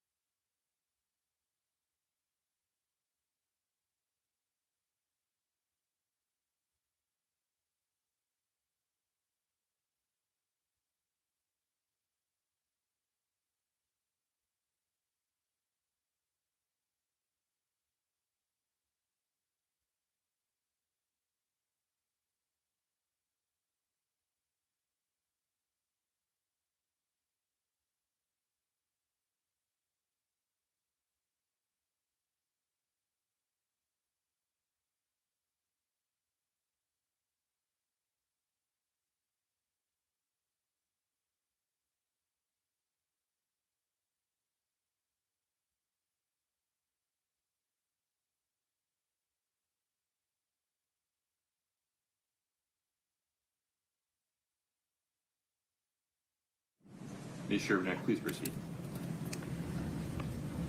Without telling us any specific statements or what anybody said, why did you open probate so quickly? I needed to get the nominated personal representative in place so that she, Katie Richins Benson, would have the ability to manage the probate estate and make sure that Eric's wishes, as expressed in his will, were followed. Thank you. And I neglected to check. Have I admitted Exhibit 4-14? I know I talked about it with this witness. Did we? Sorry, wrong one. Yep. It wasn't there, Your Honor. Okay, I just didn't have a note there, so I wanted to make sure I admitted it. Ms. Nestor is correct. It's been admitted without objection. Those are all my questions. Thank you. Ms. Nestor, please. Thank you, Your Honor.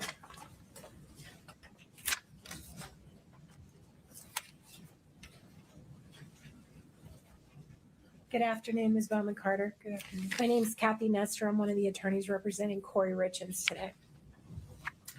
All right, so I want to talk with you about the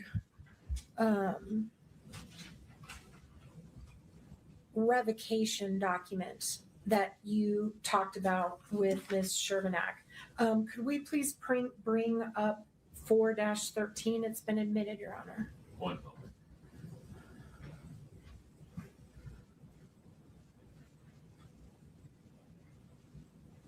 You can see that, Ms. Bowman. I can see it. Okay, go ahead. All right. Ms. Nestor. And can we scroll down to the beginning of, or actually the very bottom of it, the date of the original one that they were contemplating revoking? And just to refresh, you mentioned on direct, this was actually never done. You actually never did revoke this power of attorney, correct? Incorrect. Okay, I'm sorry, I may have misunderstood you. I thought you said that you all ended up not revoking it. No, I said we didn't sign this document. You didn't sign it. So I know what you're getting at. So in your durable power of attorney, you mentioned revoking all previous attorney powers of attorney, correct?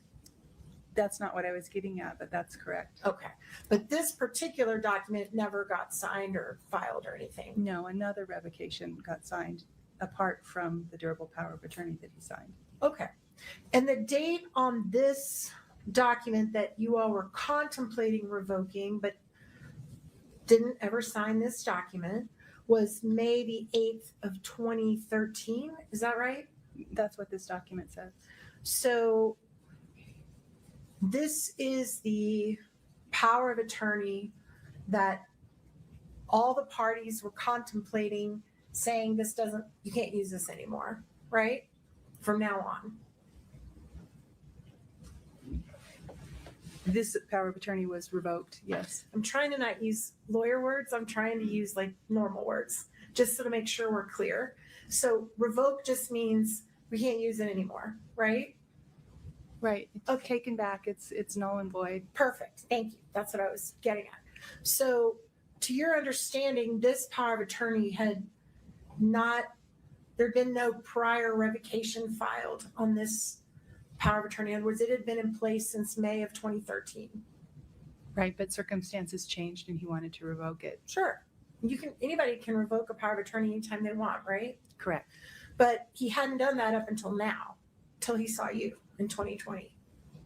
That is my understanding. He may have gone to someone else, but this is the first time I learned of it. Okay, thank you. You can take that down. Do you remember being interviewed by law enforcement within about a year or so after Eric passed? Yes. Okay. And when you were interviewed by law enforcement, do you recall telling them that it stuck out in your mind how kind Eric was about Kouri using that power of attorney in a way that he didn't like, right? Do you remember that? Objection, Your Honor. Calls for hearsay. That's her own statement, Your Honor. Which is why it's a problem that it's coming in through you. Well, I'll lay a little more foundation. Assistant. Was it your understanding that the goal of revoking this power of attorney that had existed before was that Kouri couldn't be trusted to utilize it well? Yes. And why couldn't she be trusted to utilize it well? Because she had stolen she had misused it to take $250,000 out in his name, and he did not like that. Totally fair. And isn't it also true that it was your understanding that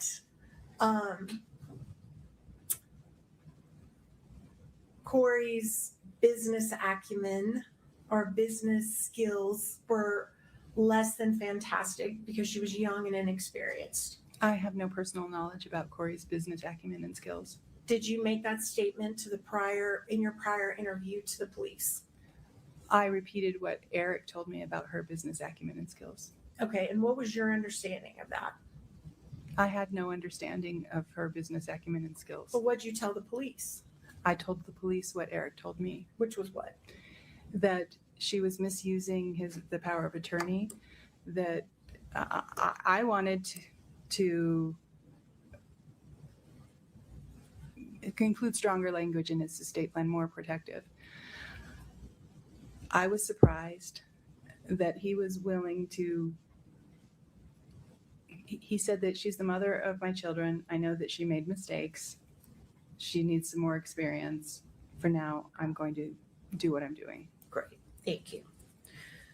Was there also, when you decided to add the house to the trust, did you do any investigation into whether Mrs. Richins had been contributing to the mortgage throughout the marriage?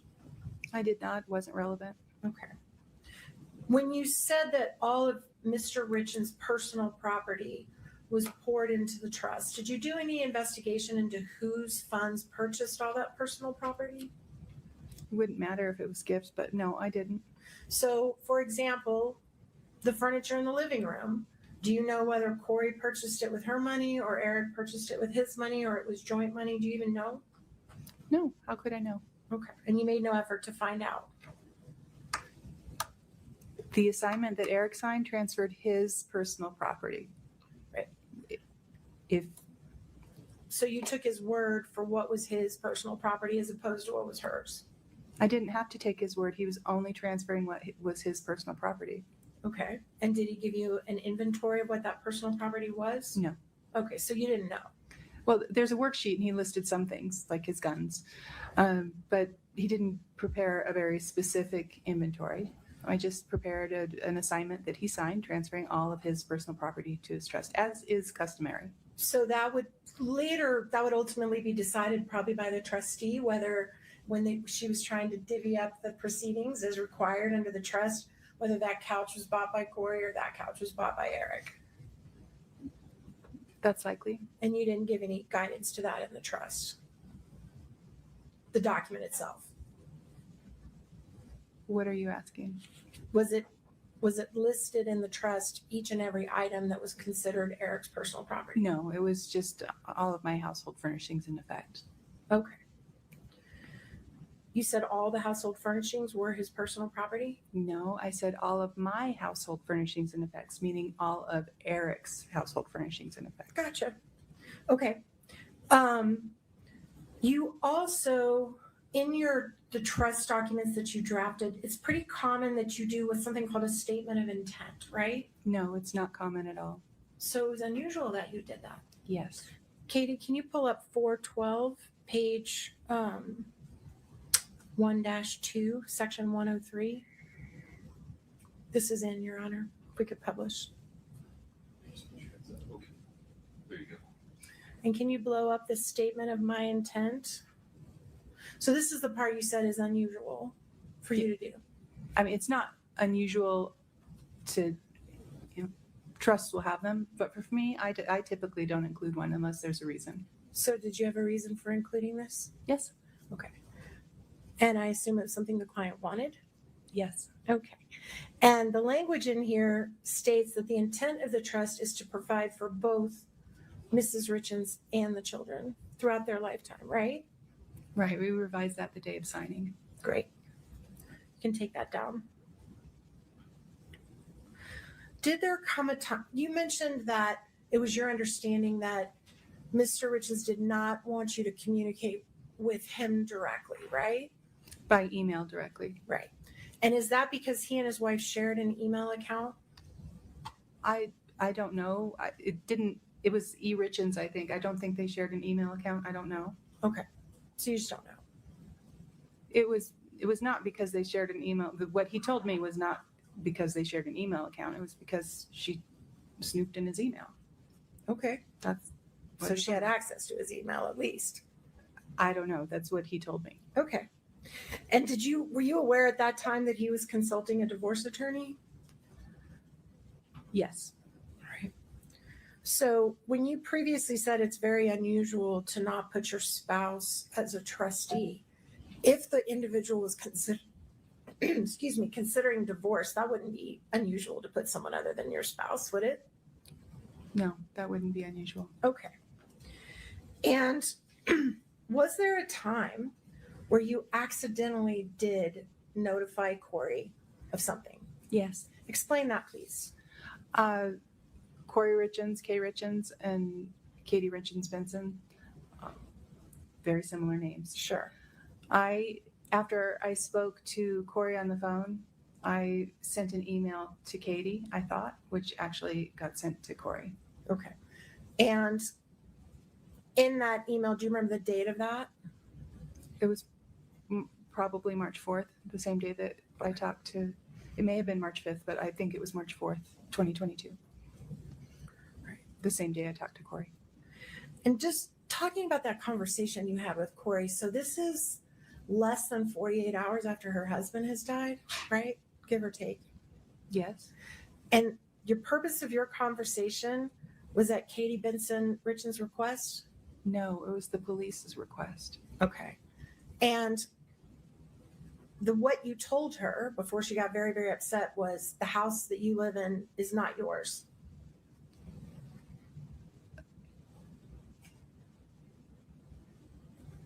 I told her that she did not have title to the house. Okay. So basically you're telling a new widow that she's also about to be homeless? No, not at all. That's ridiculous.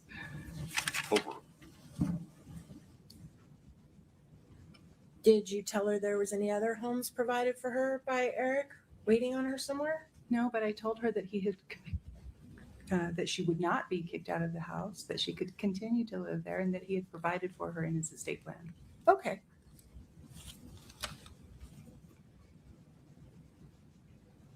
And if I understand your previous testimony correctly, you never actually asked her, what did you know about all this before he passed, did you? No. Right. So you don't know whether Kouri Richins knew there was a trust before he died? It was apparent that she didn't. I'm sorry. Do you have any personal knowledge as to whether Kouri Richins knew before his death that there was a trust in place? No, I have no personal knowledge of that. Okay. I want to talk about the intake form that Ms. Shervinack went over with you. If we could please pull up 4-9. It's also been admitted, Your Honor. And if we could scroll forward till we get to the page where he lists his assets. Keep going. Keep going. Keep going. Keep going. There. Your Honor, can we blow this up just a little bit, that top half, so we can see it?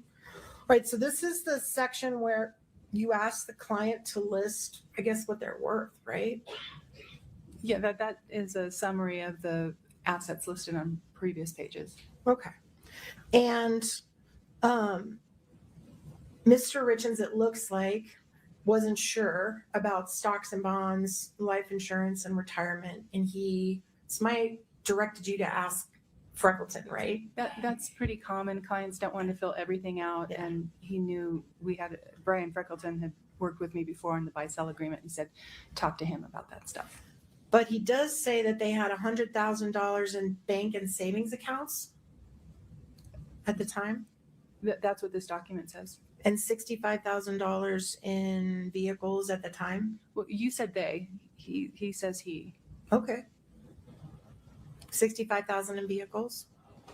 That's what this document says. And 30,000 in furniture and personal items. That's what this document says. And $1 million in real property. Yes, that's what this document says. And it looks like he's valuing his business, at least his share of the business, at about $3 million. That's what this document says. All right. And that he had some anticipated inheritance, not a ton, but some. Right? That's what this document says. So his best estimate of his net worth was about $4.6 million if you don't include stocks and bonds, life insurance, and retirement plans. That's what this document says. So as long as he's alive, I believe you said that he could do whatever he wanted with any of the money that was assigned into the trust, right? Yes. Because it's revocable. Yes. So as long as he's alive, he can share any of this money that he wants with his wife. He can make gifts to whoever he wants. And he can share 100%, 0.5%, whatever he wants as far as his monthly income, right? With his wife. I'm not sure what. So nothing about a revocable trust prohibits him from, if he's making $33,000 a month, giving his wife half of that or more. He can do whatever he wants with his property. And if he lived to be 70, he could give her as much as he wanted until he's 70, right? No matter what the trust says. Like I said, he can do whatever he wants with his property. But the minute he dies, Katie Richins Benson decides how much money, if any, Kouri Richins gets, right? Well, the successor trustee, who happens to be Katie Richins Benson, has to follow the rules of the trust set by the grantor, who is Eric. So no, Katie can't do whatever she wants with the money. She has to follow the rules of the trust. Totally fair, and you're that right. Were set by Eric Richins. But she's the one who will decide from the moment he dies forward whether, if, how much Kouri gets any of Eric's money. Yes, that's what Eric wanted.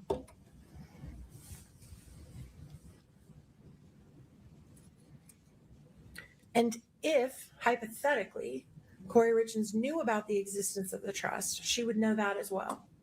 I don't know what Kouri would know from reading the trust. But that's what the trust says in plain black and white in the paper, right? Can you repeat what you're saying the trust says? Yep, that. For a moment. Go ahead, Ms. Sherman. Your Honor, calls for speculation. She does not. She can't answer as to what Kouri. Sustained. The trust, if someone had a copy of it, lays clearly out what we've just discussed, that as long as Eric's alive, he can do whatever he wants with his money. Once he dies, it's up to Katie. Like I said already, it's not completely up to Katie.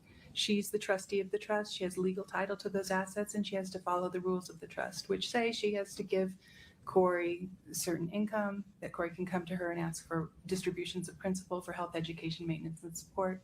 This trust was primarily to protect the boys. Did you ever advise Katie in her role as trustee, since you drafted the trust papers? Did you ever give her any explanation about her duties or talk to her about what she could and couldn't do? That's attorney-client privilege. She's your client? She was my client after Eric's death for a period of time. As of when was she your client? As of Eric's death. She's still your client? No. How much have you been paid by Katie Richins Benson? I waived my fees. You waived your fees. So you're her lawyer for free? I'm not her lawyer anymore. Okay. How long were you her lawyer?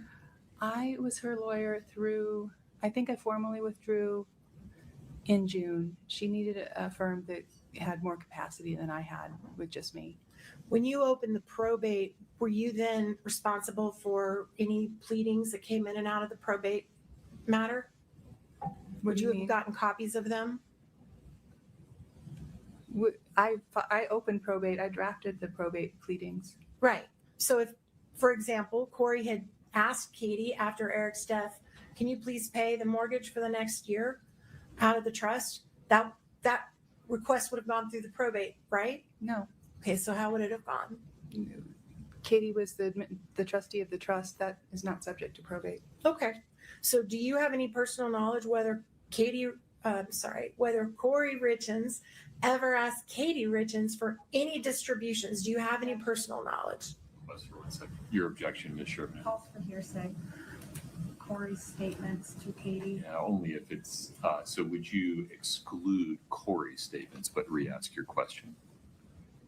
Without saying anything Kouri ever said, which, by the way, it sounds like you didn't communicate with Kouri anyway, but were you aware in your role as the person assisting the trustee whether any request for any money ever came to that trust in the year after Eric died from Kouri Richins? I need you to be more specific to make sure you're not seeking hearsay. Break it down. In writing or legally? or formal request to the trustee? What in writing or legally? Request for distributions to Kouri, to her boys, anything from the trust? I have no personal knowledge of that. Okay.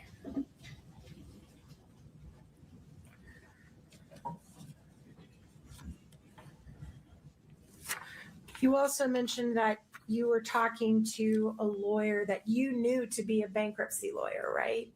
When he called you about Kouri shortly after the death? I was surprised at how quickly he got in touch with me and some of his claims about the way the property was titled. So I looked him up to see if he even knew anything about estate planning. But you're certainly not telling this jury that he was representing Kouri in a bankruptcy, right? No, I just was curious, so I looked him up to see that it made more sense when I found out he was a bankruptcy attorney. But he wasn't calling you about a bankruptcy matter. He was calling you about, please give Kouri some time to grieve before anything goes on with the house. He never called me. I mean, he called me later, but in the email, he asked, please don't move forward on the probate until she's had time to grieve. Okay. He didn't mention a bankruptcy. Right. I just want to make sure that the jury doesn't think there was a bankruptcy matter going on. There wasn't, to your knowledge, correct? I have no idea. Okay. And then you also said that you told this lawyer that Eric wished to be buried. Is that right? That's what his will said, and I did say that in a subsequent email. And in fact, Eric was buried, correct? I believe so. Right. Did you go to the funeral? No, I didn't. Are you still close with his sister? No, I've never been close with his sister. Okay, well, you were her lawyer. That doesn't mean I'm close to her. Oh. It was a professional relationship. Okay. How often did you talk to her? When? When you were her lawyer. As needed? Daily, weekly, monthly? I think it was daily at first. Okay. Court's indulgence for just 1 minute, Your Honor. Of course.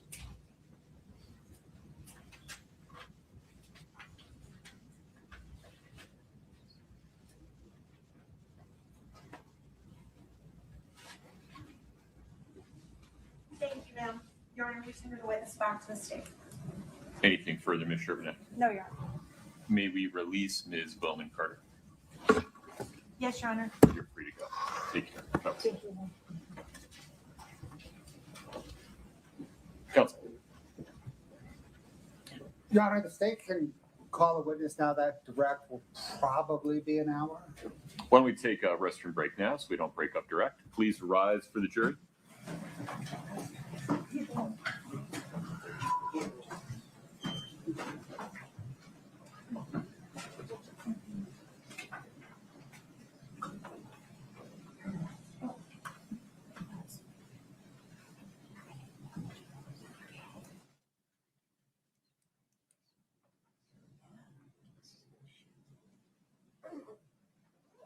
Folks, have a seat, please.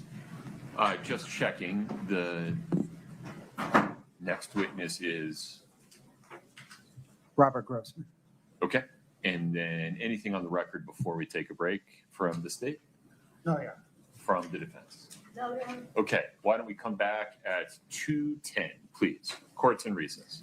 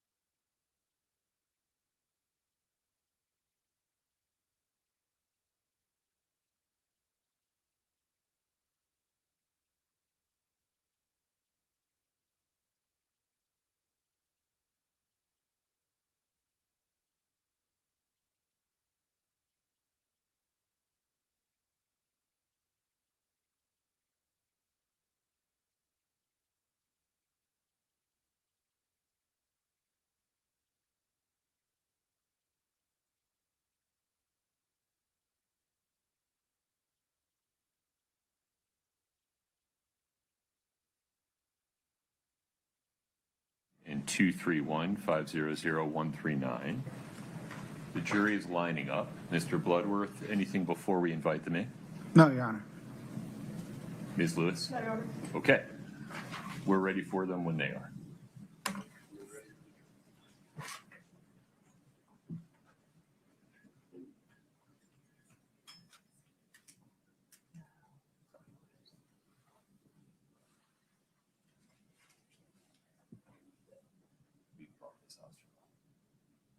Will you bump Ms. Osterloh for me?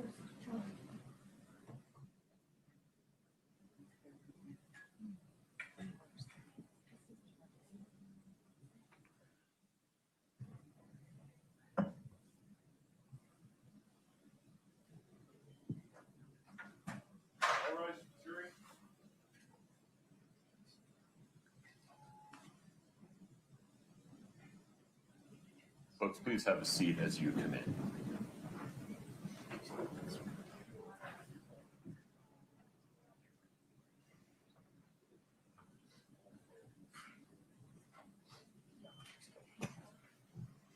Please have a seat.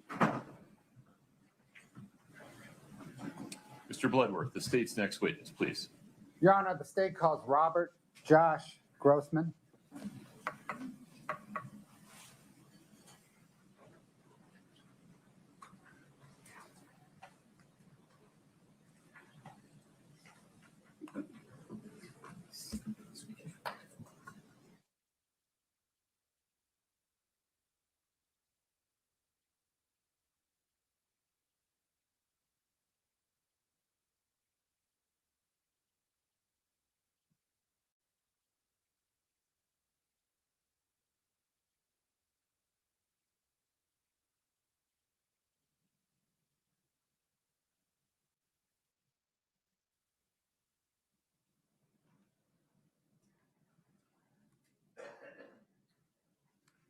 Mr. Grossman, good afternoon. If you'd step in front of Brittany, we'll get you sworn in.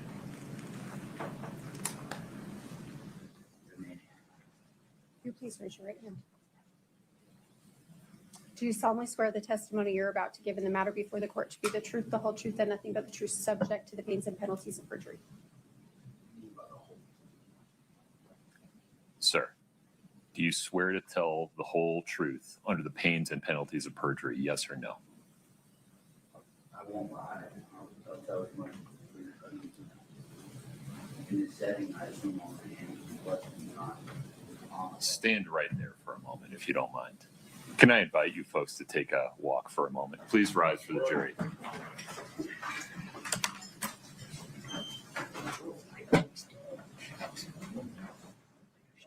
Just pause for a moment.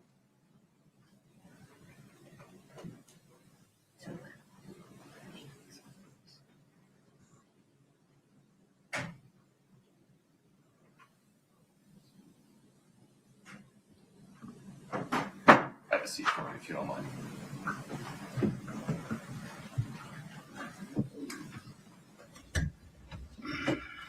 Mr. Grossman, do you understand the difference between what's true and what's not true? I do. Do you promise, under the pains and penalties of perjury, to tell the truth when you're asked questions? Absolutely. Anything further, Mr. Bloodworth? No, Your Honor. Ms. Lewis? No, Your Honor. Okay. Would you bring the jury back in?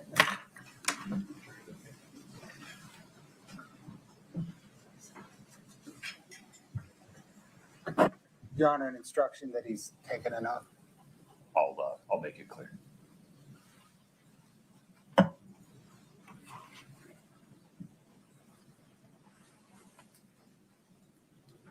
So that you're not surprised, I'll just ask you to confirm that you've sworn to tell the truth. Yes, sir. Okay.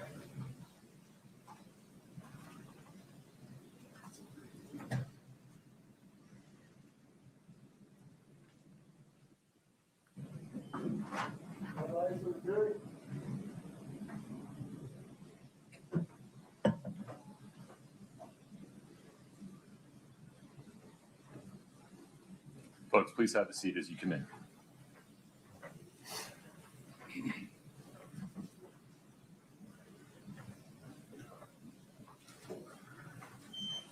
Please have a seat.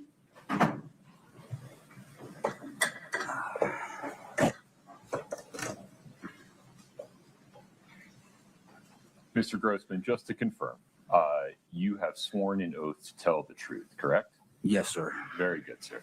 Mr. Bloodworth, please proceed. Thank you, Your Honor. What, sir, is your name? Robert Joshua Grossman. Sir, do you know Kouri Richins? I do. How do you know her? I've known her for, I don't know, a decade probably at this point. We met in South Carolina. She was flipping a house and I answered, and a help wanted ad.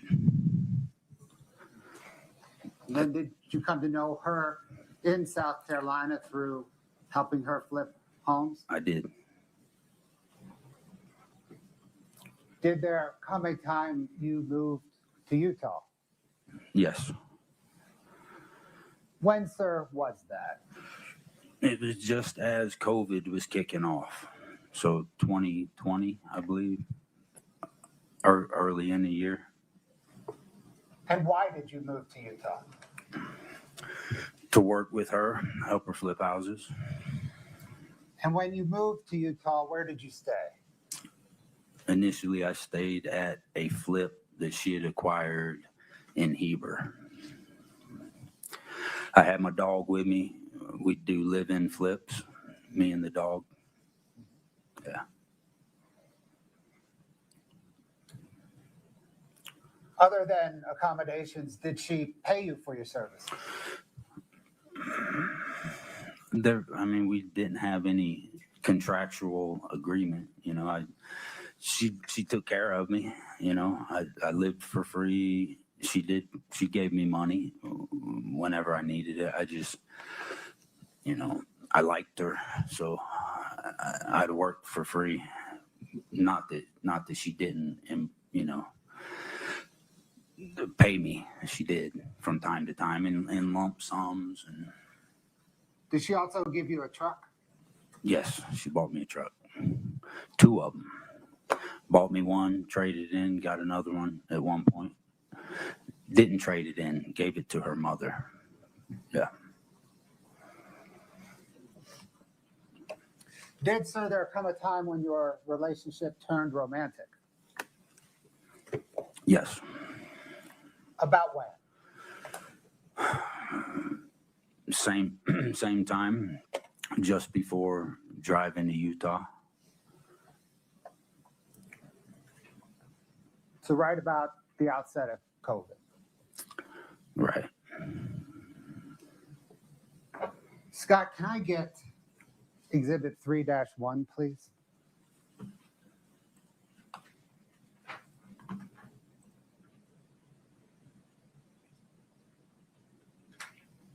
The witness has it. Thank you, Your Honor. It's been admitted. Can we publish it?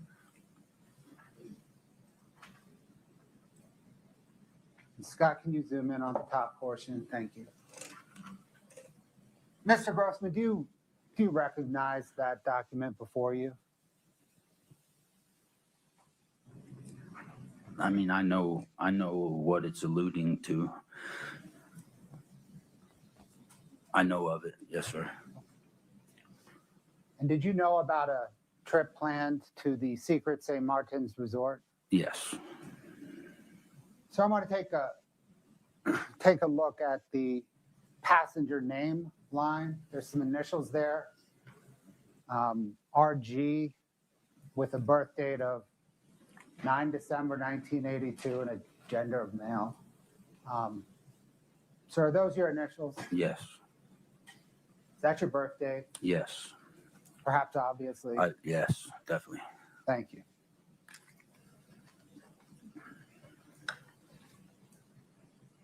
Did you and Kouri Richins at some point plan to go on this trip? Yeah. She. I think that was a birthday present. I remember seeing a text or something.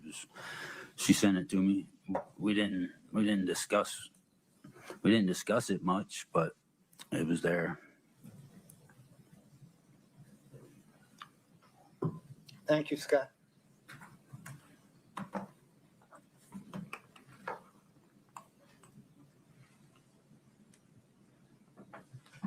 During that time that you were romantically involved with Miss Richins, did you love her? Yes. During that time, did you feel that she loved you?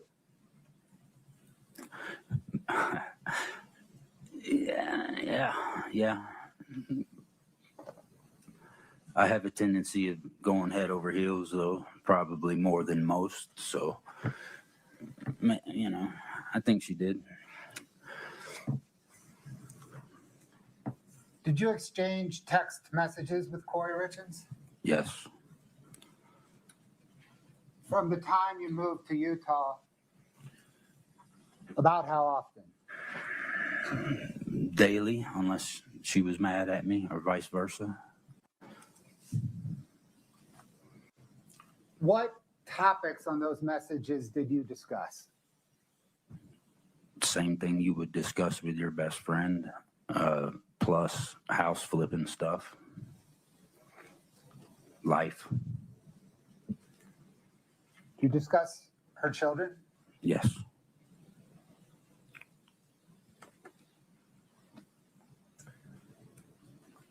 So I'm going to show you now some text messages between you and Ms. Richins. Okay. They're the same ones I believe we've looked at before. I'm going to ask you if you've recognized them. If you can recognize them right away, that's fine. If you would like me to scroll down through them again, I'm happy to do that, okay? Okay. Scott, can I get exhibit 2-13 Delta, please?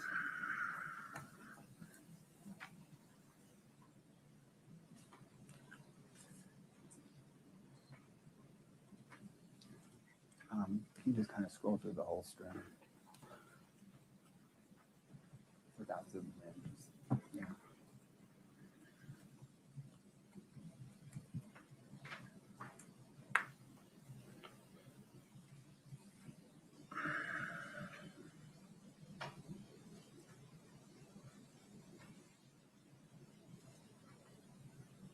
Those are pretty small. If you need people to zoom Yeah. in, you can ask, sir. Is that good enough for you to identify them, or do you want to zoom in and step through them? I mean, if you could zoom in a hair, that wouldn't hurt. Okay. Was I supposed to be reading them at that clip? No, I just, right there? what I'm going to ask Okay. you, the I got question for you, sir, is do you recognize this as a text exchange that you had with Ms. Richins? I got you. And I do for this one. Okay. Then the state moves to admit 2-13D. Could you just, Scott, could you just scroll down and let me take a look at everything that's in there real quick?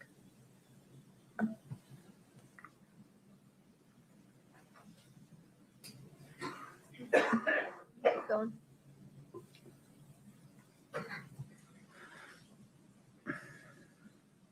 Okay.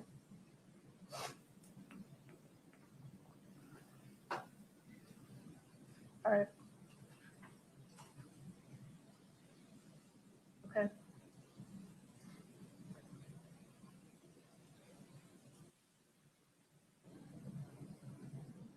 All right.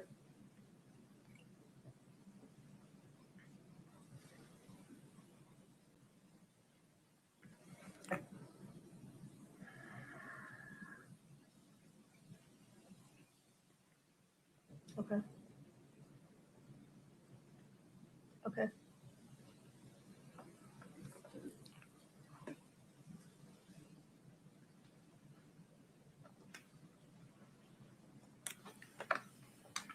Is that it? Oh my gosh. Never mind. Okay. Council, take the time you need.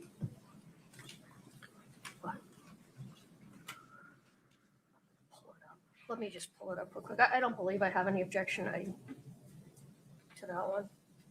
I'm going to say no objection. States 2-13D is admitted. Your Honor, You'll let me know when you want to publish them. moves to publish, yeah. Understood. And then, Scott, if we could just walk through them with the jury, please.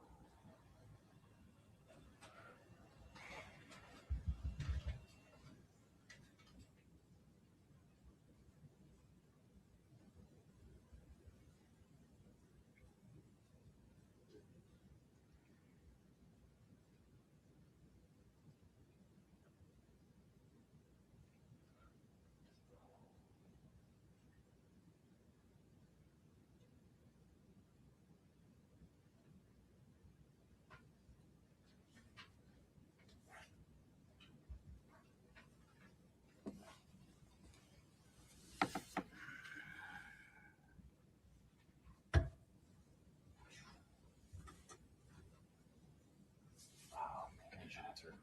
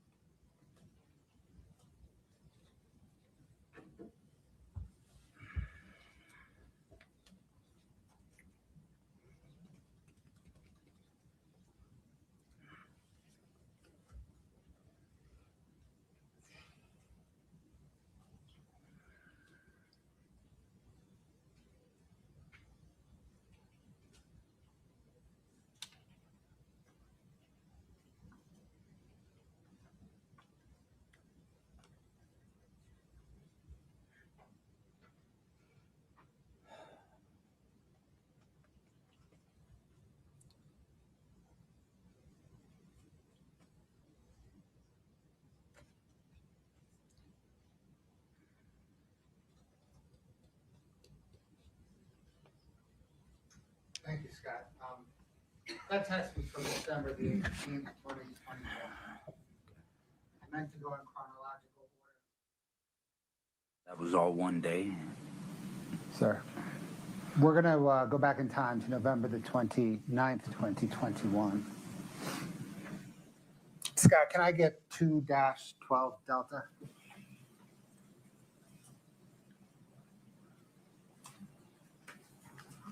Can we scroll that through that for Mr. Grossman and counsel, please?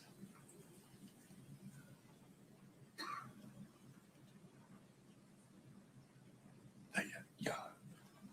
Yes.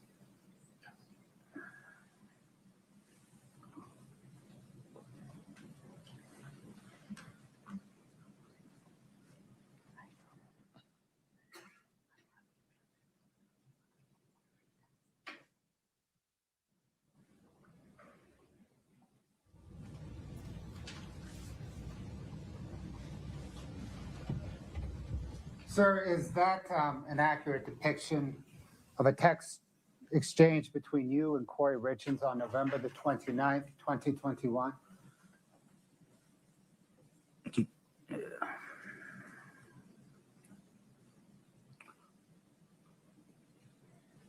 Yes. Your Honor, the state moves to admit 2-12 Delta. No objection. States 2-12D is admitted. And Your Honor, publish it, please.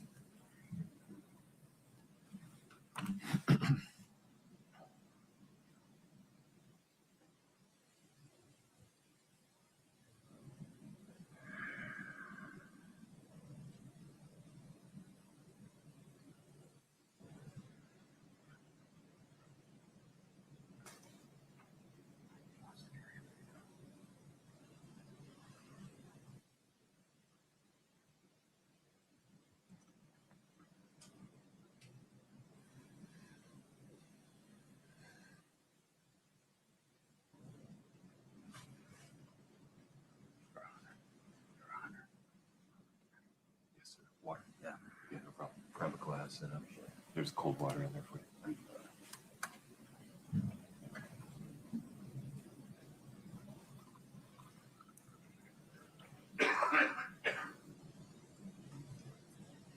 You just put it back up there.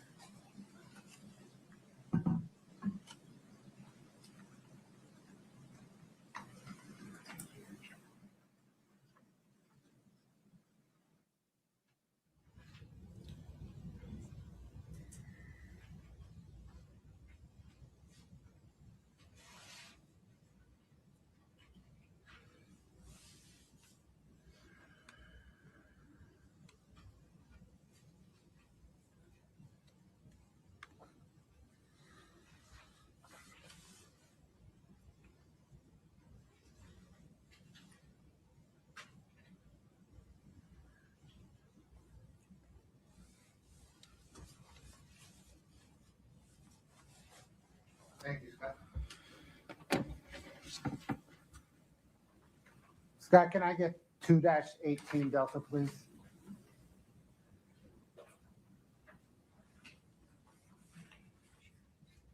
Can you please scroll through it for Mr. Grossman and counsel?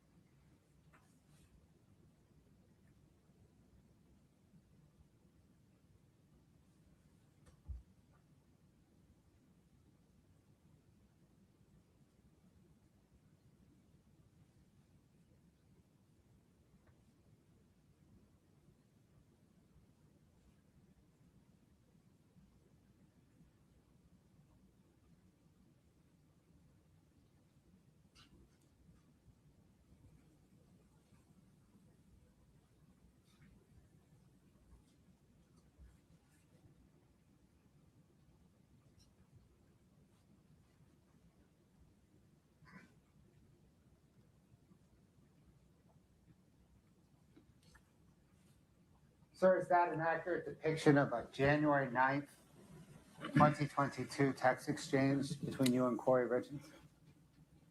I mean, I think so. I didn't necessarily recognize some of it. I saw the word dope sick in there. That doesn't, I don't know that that's, can you scroll back up to that one? That just doesn't seem like a topic of conversation of ours, but, or it doesn't seem like a word I recall. Other than that word, does it appear to be an accurate depiction? Oh, okay. Yeah. Yeah, it's a TV show. Yeah. Your Honor, the state moves 2-18D into evidence. No objection. States 2-18D is admitted. And to publish, Your Honor. There you go.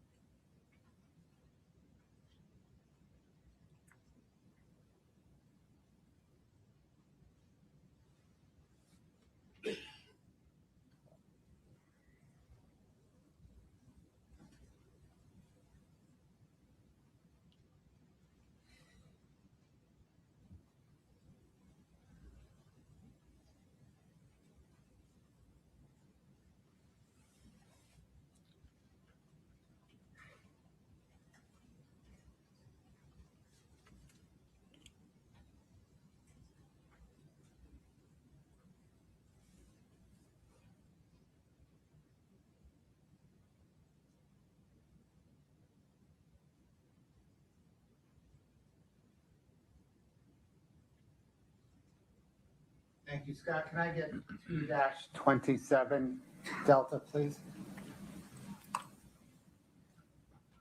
Please scroll through it for Mr. Grossman and counsel.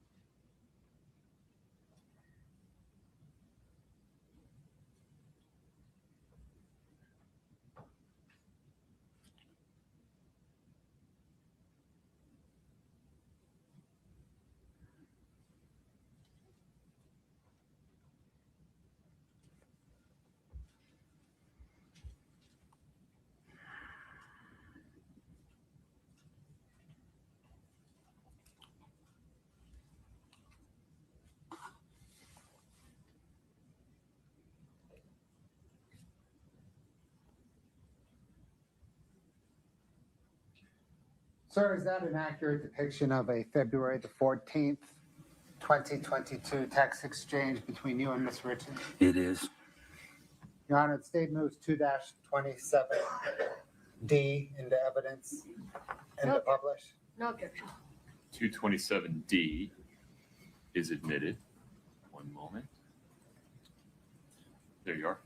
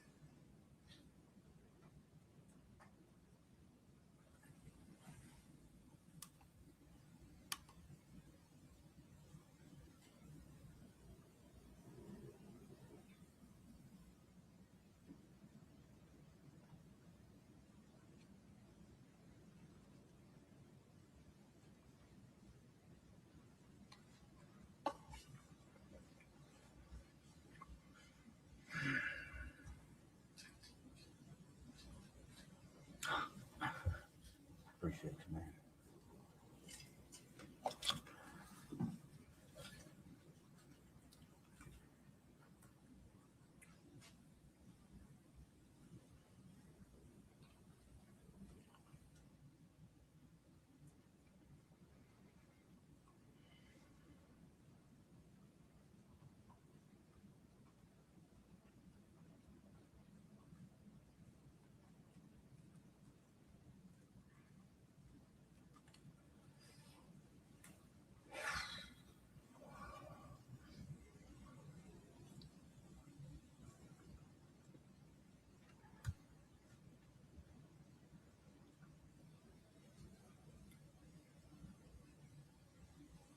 Scott, can I get 2-29D, please?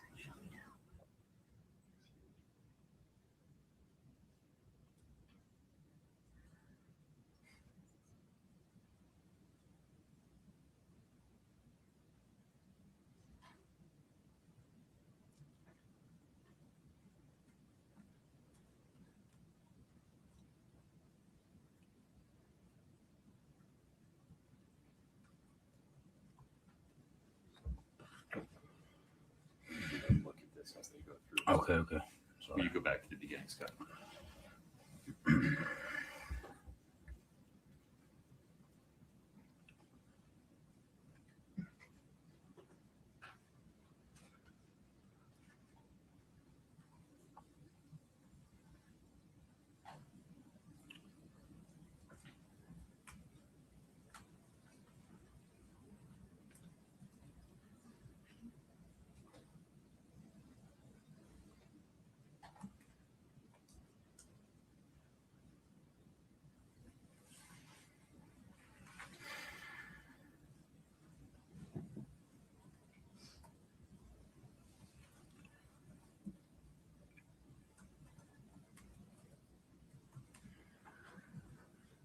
Your Honor, I'm sorry, seems we're frozen up again.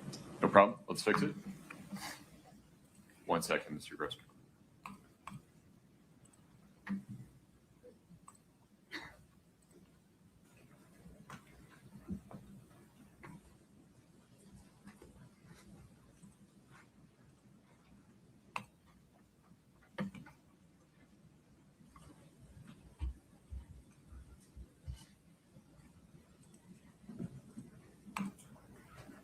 The witness has the document.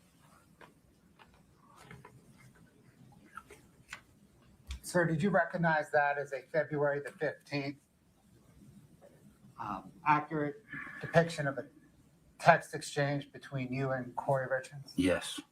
Your Honor, the state moves 2-29D into evidence. No objection. 2-29D is admitted.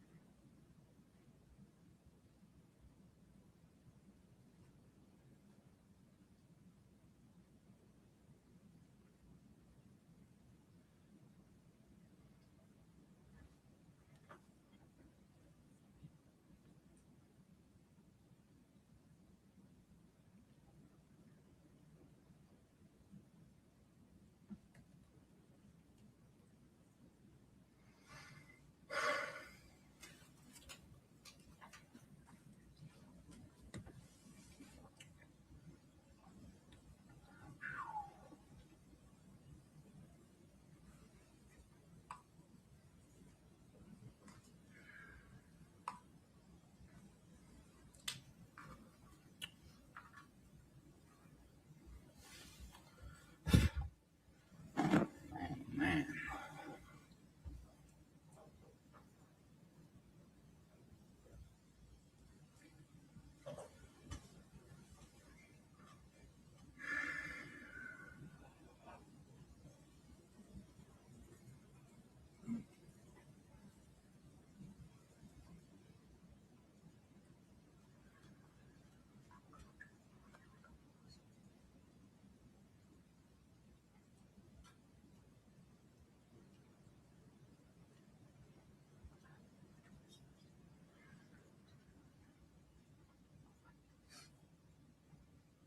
Scott, can you please bring up 2-31D?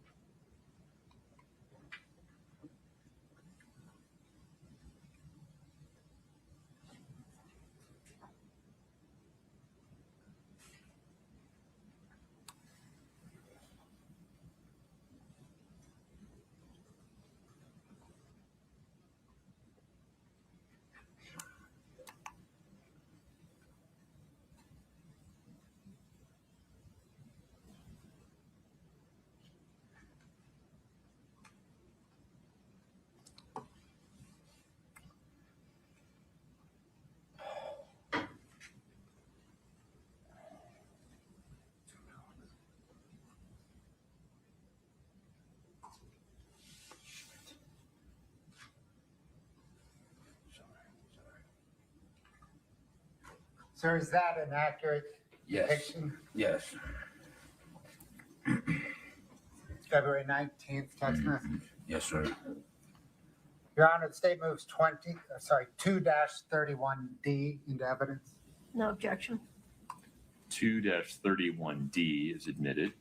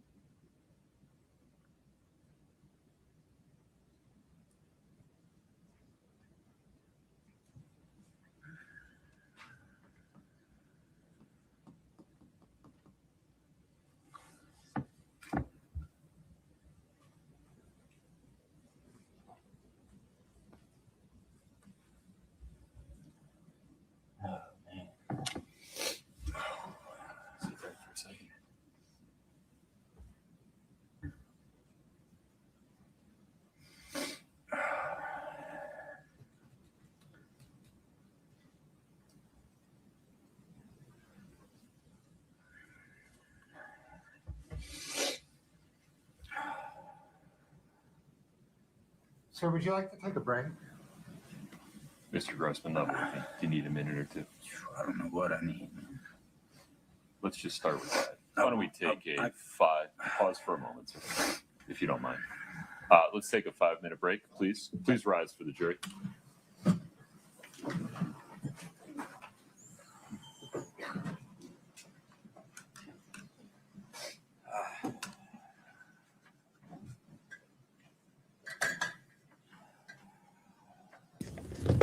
Wow. This is one of these days when you just love being able to get on here and talk about what you're seeing. Please have a seat. Mr. Grossman. Yes. I'm going to let you take a few minutes, collect yourself. You're welcome to walk around the lobby. You are welcome to use the restroom. do not speak to anyone. All right? Nobody in here.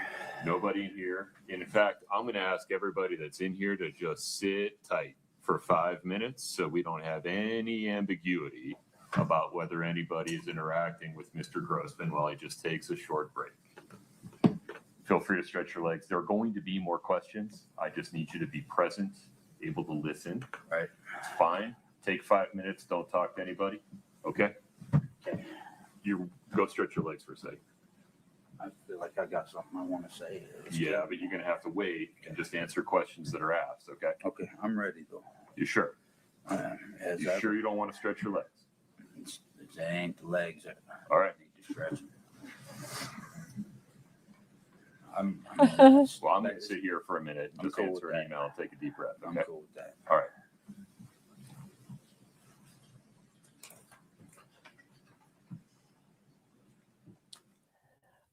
I don't think I've ever seen a witness put his head down.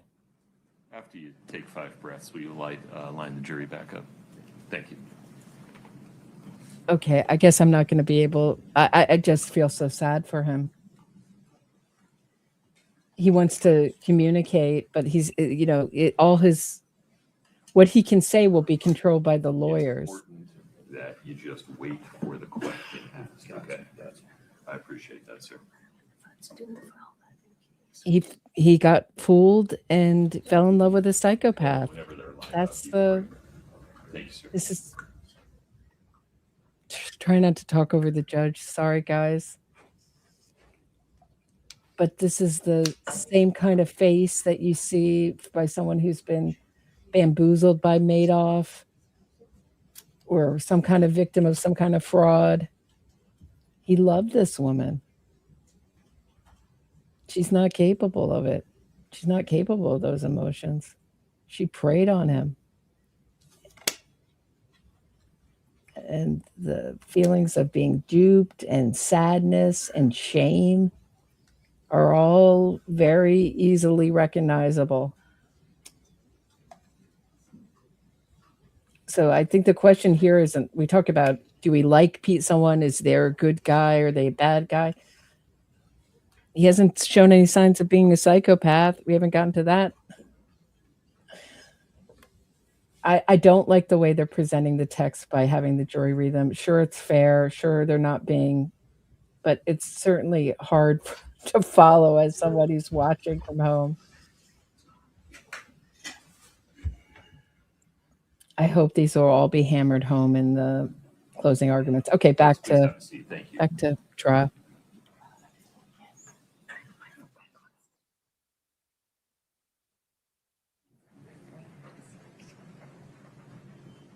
All right, have a seat. Mr. Grossman, you're still under oath. Okay. Very good.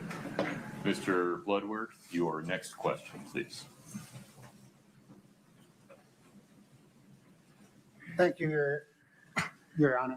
Scott, can I get 2-32D, please?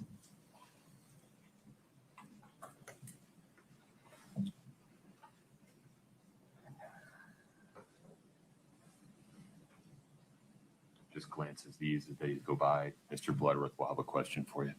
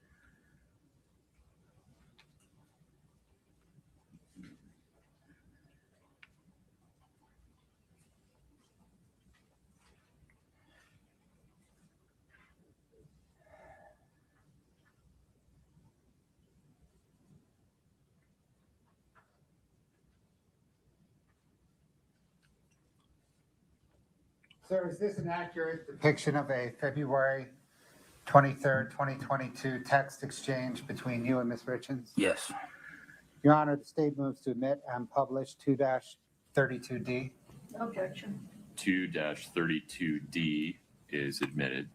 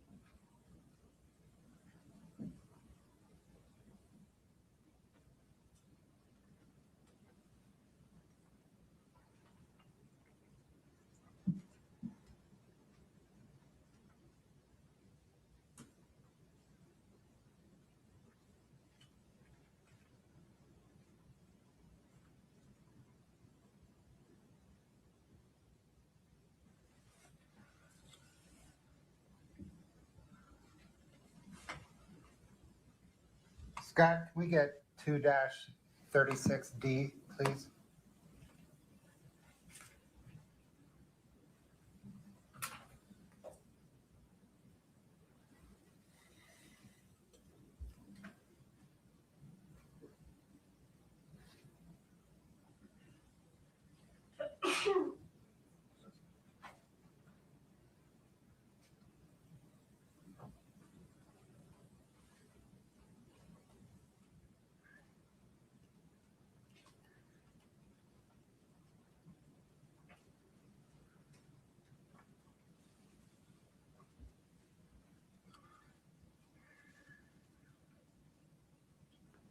Sir, do you recognize that as a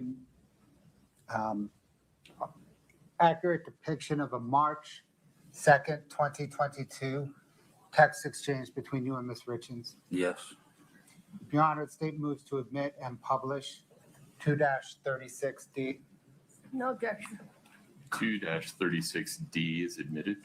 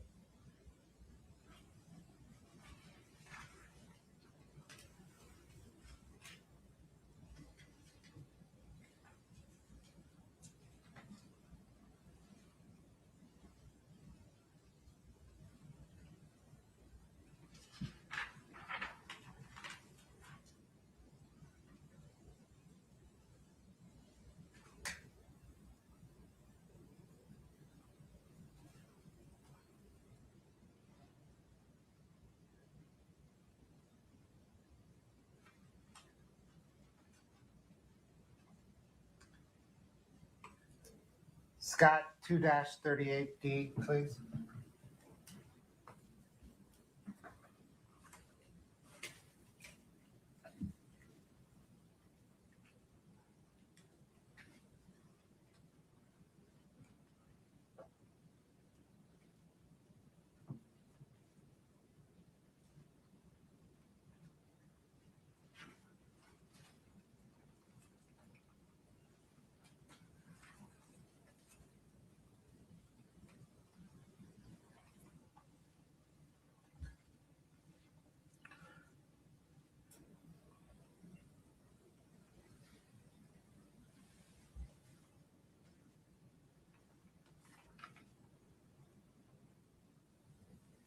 Sir, do you recognize this as an accurate depiction of a March 2nd, 2022 text exchange between you and Ms. Richins? I do. I mean, obviously, I'm not gonna remember every word in there, but I'm not saying it's not. These are our texts, period. And whether I remember them all or not, but yeah. Your Honor, the state moves to admit and publish 2-38D. No objection. 2-38D is admitted.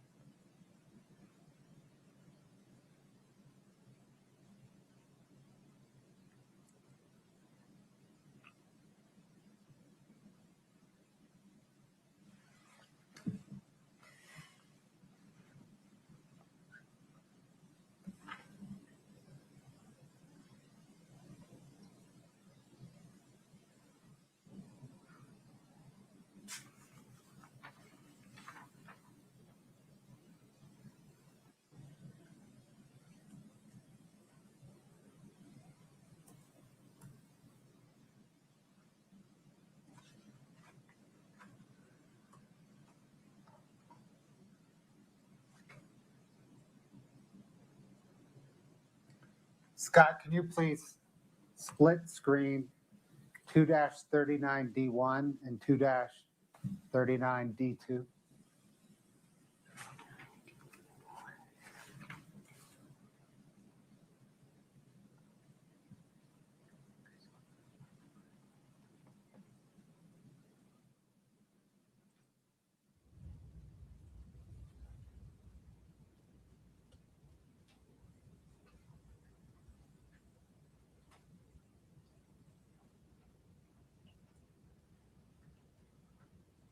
Scott, can you go to just 2-39D? Scroll through that.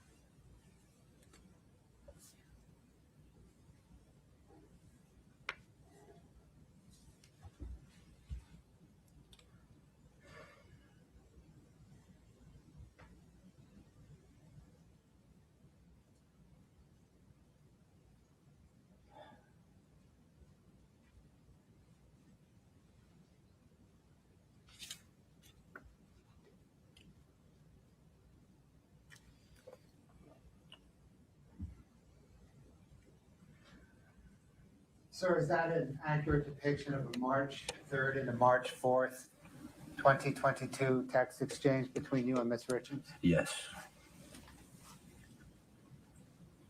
Your Honor, the state moves 2-39D into evidence.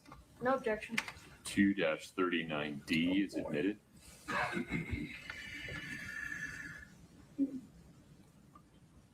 Man. Just pause for a minute. Okay.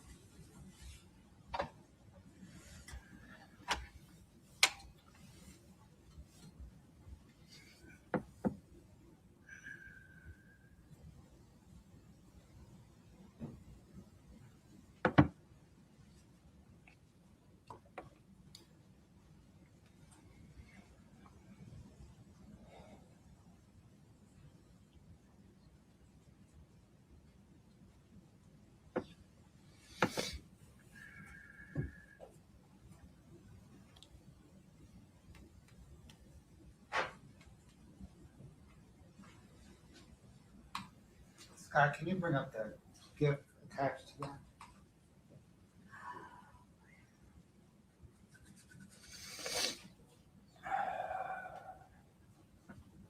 So is that an accurate moving depiction of the gift thumbnail that was attached?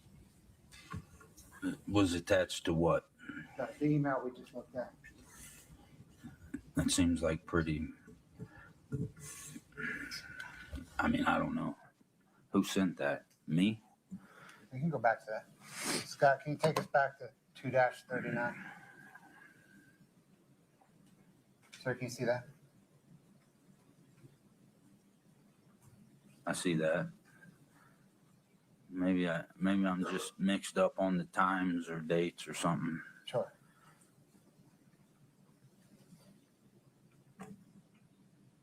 If you bring up the gift. If I sent that after reading what I just read on here, then I was, Just wait for the next question. Okay. Is that the moving version of the thumbnail that was attached? Right. Your Honor, the state moves this in. What I'd like to do, I'm not sure how they got separated. I would like to mark the the text exchange as 2-39D1, the associated GIF as 2-39D2.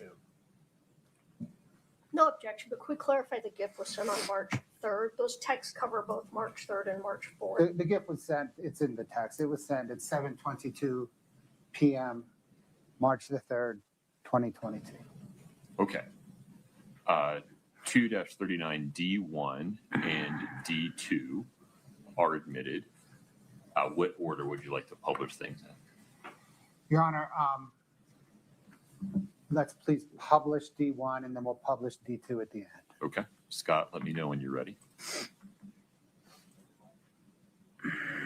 Yeah, we've walked through D1. My apologies. D1. Okay. So it's just publishing D2. Okay.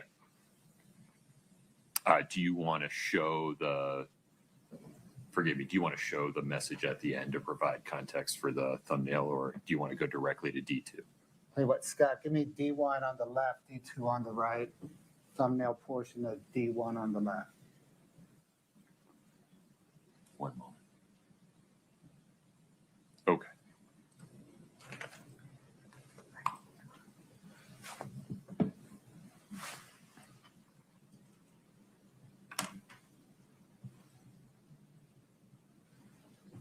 Thank you.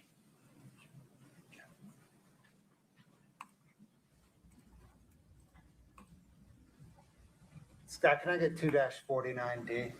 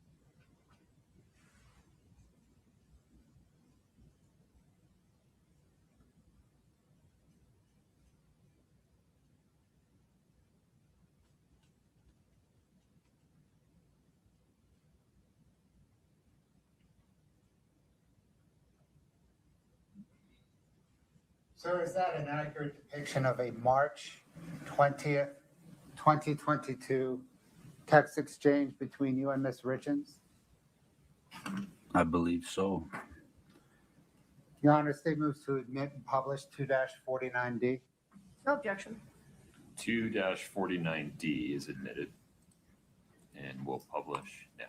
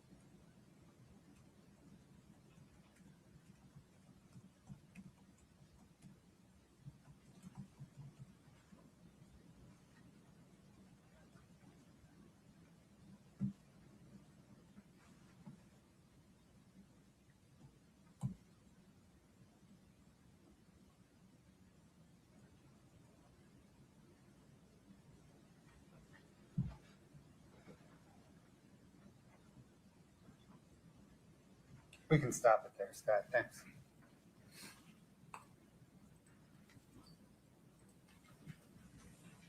Scott 2-51D.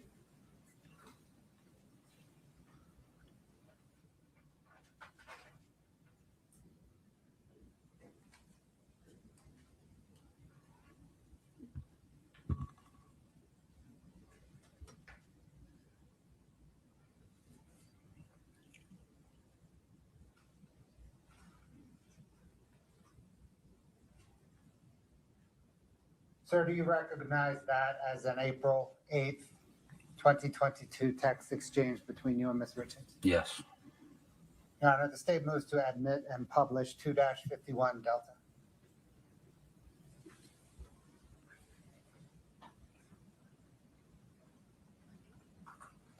Oh, sorry, no objection. 2-51D is admitted.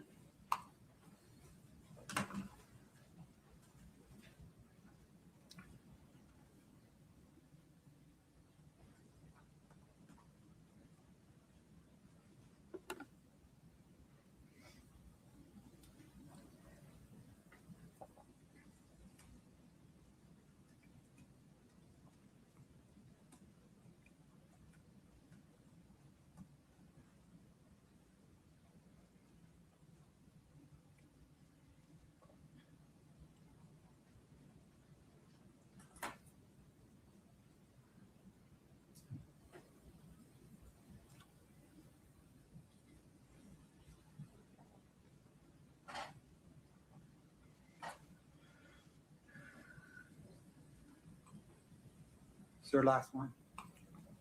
2-53 Delta, Scott.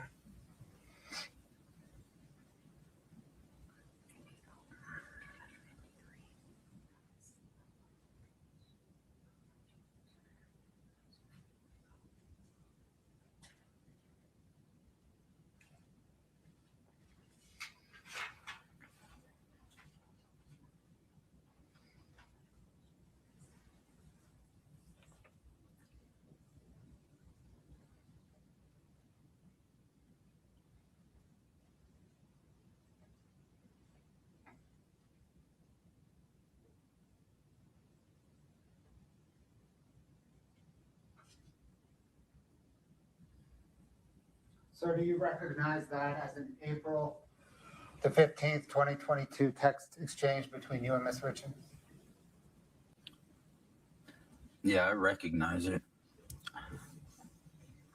I didn't have time to read it all. I'm not saying that I need to. I'd like to read it later, maybe. Okay. Your Honor, the state moves to admit 2-53D and publish. No objection. 2-53D is admitted.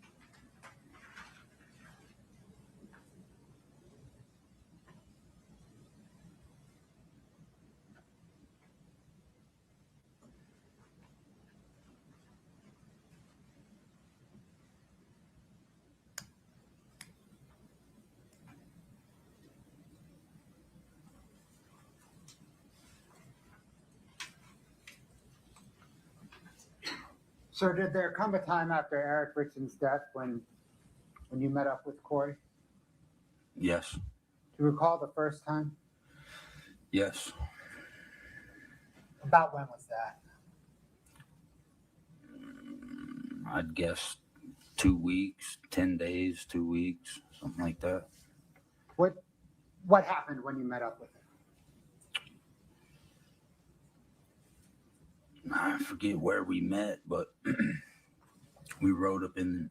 What happened when you met up with him?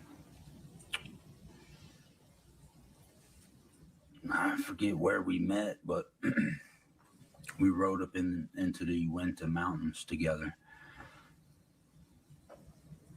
Two vehicles, I think. I can't remember. We both wound up in hers, though, in her vehicle. We sat there and talked. Did you talk about Eric? Yes. Yeah, that was the first opportunity to really, that was the first time.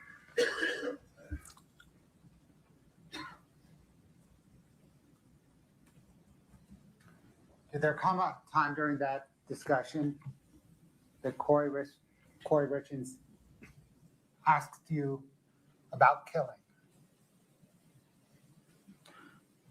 Do you want me to contextualize it? Please. So, yeah, we sat there and talked for quite a while, and I had never seen her that way, obviously. It was a heavy conversation. And I'm not used to that with her. She's not used to being open like that.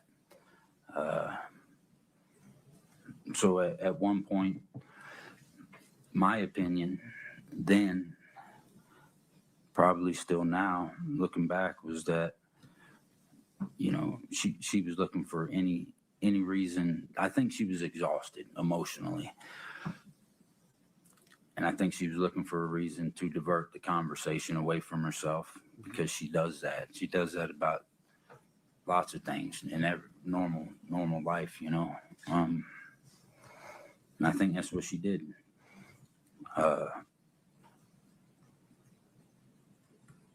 She asked me, go ahead. I'll let you ask. I know you. Sure. But did she ask you a question about killing? She did. Ask me yeah. What sir did she ask? She asked if I had ever killed anybody. And was that specific to killed anybody while serving in Iraq? Right. Did you respond? I did. Did she ask a follow-up question? Yes.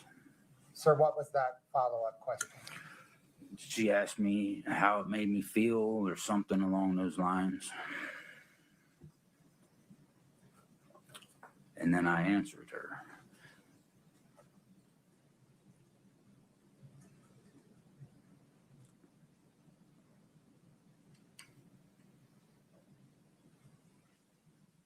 I took it as not out of the normal, though, really.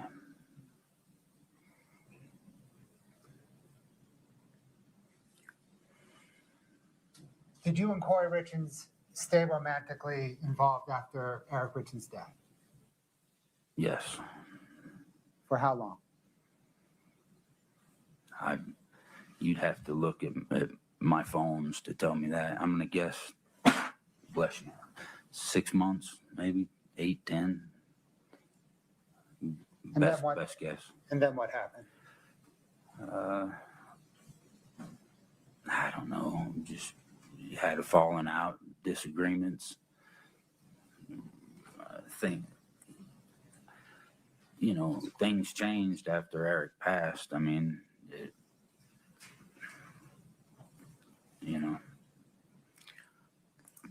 I don't know what to say. Things weren't the same. So I don't know if that led to us parting ways or what, but there was a lot on both of us. You know what I mean? Understand.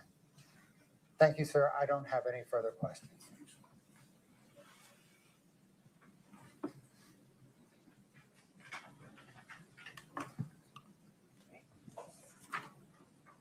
Oh, do you need to take a restroom break? May we take a restroom break? Yes. Please rise for the jury.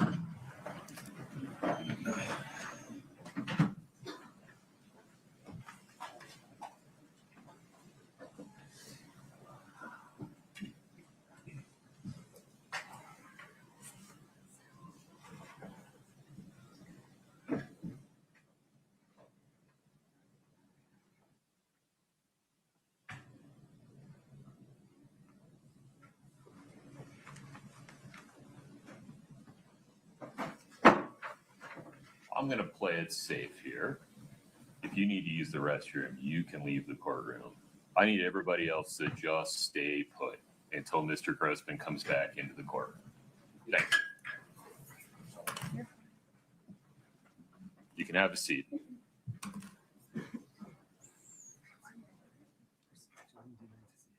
Yes, you can do what you need to do. Chris, we're going to go off the record for a couple minutes.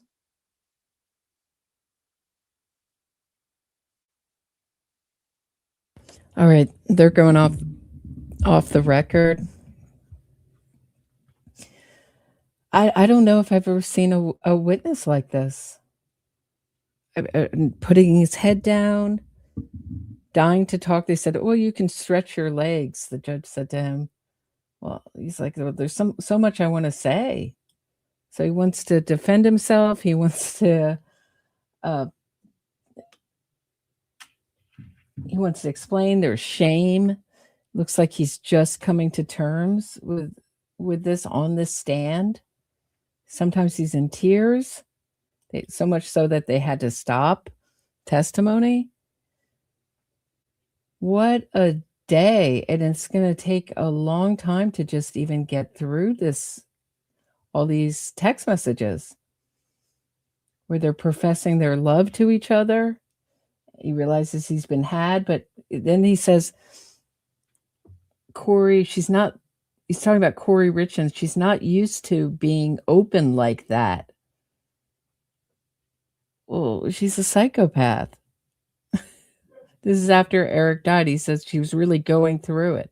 Well, I'm thinking she wanted you to think she was going through it. She really wanted to see if you might be a psychopath like she is. She's asking, how did you feel when you killed someone in Iraq?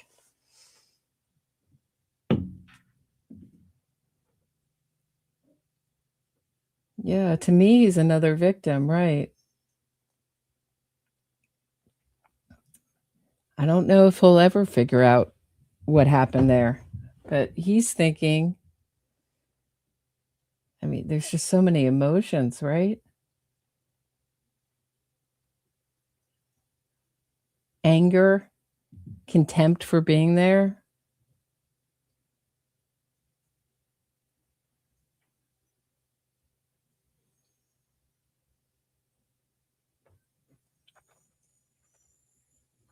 Well, that would be an easier relationship for a man, to not have a woman want to talk about her feelings all the time, right? But here she is saying, I love you. You're a wonderful, intelligent, talented man. They always go over the top, these psychopaths. They don't really, they're mimicking human feeling without really feeling it. And she's trying to get a drug history from him. It sounded like she was going to try to procure drugs from him. But she says she has a whole pharmacy of drugs at home. Really? All I heard about was that hydrocodone bottle and her Seroquel bottle. So we know that she spiked him with Seroquel. I mean, that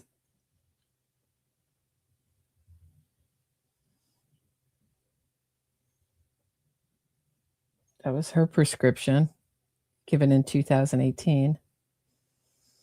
But she didn't have the farm. Why was she making it out like she had a pharmacy at home when clearly she didn't? Someone help me out with the psychopathic thinking on that. I'm not sure exactly what that was, why she was trying to.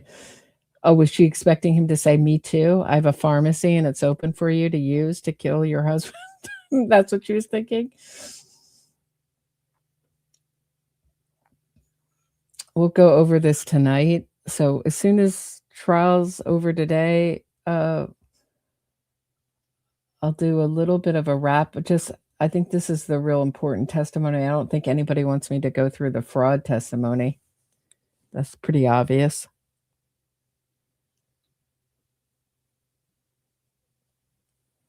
But I think she's cooked.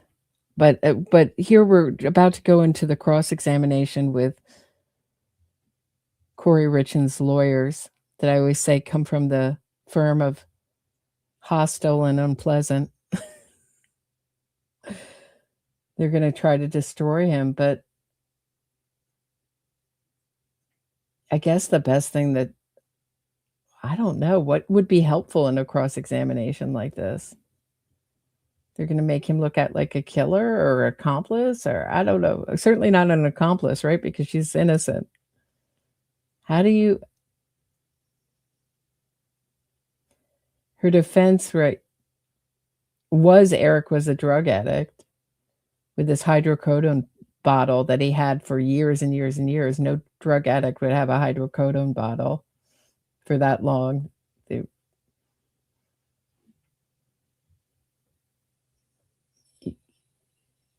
I just think the phone calls are amazing in this case. Her phone call to the medical examiner that we have on tape. I mean, you might hear testimony like that, but to actually hear that phone call, to have it taped, was something else. Yeah, I don't think he was expecting to have I think it's something else to be fooled by he sounds like he really thought that this was the one for him. But here she's saying, also another bad fact for Kouri Richins, saying if he were just gone, things would be so much better. Another damning text message. I don't know. I don't like the way they're presenting the text messages. I think someone should read them, whether it's a detective or I don't know. I've heard FBI agents read things in other cases.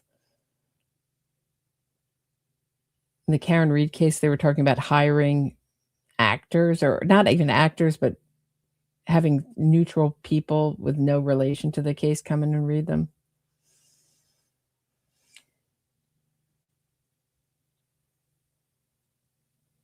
I didn't get the feeling he was on drugs. He said it wasn't his thing. She was looking for a drug addict. It looks like she was trying to set him up, hoping he was a drug addict. Here, I'm not thinking like a psychopath. I guess she was hoping he was a drug addict so she could say the drugs came from him.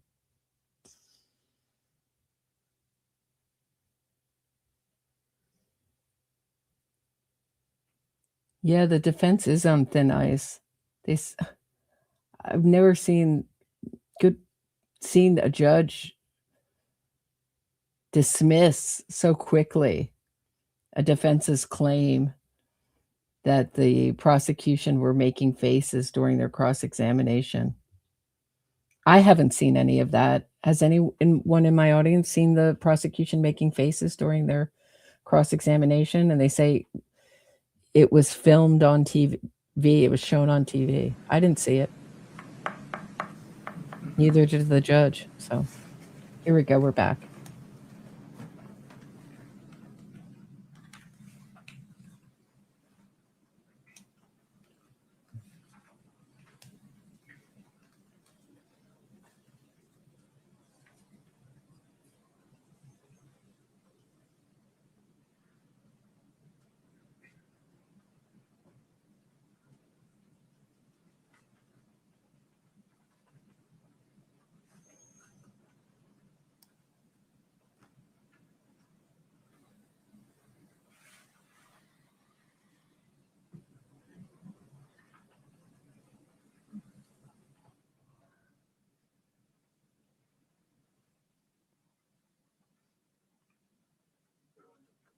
Let's do it.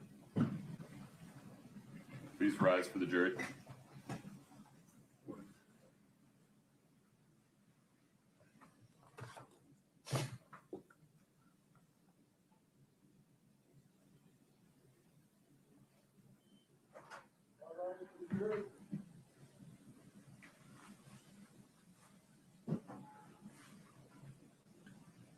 Please have a seat as you come in.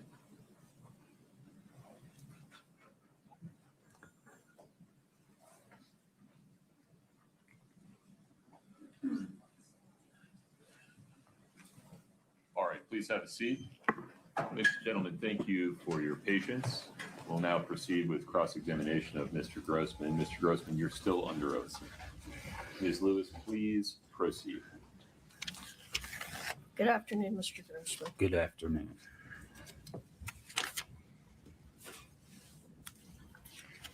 All right.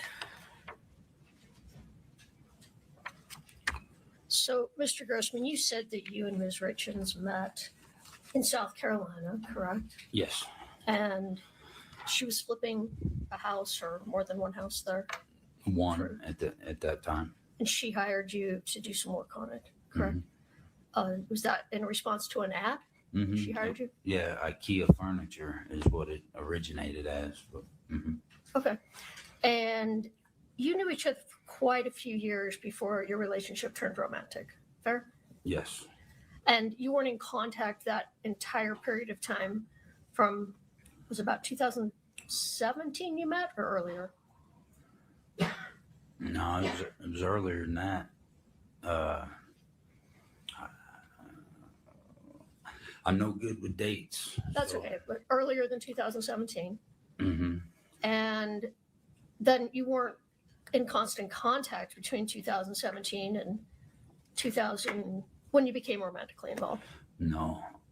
I think we had maybe 2 or 3 years we didn't speak. All right. I'm guessing here. That's fine. So in 2020, you decided to move out to Utah, correct? Mm-hmm. Yes. And one of the reasons you moved to Utah was because you were going to work on some houses with Kouri, correct? Yes. And you were interested in flipping houses yourself, fair? Yes. And that was something she was going to participate with you. Yeah. Yes. All right. So let's look at, we're going to talk about some of these text messages that the state just pulled up. And I want to ask you some questions about some of them. The first one, I believe, is State Exhibit 3-1. And this isn't actually a text message, but let's pull that up. And this has been admitted. That is not it. I don't believe. There we go. Thank you. All right. Publish this while we speak about it. So you said you recognized that as a vacation that Kouri had booked for you and Kouri. Yes. And she booked this on December 7th, correct? Yes. And then you said she told you it was a birthday present, correct? Yes. Your birthday was December 9th, correct? Right. And this vacation was scheduled for, do you recall the dates? I know it was April 29th of 2022, correct? Yes. All right. Now, you never went on that vacation, true? True. All right. Okay, let's move to, you said let me ask you this. You said that you two texted almost daily for a long period of time. Yes. Is that right? Yep. All right. But you and Kouri weren't consistently in a relationship between 2020 and 2022. There were times when it was on, times when it was off. Fair? Fair. All right. Let's pull up State's Exhibit 2-13D.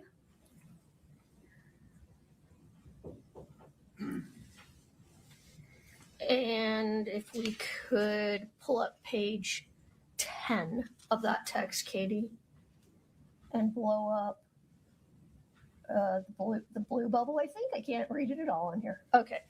So this series of text messages took place December 18th of 2021, right? It says on the bottom there. Yes, ma'am. And these messages were part of a conversation discussing ending your relationship, correct? I'm gonna need a minute.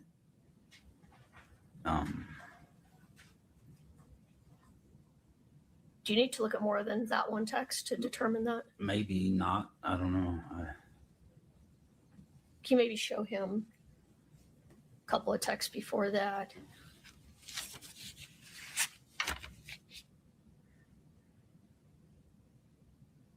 Can you see that, or do you need that blown up? Yeah, if you could zoom in a little bit, that would be good. Okay, is this this where we're starting?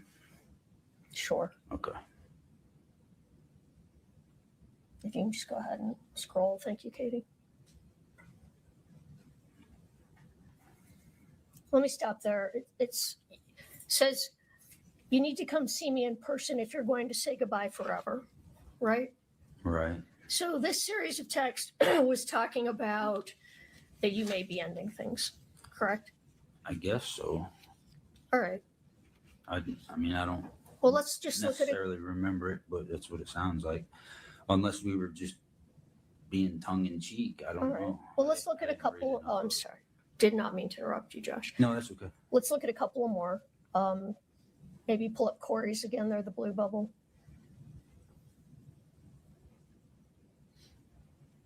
And she says that she's not mad, but you did promise to say goodbye in person. Okay. It's not what I want to do, but it's not fair. Yeah, I'm tracking now. Okay. That sounds like adios to me. So it was late 21, after the vacation was purchased, that there was a discussion about ending the relationship. Fair? Appears that way. Okay. But you didn't end it then. I mean, I don't know, maybe you did briefly, but if you did, you got back together, right? Or you resumed. I know you were never together, but you resumed your relationship. Yes. Okay. Let's look at text State Exhibit 218D that's been admitted. And Katie, could you just get to the...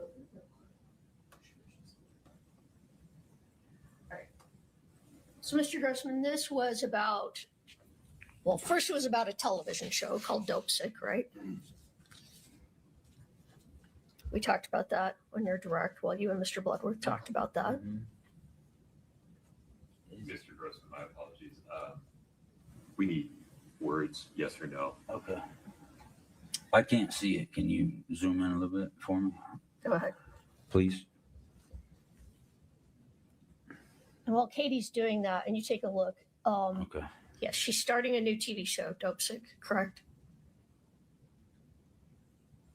Correct. All right. And she's asking you questions about if you have taken drugs, right? Yes. And you kind of go back and forth. Yes. And at one point, she tells you, and Katie will pull up the text, you can see it, that she has a whole cabinet full of all sorts of prescriptions, but it's not her thing, correct? Correct. And then can you get the painful one? And then she also tells you, and we'll pull up the text, that when she had her last child, that she had a bunch of pain pills and they were still in the cupboard. She just hadn't even taken them, correct? Yes. Okay. But you guys talk back and forth about drug use, and is it fair to say, and it's just a yes or no question, that you have on and off used illicit drugs? Fair? Fair. All right. Okay, let's move to State Exhibit 227D. And pull that up so Mr. Grossman can see the date.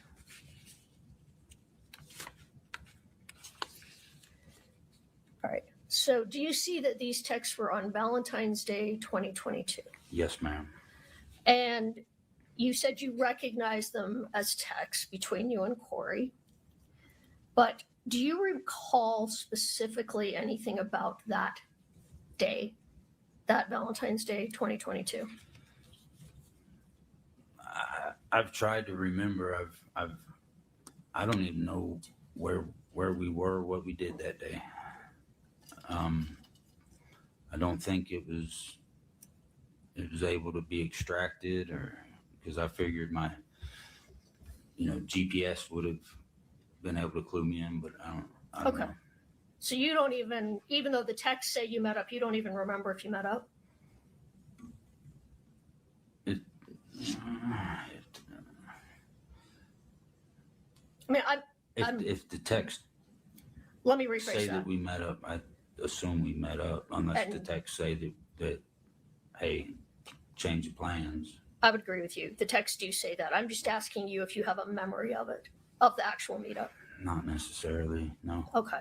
So there wasn't anything about that day that Kouri did or said that caused that particular day, July 14, 2022, to stand out in your memory. Fair?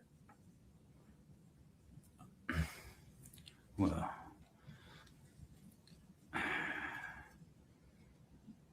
no, I can't remember where we were, and that's not That's fair. It's a while ago.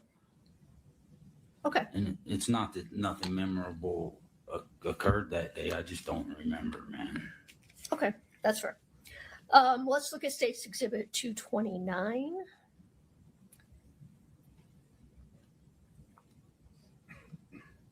And I believe it's the second and third page of those texts. So this is the next day, July 15th, 2022. And you maybe blow that up for Mr. Grossman. Is this page 2? Mm-hmm.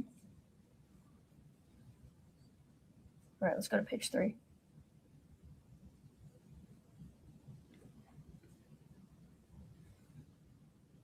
Yes, if we could blow those up. Okay, so this is where you tell Ms. Richins, I am in love with you. Yes. And go ahead, let's keep going. And she responds to you like you're actually in love with me. We're not just love each other like friends or an affair. You're in love with me, correct? Right. And that was February 15th of 2022. Yes. All right. Let me take that down.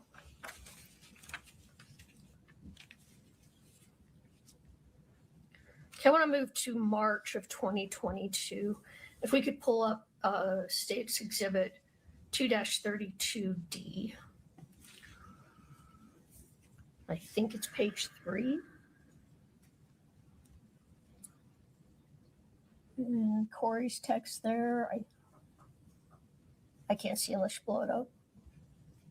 Okay, so this is the text, and this is on February 23rd, 2022. Do you see that at the bottom? Yes. And she's talking to you about the property that has ended up being called the Midway Mansion, right? Yes. And that she has a dream that you could, and actually I think she describes it in the text before, if you can go to that. She has a dream about you two living in the mansion, and that she could be divorced and you could live there and just have a farm and a number of things.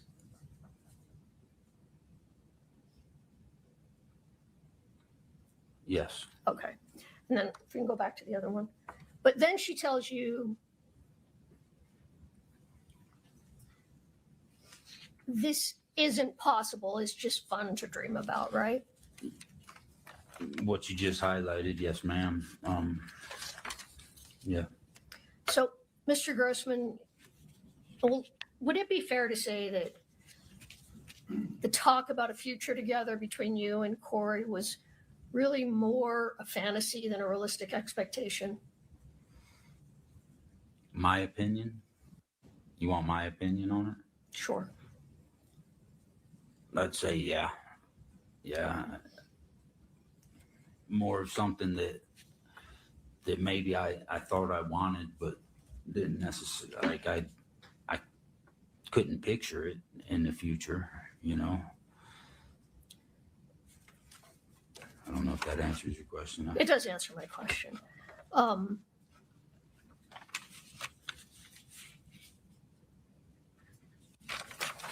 Okay, let's move on to 2-36D, State's Exhibit.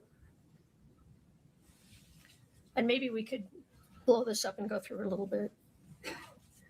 So these texts were on March 2nd, 2022, 2 days before Eric Richins' death, right? Or a day before. Yeah, about a day and a half, right? Because he died early morning, 2022, or March 4th. Okay, if we can scroll a little bit. A little farther. Now, in these texts, Ms. Richins is telling you that she's going to be closing on the property in Midway. Is that right?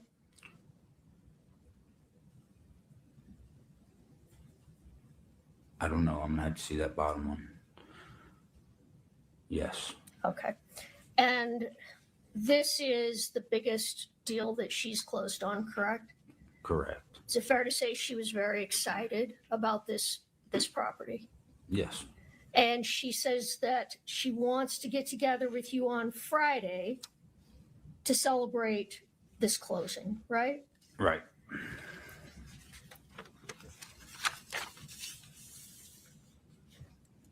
And what was your plan on Friday to get together to celebrate? We were supposed to meet sometime mid-morning for brunch. Brunch and mimosas was the plan. Okay. Can we pull up States 238-D? We go to the one where it says hang in there.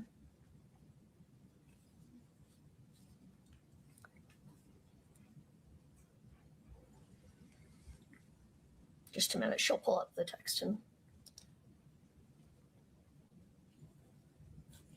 Well, you can't see it on the screen. Okay, here we go. So this is again March 2nd, 2022 in the evening, right? Yes.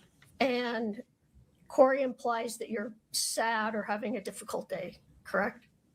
Yes. Do you remember why you were sad? If you don't, that's fine, but if you do. I don't. Okay. No, ma'am. That's fine. And she tells you to just give her a few days and hang in there until Friday, correct? Yes. Well, let me ask you this. When she told you to hang in there till Friday, was that because she was planning on meeting you for brunch on Friday? Do you know why? Hold on. Are you referring to the Friday or to the last question?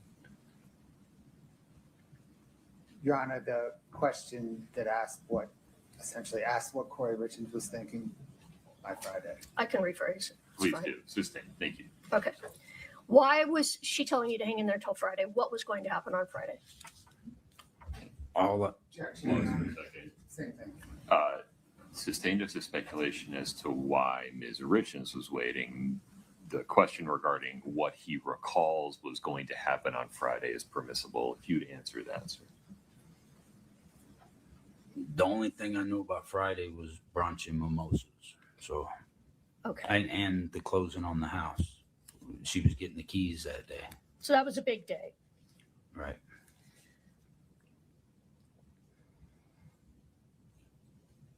Did she ever tell you that you were going to be together on Friday permanently? I think he can say yes or no. We're not asking what Ms. Richins said specifically. It's very specific in that question, sustained. All right, let me ask it this way. Did you ever have the impression that come Friday, the two of you were going to be together forever? Objection, Your Honor. Foundation on how he would get an impression. I'm going to overrule that one. Go ahead, sir. No. Did you ever have any impression that as of Friday, Eric Richins would be out of the picture? No. All right. And then let's go to 239D1.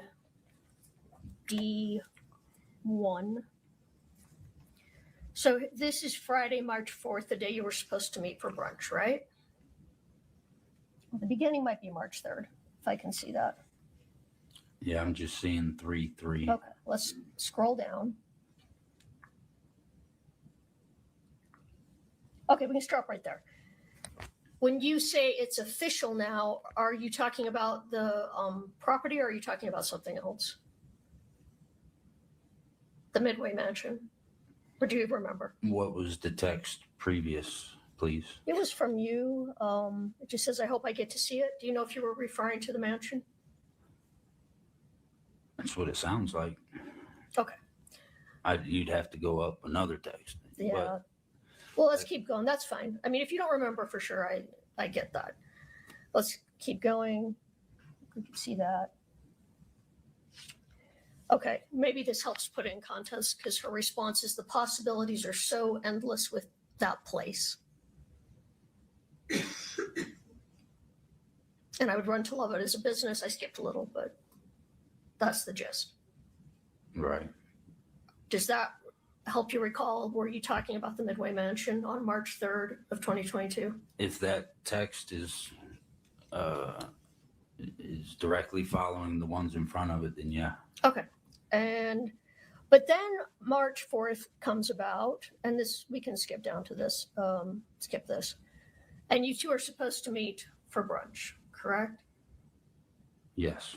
But Kouri doesn't show up, Right. and you text her to see what's happening Yes. and why she isn't there. Yes. It's not like her to not show up. It's not like her to be a minute late. Okay. And that's when you find out that Eric Richins had passed away that early morning. So I thought it was my recollection when she says brunch, I'm thinking 10 o'clock sharp, right? Okay. And I thought that I texted her because I could just sense, I could feel something was wrong because she was late. I hadn't heard anything from her. So I texted her, is everything okay? And she responded, that's when she told me. But like, I thought it was, how do I say it? I thought all that would have happened prior to noon at least. But can I say? Yeah, go ahead. But I was shown texts that say that it happened at 2 o'clock, but I thought it happened earlier. So your question was that morning. I don't know if it was that morning. I thought it was that morning, but I've seen texts that say 2 p.m. So All right. So your recollection is different time-wise as to what shows on these texts. I think so. At one point in time, I asked for some texts of mine and hers so I could review them. You asked who for some texts? I was in a meeting. Miss Margaret provided them with me. And by Ms. Margaret, do you mean the county attorney, Ms. Margaret Olson? Yes, ma'am. Okay. But all I got was the month of March, but it was like that. So What do you mean when you say it was like that? It was thick. There were a lot of text messages that month. So I'm not faulting her for stopping there, but I just want to make the record clear. You said you held your thumb and finger together about an inch. So you got about an inch worth of pages of text. right. Okay. And they were just for the month of March. And because I was trying to figure out what happened too, Okay. So I'm going through them and the timelines on them. I'm not saying this is the case, but to me, they appeared off by several hours. like my text, something that I thought I sent at 11 a.m. would be 4 p.m. or whatever the case was. And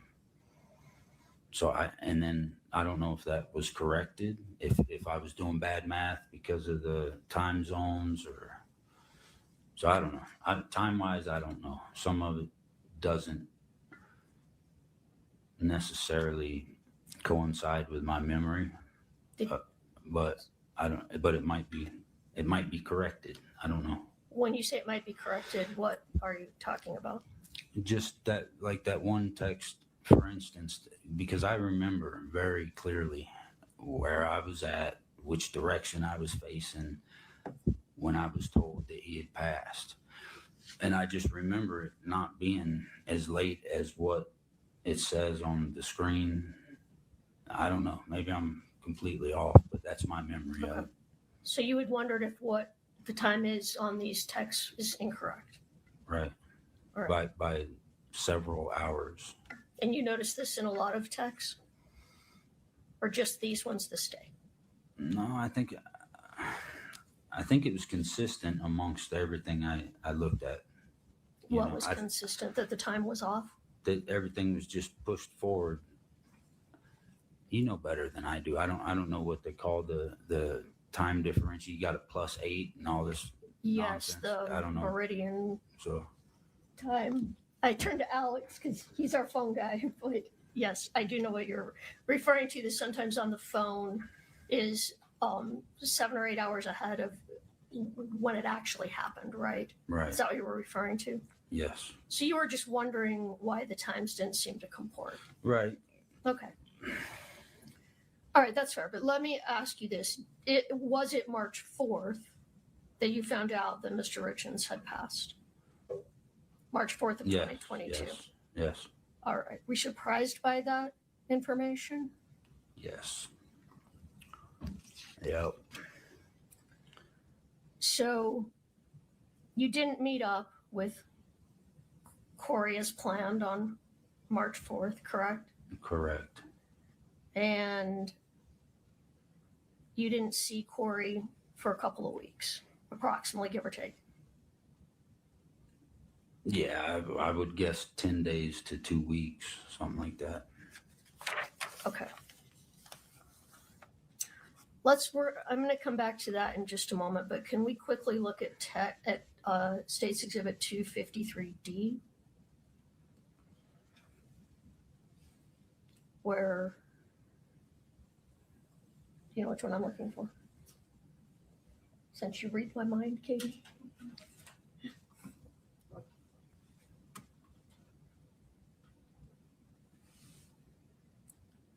Okay, this is when Ms. Richins tells you that she found out that Eric died of a fentanyl overdose, right?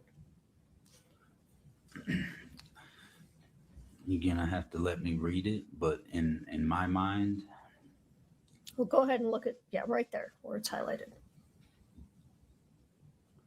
you know, I didn't know what fentanyl was then, so I don't know if that's why it didn't stick, but I remember, I mean, I can go through and read all this if you want me to. No, I just want to know if this is the text where she told you. I mean, you don't have to know what fentanyl is. Is this the text? It's written right there. All right.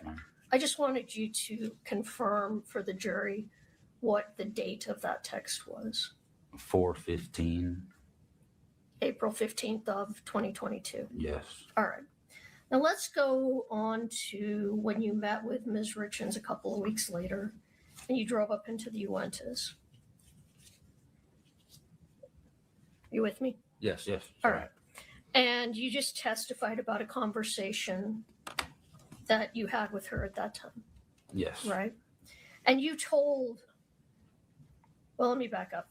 You were interviewed by, I don't know if it was by the prosecution or by their investigator in about the spring of 2023 about this case. Is that right? It was warm outside. I don't remember. Was it shortly after Kouri was arrested? I think, yeah. Okay. And that's when you told them about this conversation, right? No. When did you tell them about the conversation? Let me ask this question. you're the one that told them about this conversation. That information came from you, correct? Yes. Why did you tell them about this conversation?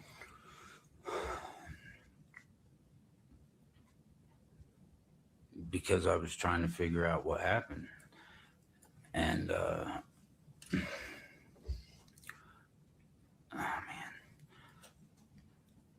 so never for a moment did I have a clue, a hint, not a fleeting thought that something intentionally might have happened to him, right? Right. Let alone from her. So, I think we'd gone a year without speaking at that point, and I don't know if I turned on the truck radio and I heard she wrote a book and wasn't surprised, but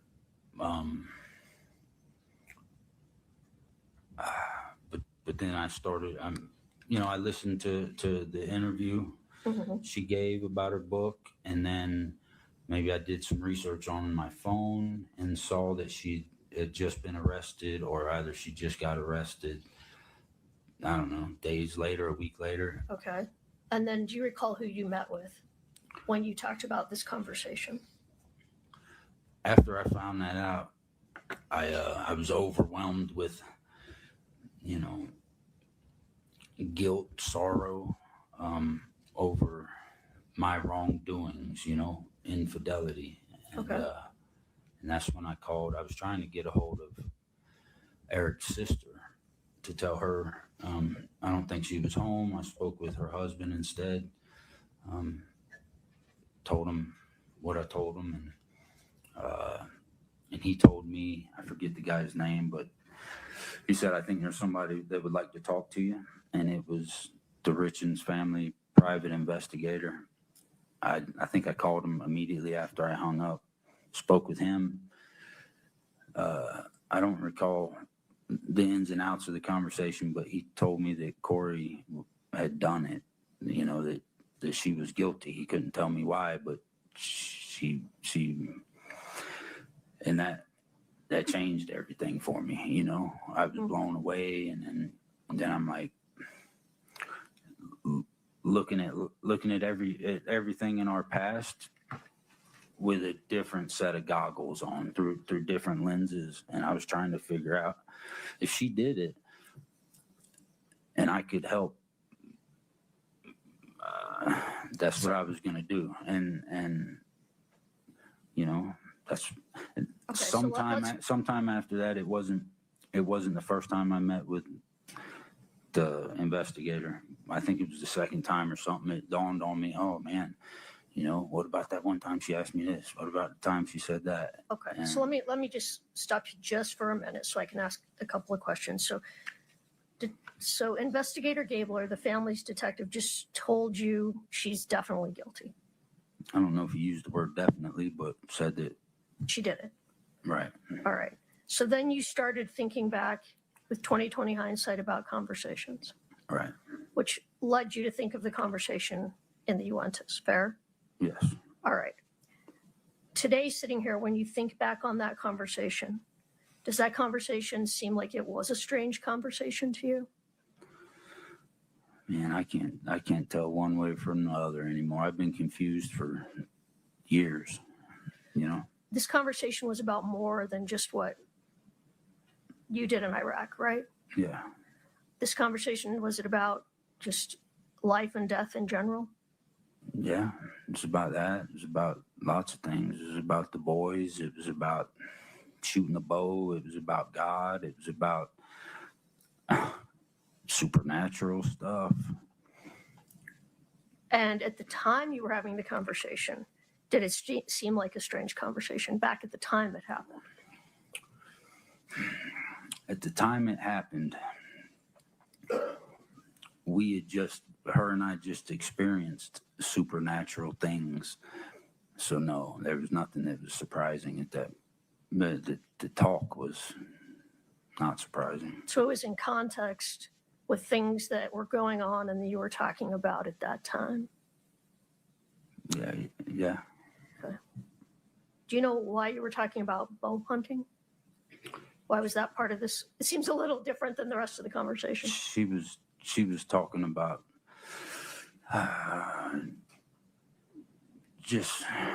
she was talking good things about Eric and how phenomenal of a man. And I don't know. And she mentioned it, how good her boys were, or I can't remember. One of them can, one of them can't at that time. Bow hunt? Well, I don't know. It was one of them was shooting a bow, one of them went. Oh. I don't remember. But So she wanted to learn to shoot a bow. Is that what that was about? she did. She told me that. Okay. Or she already knew how. I don't remember.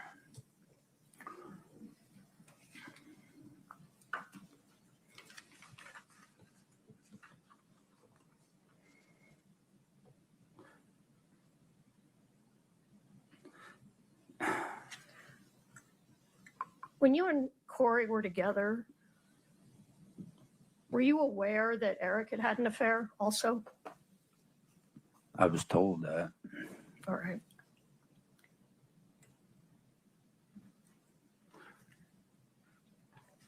You'd mentioned during direct that you did work for Kouri here in Utah and that sometimes she would just pay you in lump sums. Do you recall that? Yes.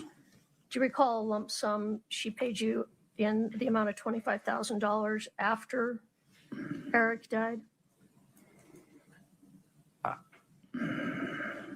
I remember that lump sum. My timeline's pretty foggy though. Okay. I feel like it was after he passed. Yes. Okay. And was that for a house that you flipped together that she felt she owed you money on? Yeah, I think Is that what you thought it was anyway? that was, if not all of it, that was definitely a large part of it. I mean, I don't know. Yes. You were aware that Kouri got a life insurance policy, right? Yeah, she texted me one time. I believe she texted me. She had just found out and sent a text like, look at this kind of thing. And what was her reaction about receiving that life insurance? I don't know. It was through texts, I believe. Well, And she just seemed like surprised. Like it was unexpected. it was unexpected she was going to get that policy, is what your impression was of her demeanor. Yes. We're sitting here right now. I mean, it's in the text messages though. Okay. Would it be fair to say that Kouri was protective of Eric and his reputation? Yes. So after Eric passed away, did Kouri see you as often as before he passed away? No. I mean, immediately thereafter, we didn't see each other at all for a little span of time. And then, no, I think she was doing things with other people, grieving, whatever she was doing.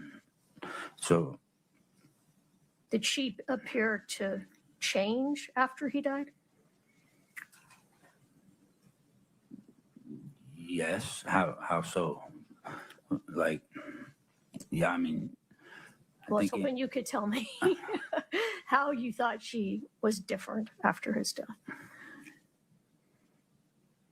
I would just say in the normal ways that anybody would be different after something of that magnitude. I mean, the effect it has on her children and how she's got to handle that.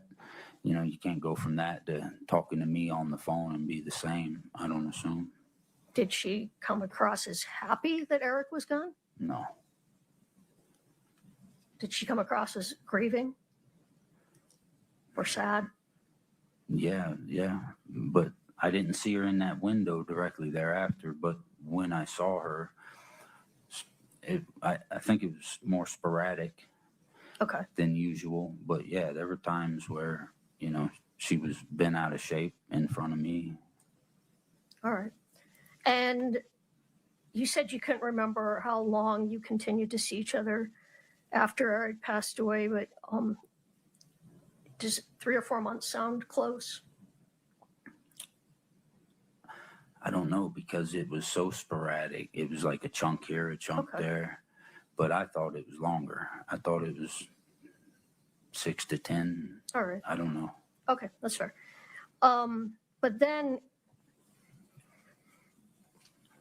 Kouri ended the relationship, correct? Right. And what was your feeling about ending the relationship? I mean, were you sad? Yeah. Did Kouri, though, appear to have made up her mind? It was just done?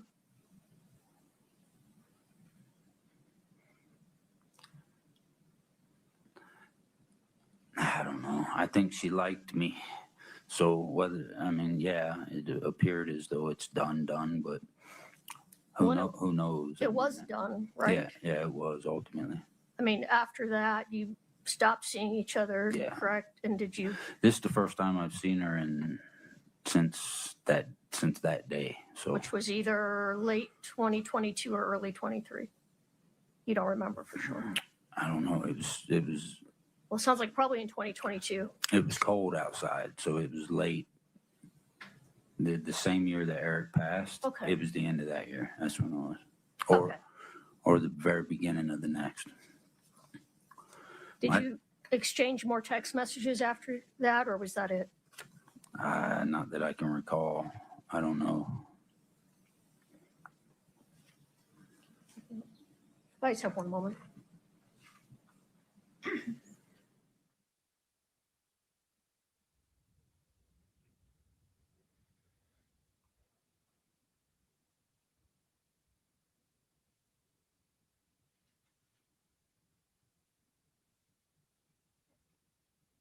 Thank you, Mr. Grossman. I don't have anything further. So when you and Kouri Richins were in the Uintas 10 to 14 days after Eric's died, we were talking about a lot of things, right? Yes, primarily that, because I hadn't even spoken to her hardly. So I was trying to see how she felt, you know what I mean?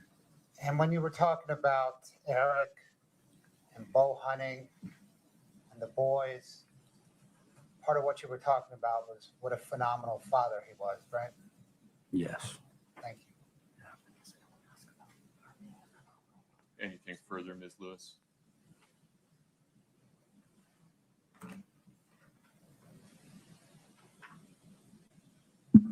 Phenomenal father. Yeah. Please listen to me. Sorry. It's okay. Did Kouri give you an impression about how she felt that the boys had lost their phenomenal father? Objection, Your Honor, hearsay. Sustained. Anything further, Ms. Lewis? Could we approach? Sure.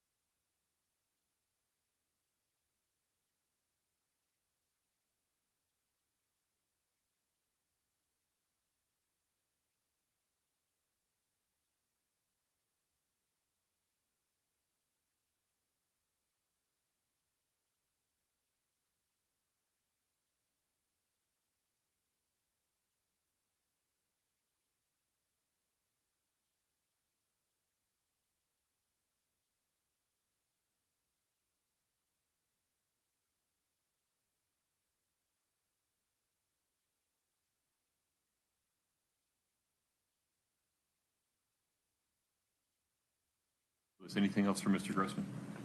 No, Your Honor. Okay. Counsel, may we release this witness? Yes, Your Honor. Yes, Your Honor. Sir, you are free to go. Thanks. Sorry. Thank you for your patience. All right. Please watch your step.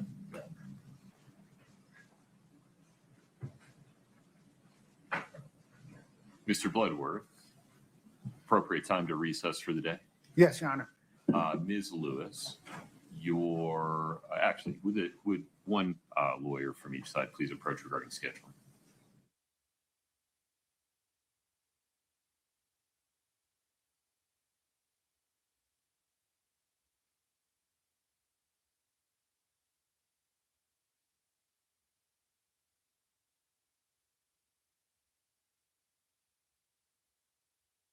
Folks, we're going to start at 9:30 a.m. tomorrow morning. Between now and then, please maintain some discipline. Do not speak about the case. Don't allow anybody to speak to you about it.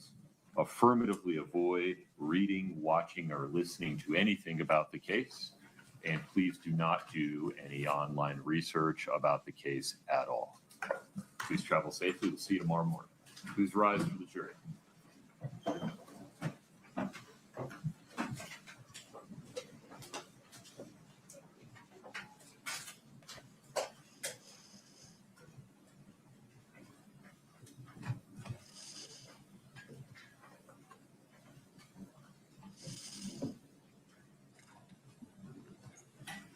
Please have a seat.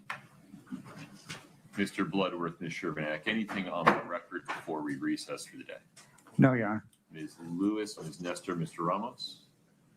No, Your Honor. Okay. We'll be in recess until 9:30 tomorrow morning. Thank you. Please travel safe. Okay, we are done for the day. I'm going to try something a little bit different in that, hold on, let me stop sharing, okay?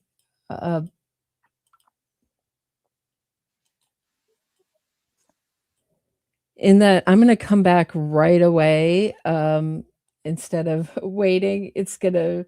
And we're going to go over his testimony. This is Josh Grossman, the testimony that we've been waiting to hear from. I don't think particularly helpful in the testimony itself. I'm not talking about the evidence shown. I'm just talking about the testimony shown. I don't think particularly helpful for either side necessarily. But I have this scheduled way late. I didn't know how long it was going to go, but instead I'm going to come back like in 5 minutes. So look for the stream and we're going to go through it. Okay. But what an incredible day of testimony. I don't think I've ever seen someone in court put their head down like that. Have you? Just like a child, like puts his head down on his school desk. And I have some stuff to talk about where he's been. Why they weren't even sure, the prosecutors, it sounds like, just from the reporting on this, who knows, take it with a grain of salt. Take all true crime reporting with a grain of salt. It's also changeable. And unless it's from the court documents, and even there, you might want to have some skepticism before a trial. That you just don't know. You just don't know. The way our court reporting is so bad in this country and other countries on these cases. Take it all with a grain of salt. But apparently they didn't think he was going to even be sounds like from this one article I just read, testify in this case. I don't know how they were going to verify. I guess they were going to verify the text messages and that's it. But there he is. Kind of makes sense as to why he came in when he did. If that's the case, I'd love to talk to the prosecutors about it. So I'm coming back in 5-10 minutes. I'll see you then. Have a great one, everybody. See you in the next, come back for the next stream. Please support the channel. It's a long and hard work streaming these trials. All right. Links are in the description of this episode.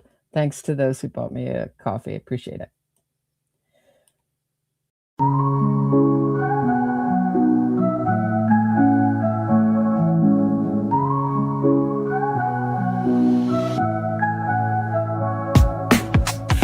check, Roberta strides through the static haze.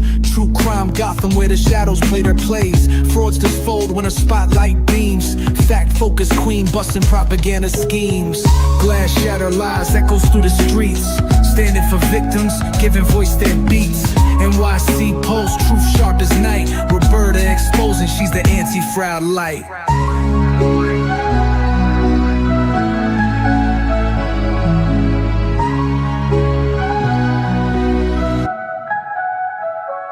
Hard cash warrior, dissecting state and defense. Twisted innocence, claims breaking pretense. Gotham's truth seeker cuts clean with the blade. Facts in the forefront, no justice gets swayed. Cold facts drip heavy, real talk unfurls.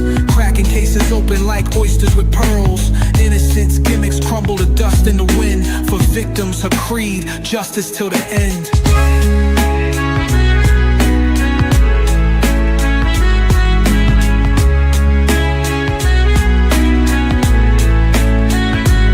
Headphones blazing, she drops heavy artillery. Narratives twisted, meet blunt object civility. Roberta got receipts that unravel the ploy, exposing the lies these fraudsters deploy. Glass shatters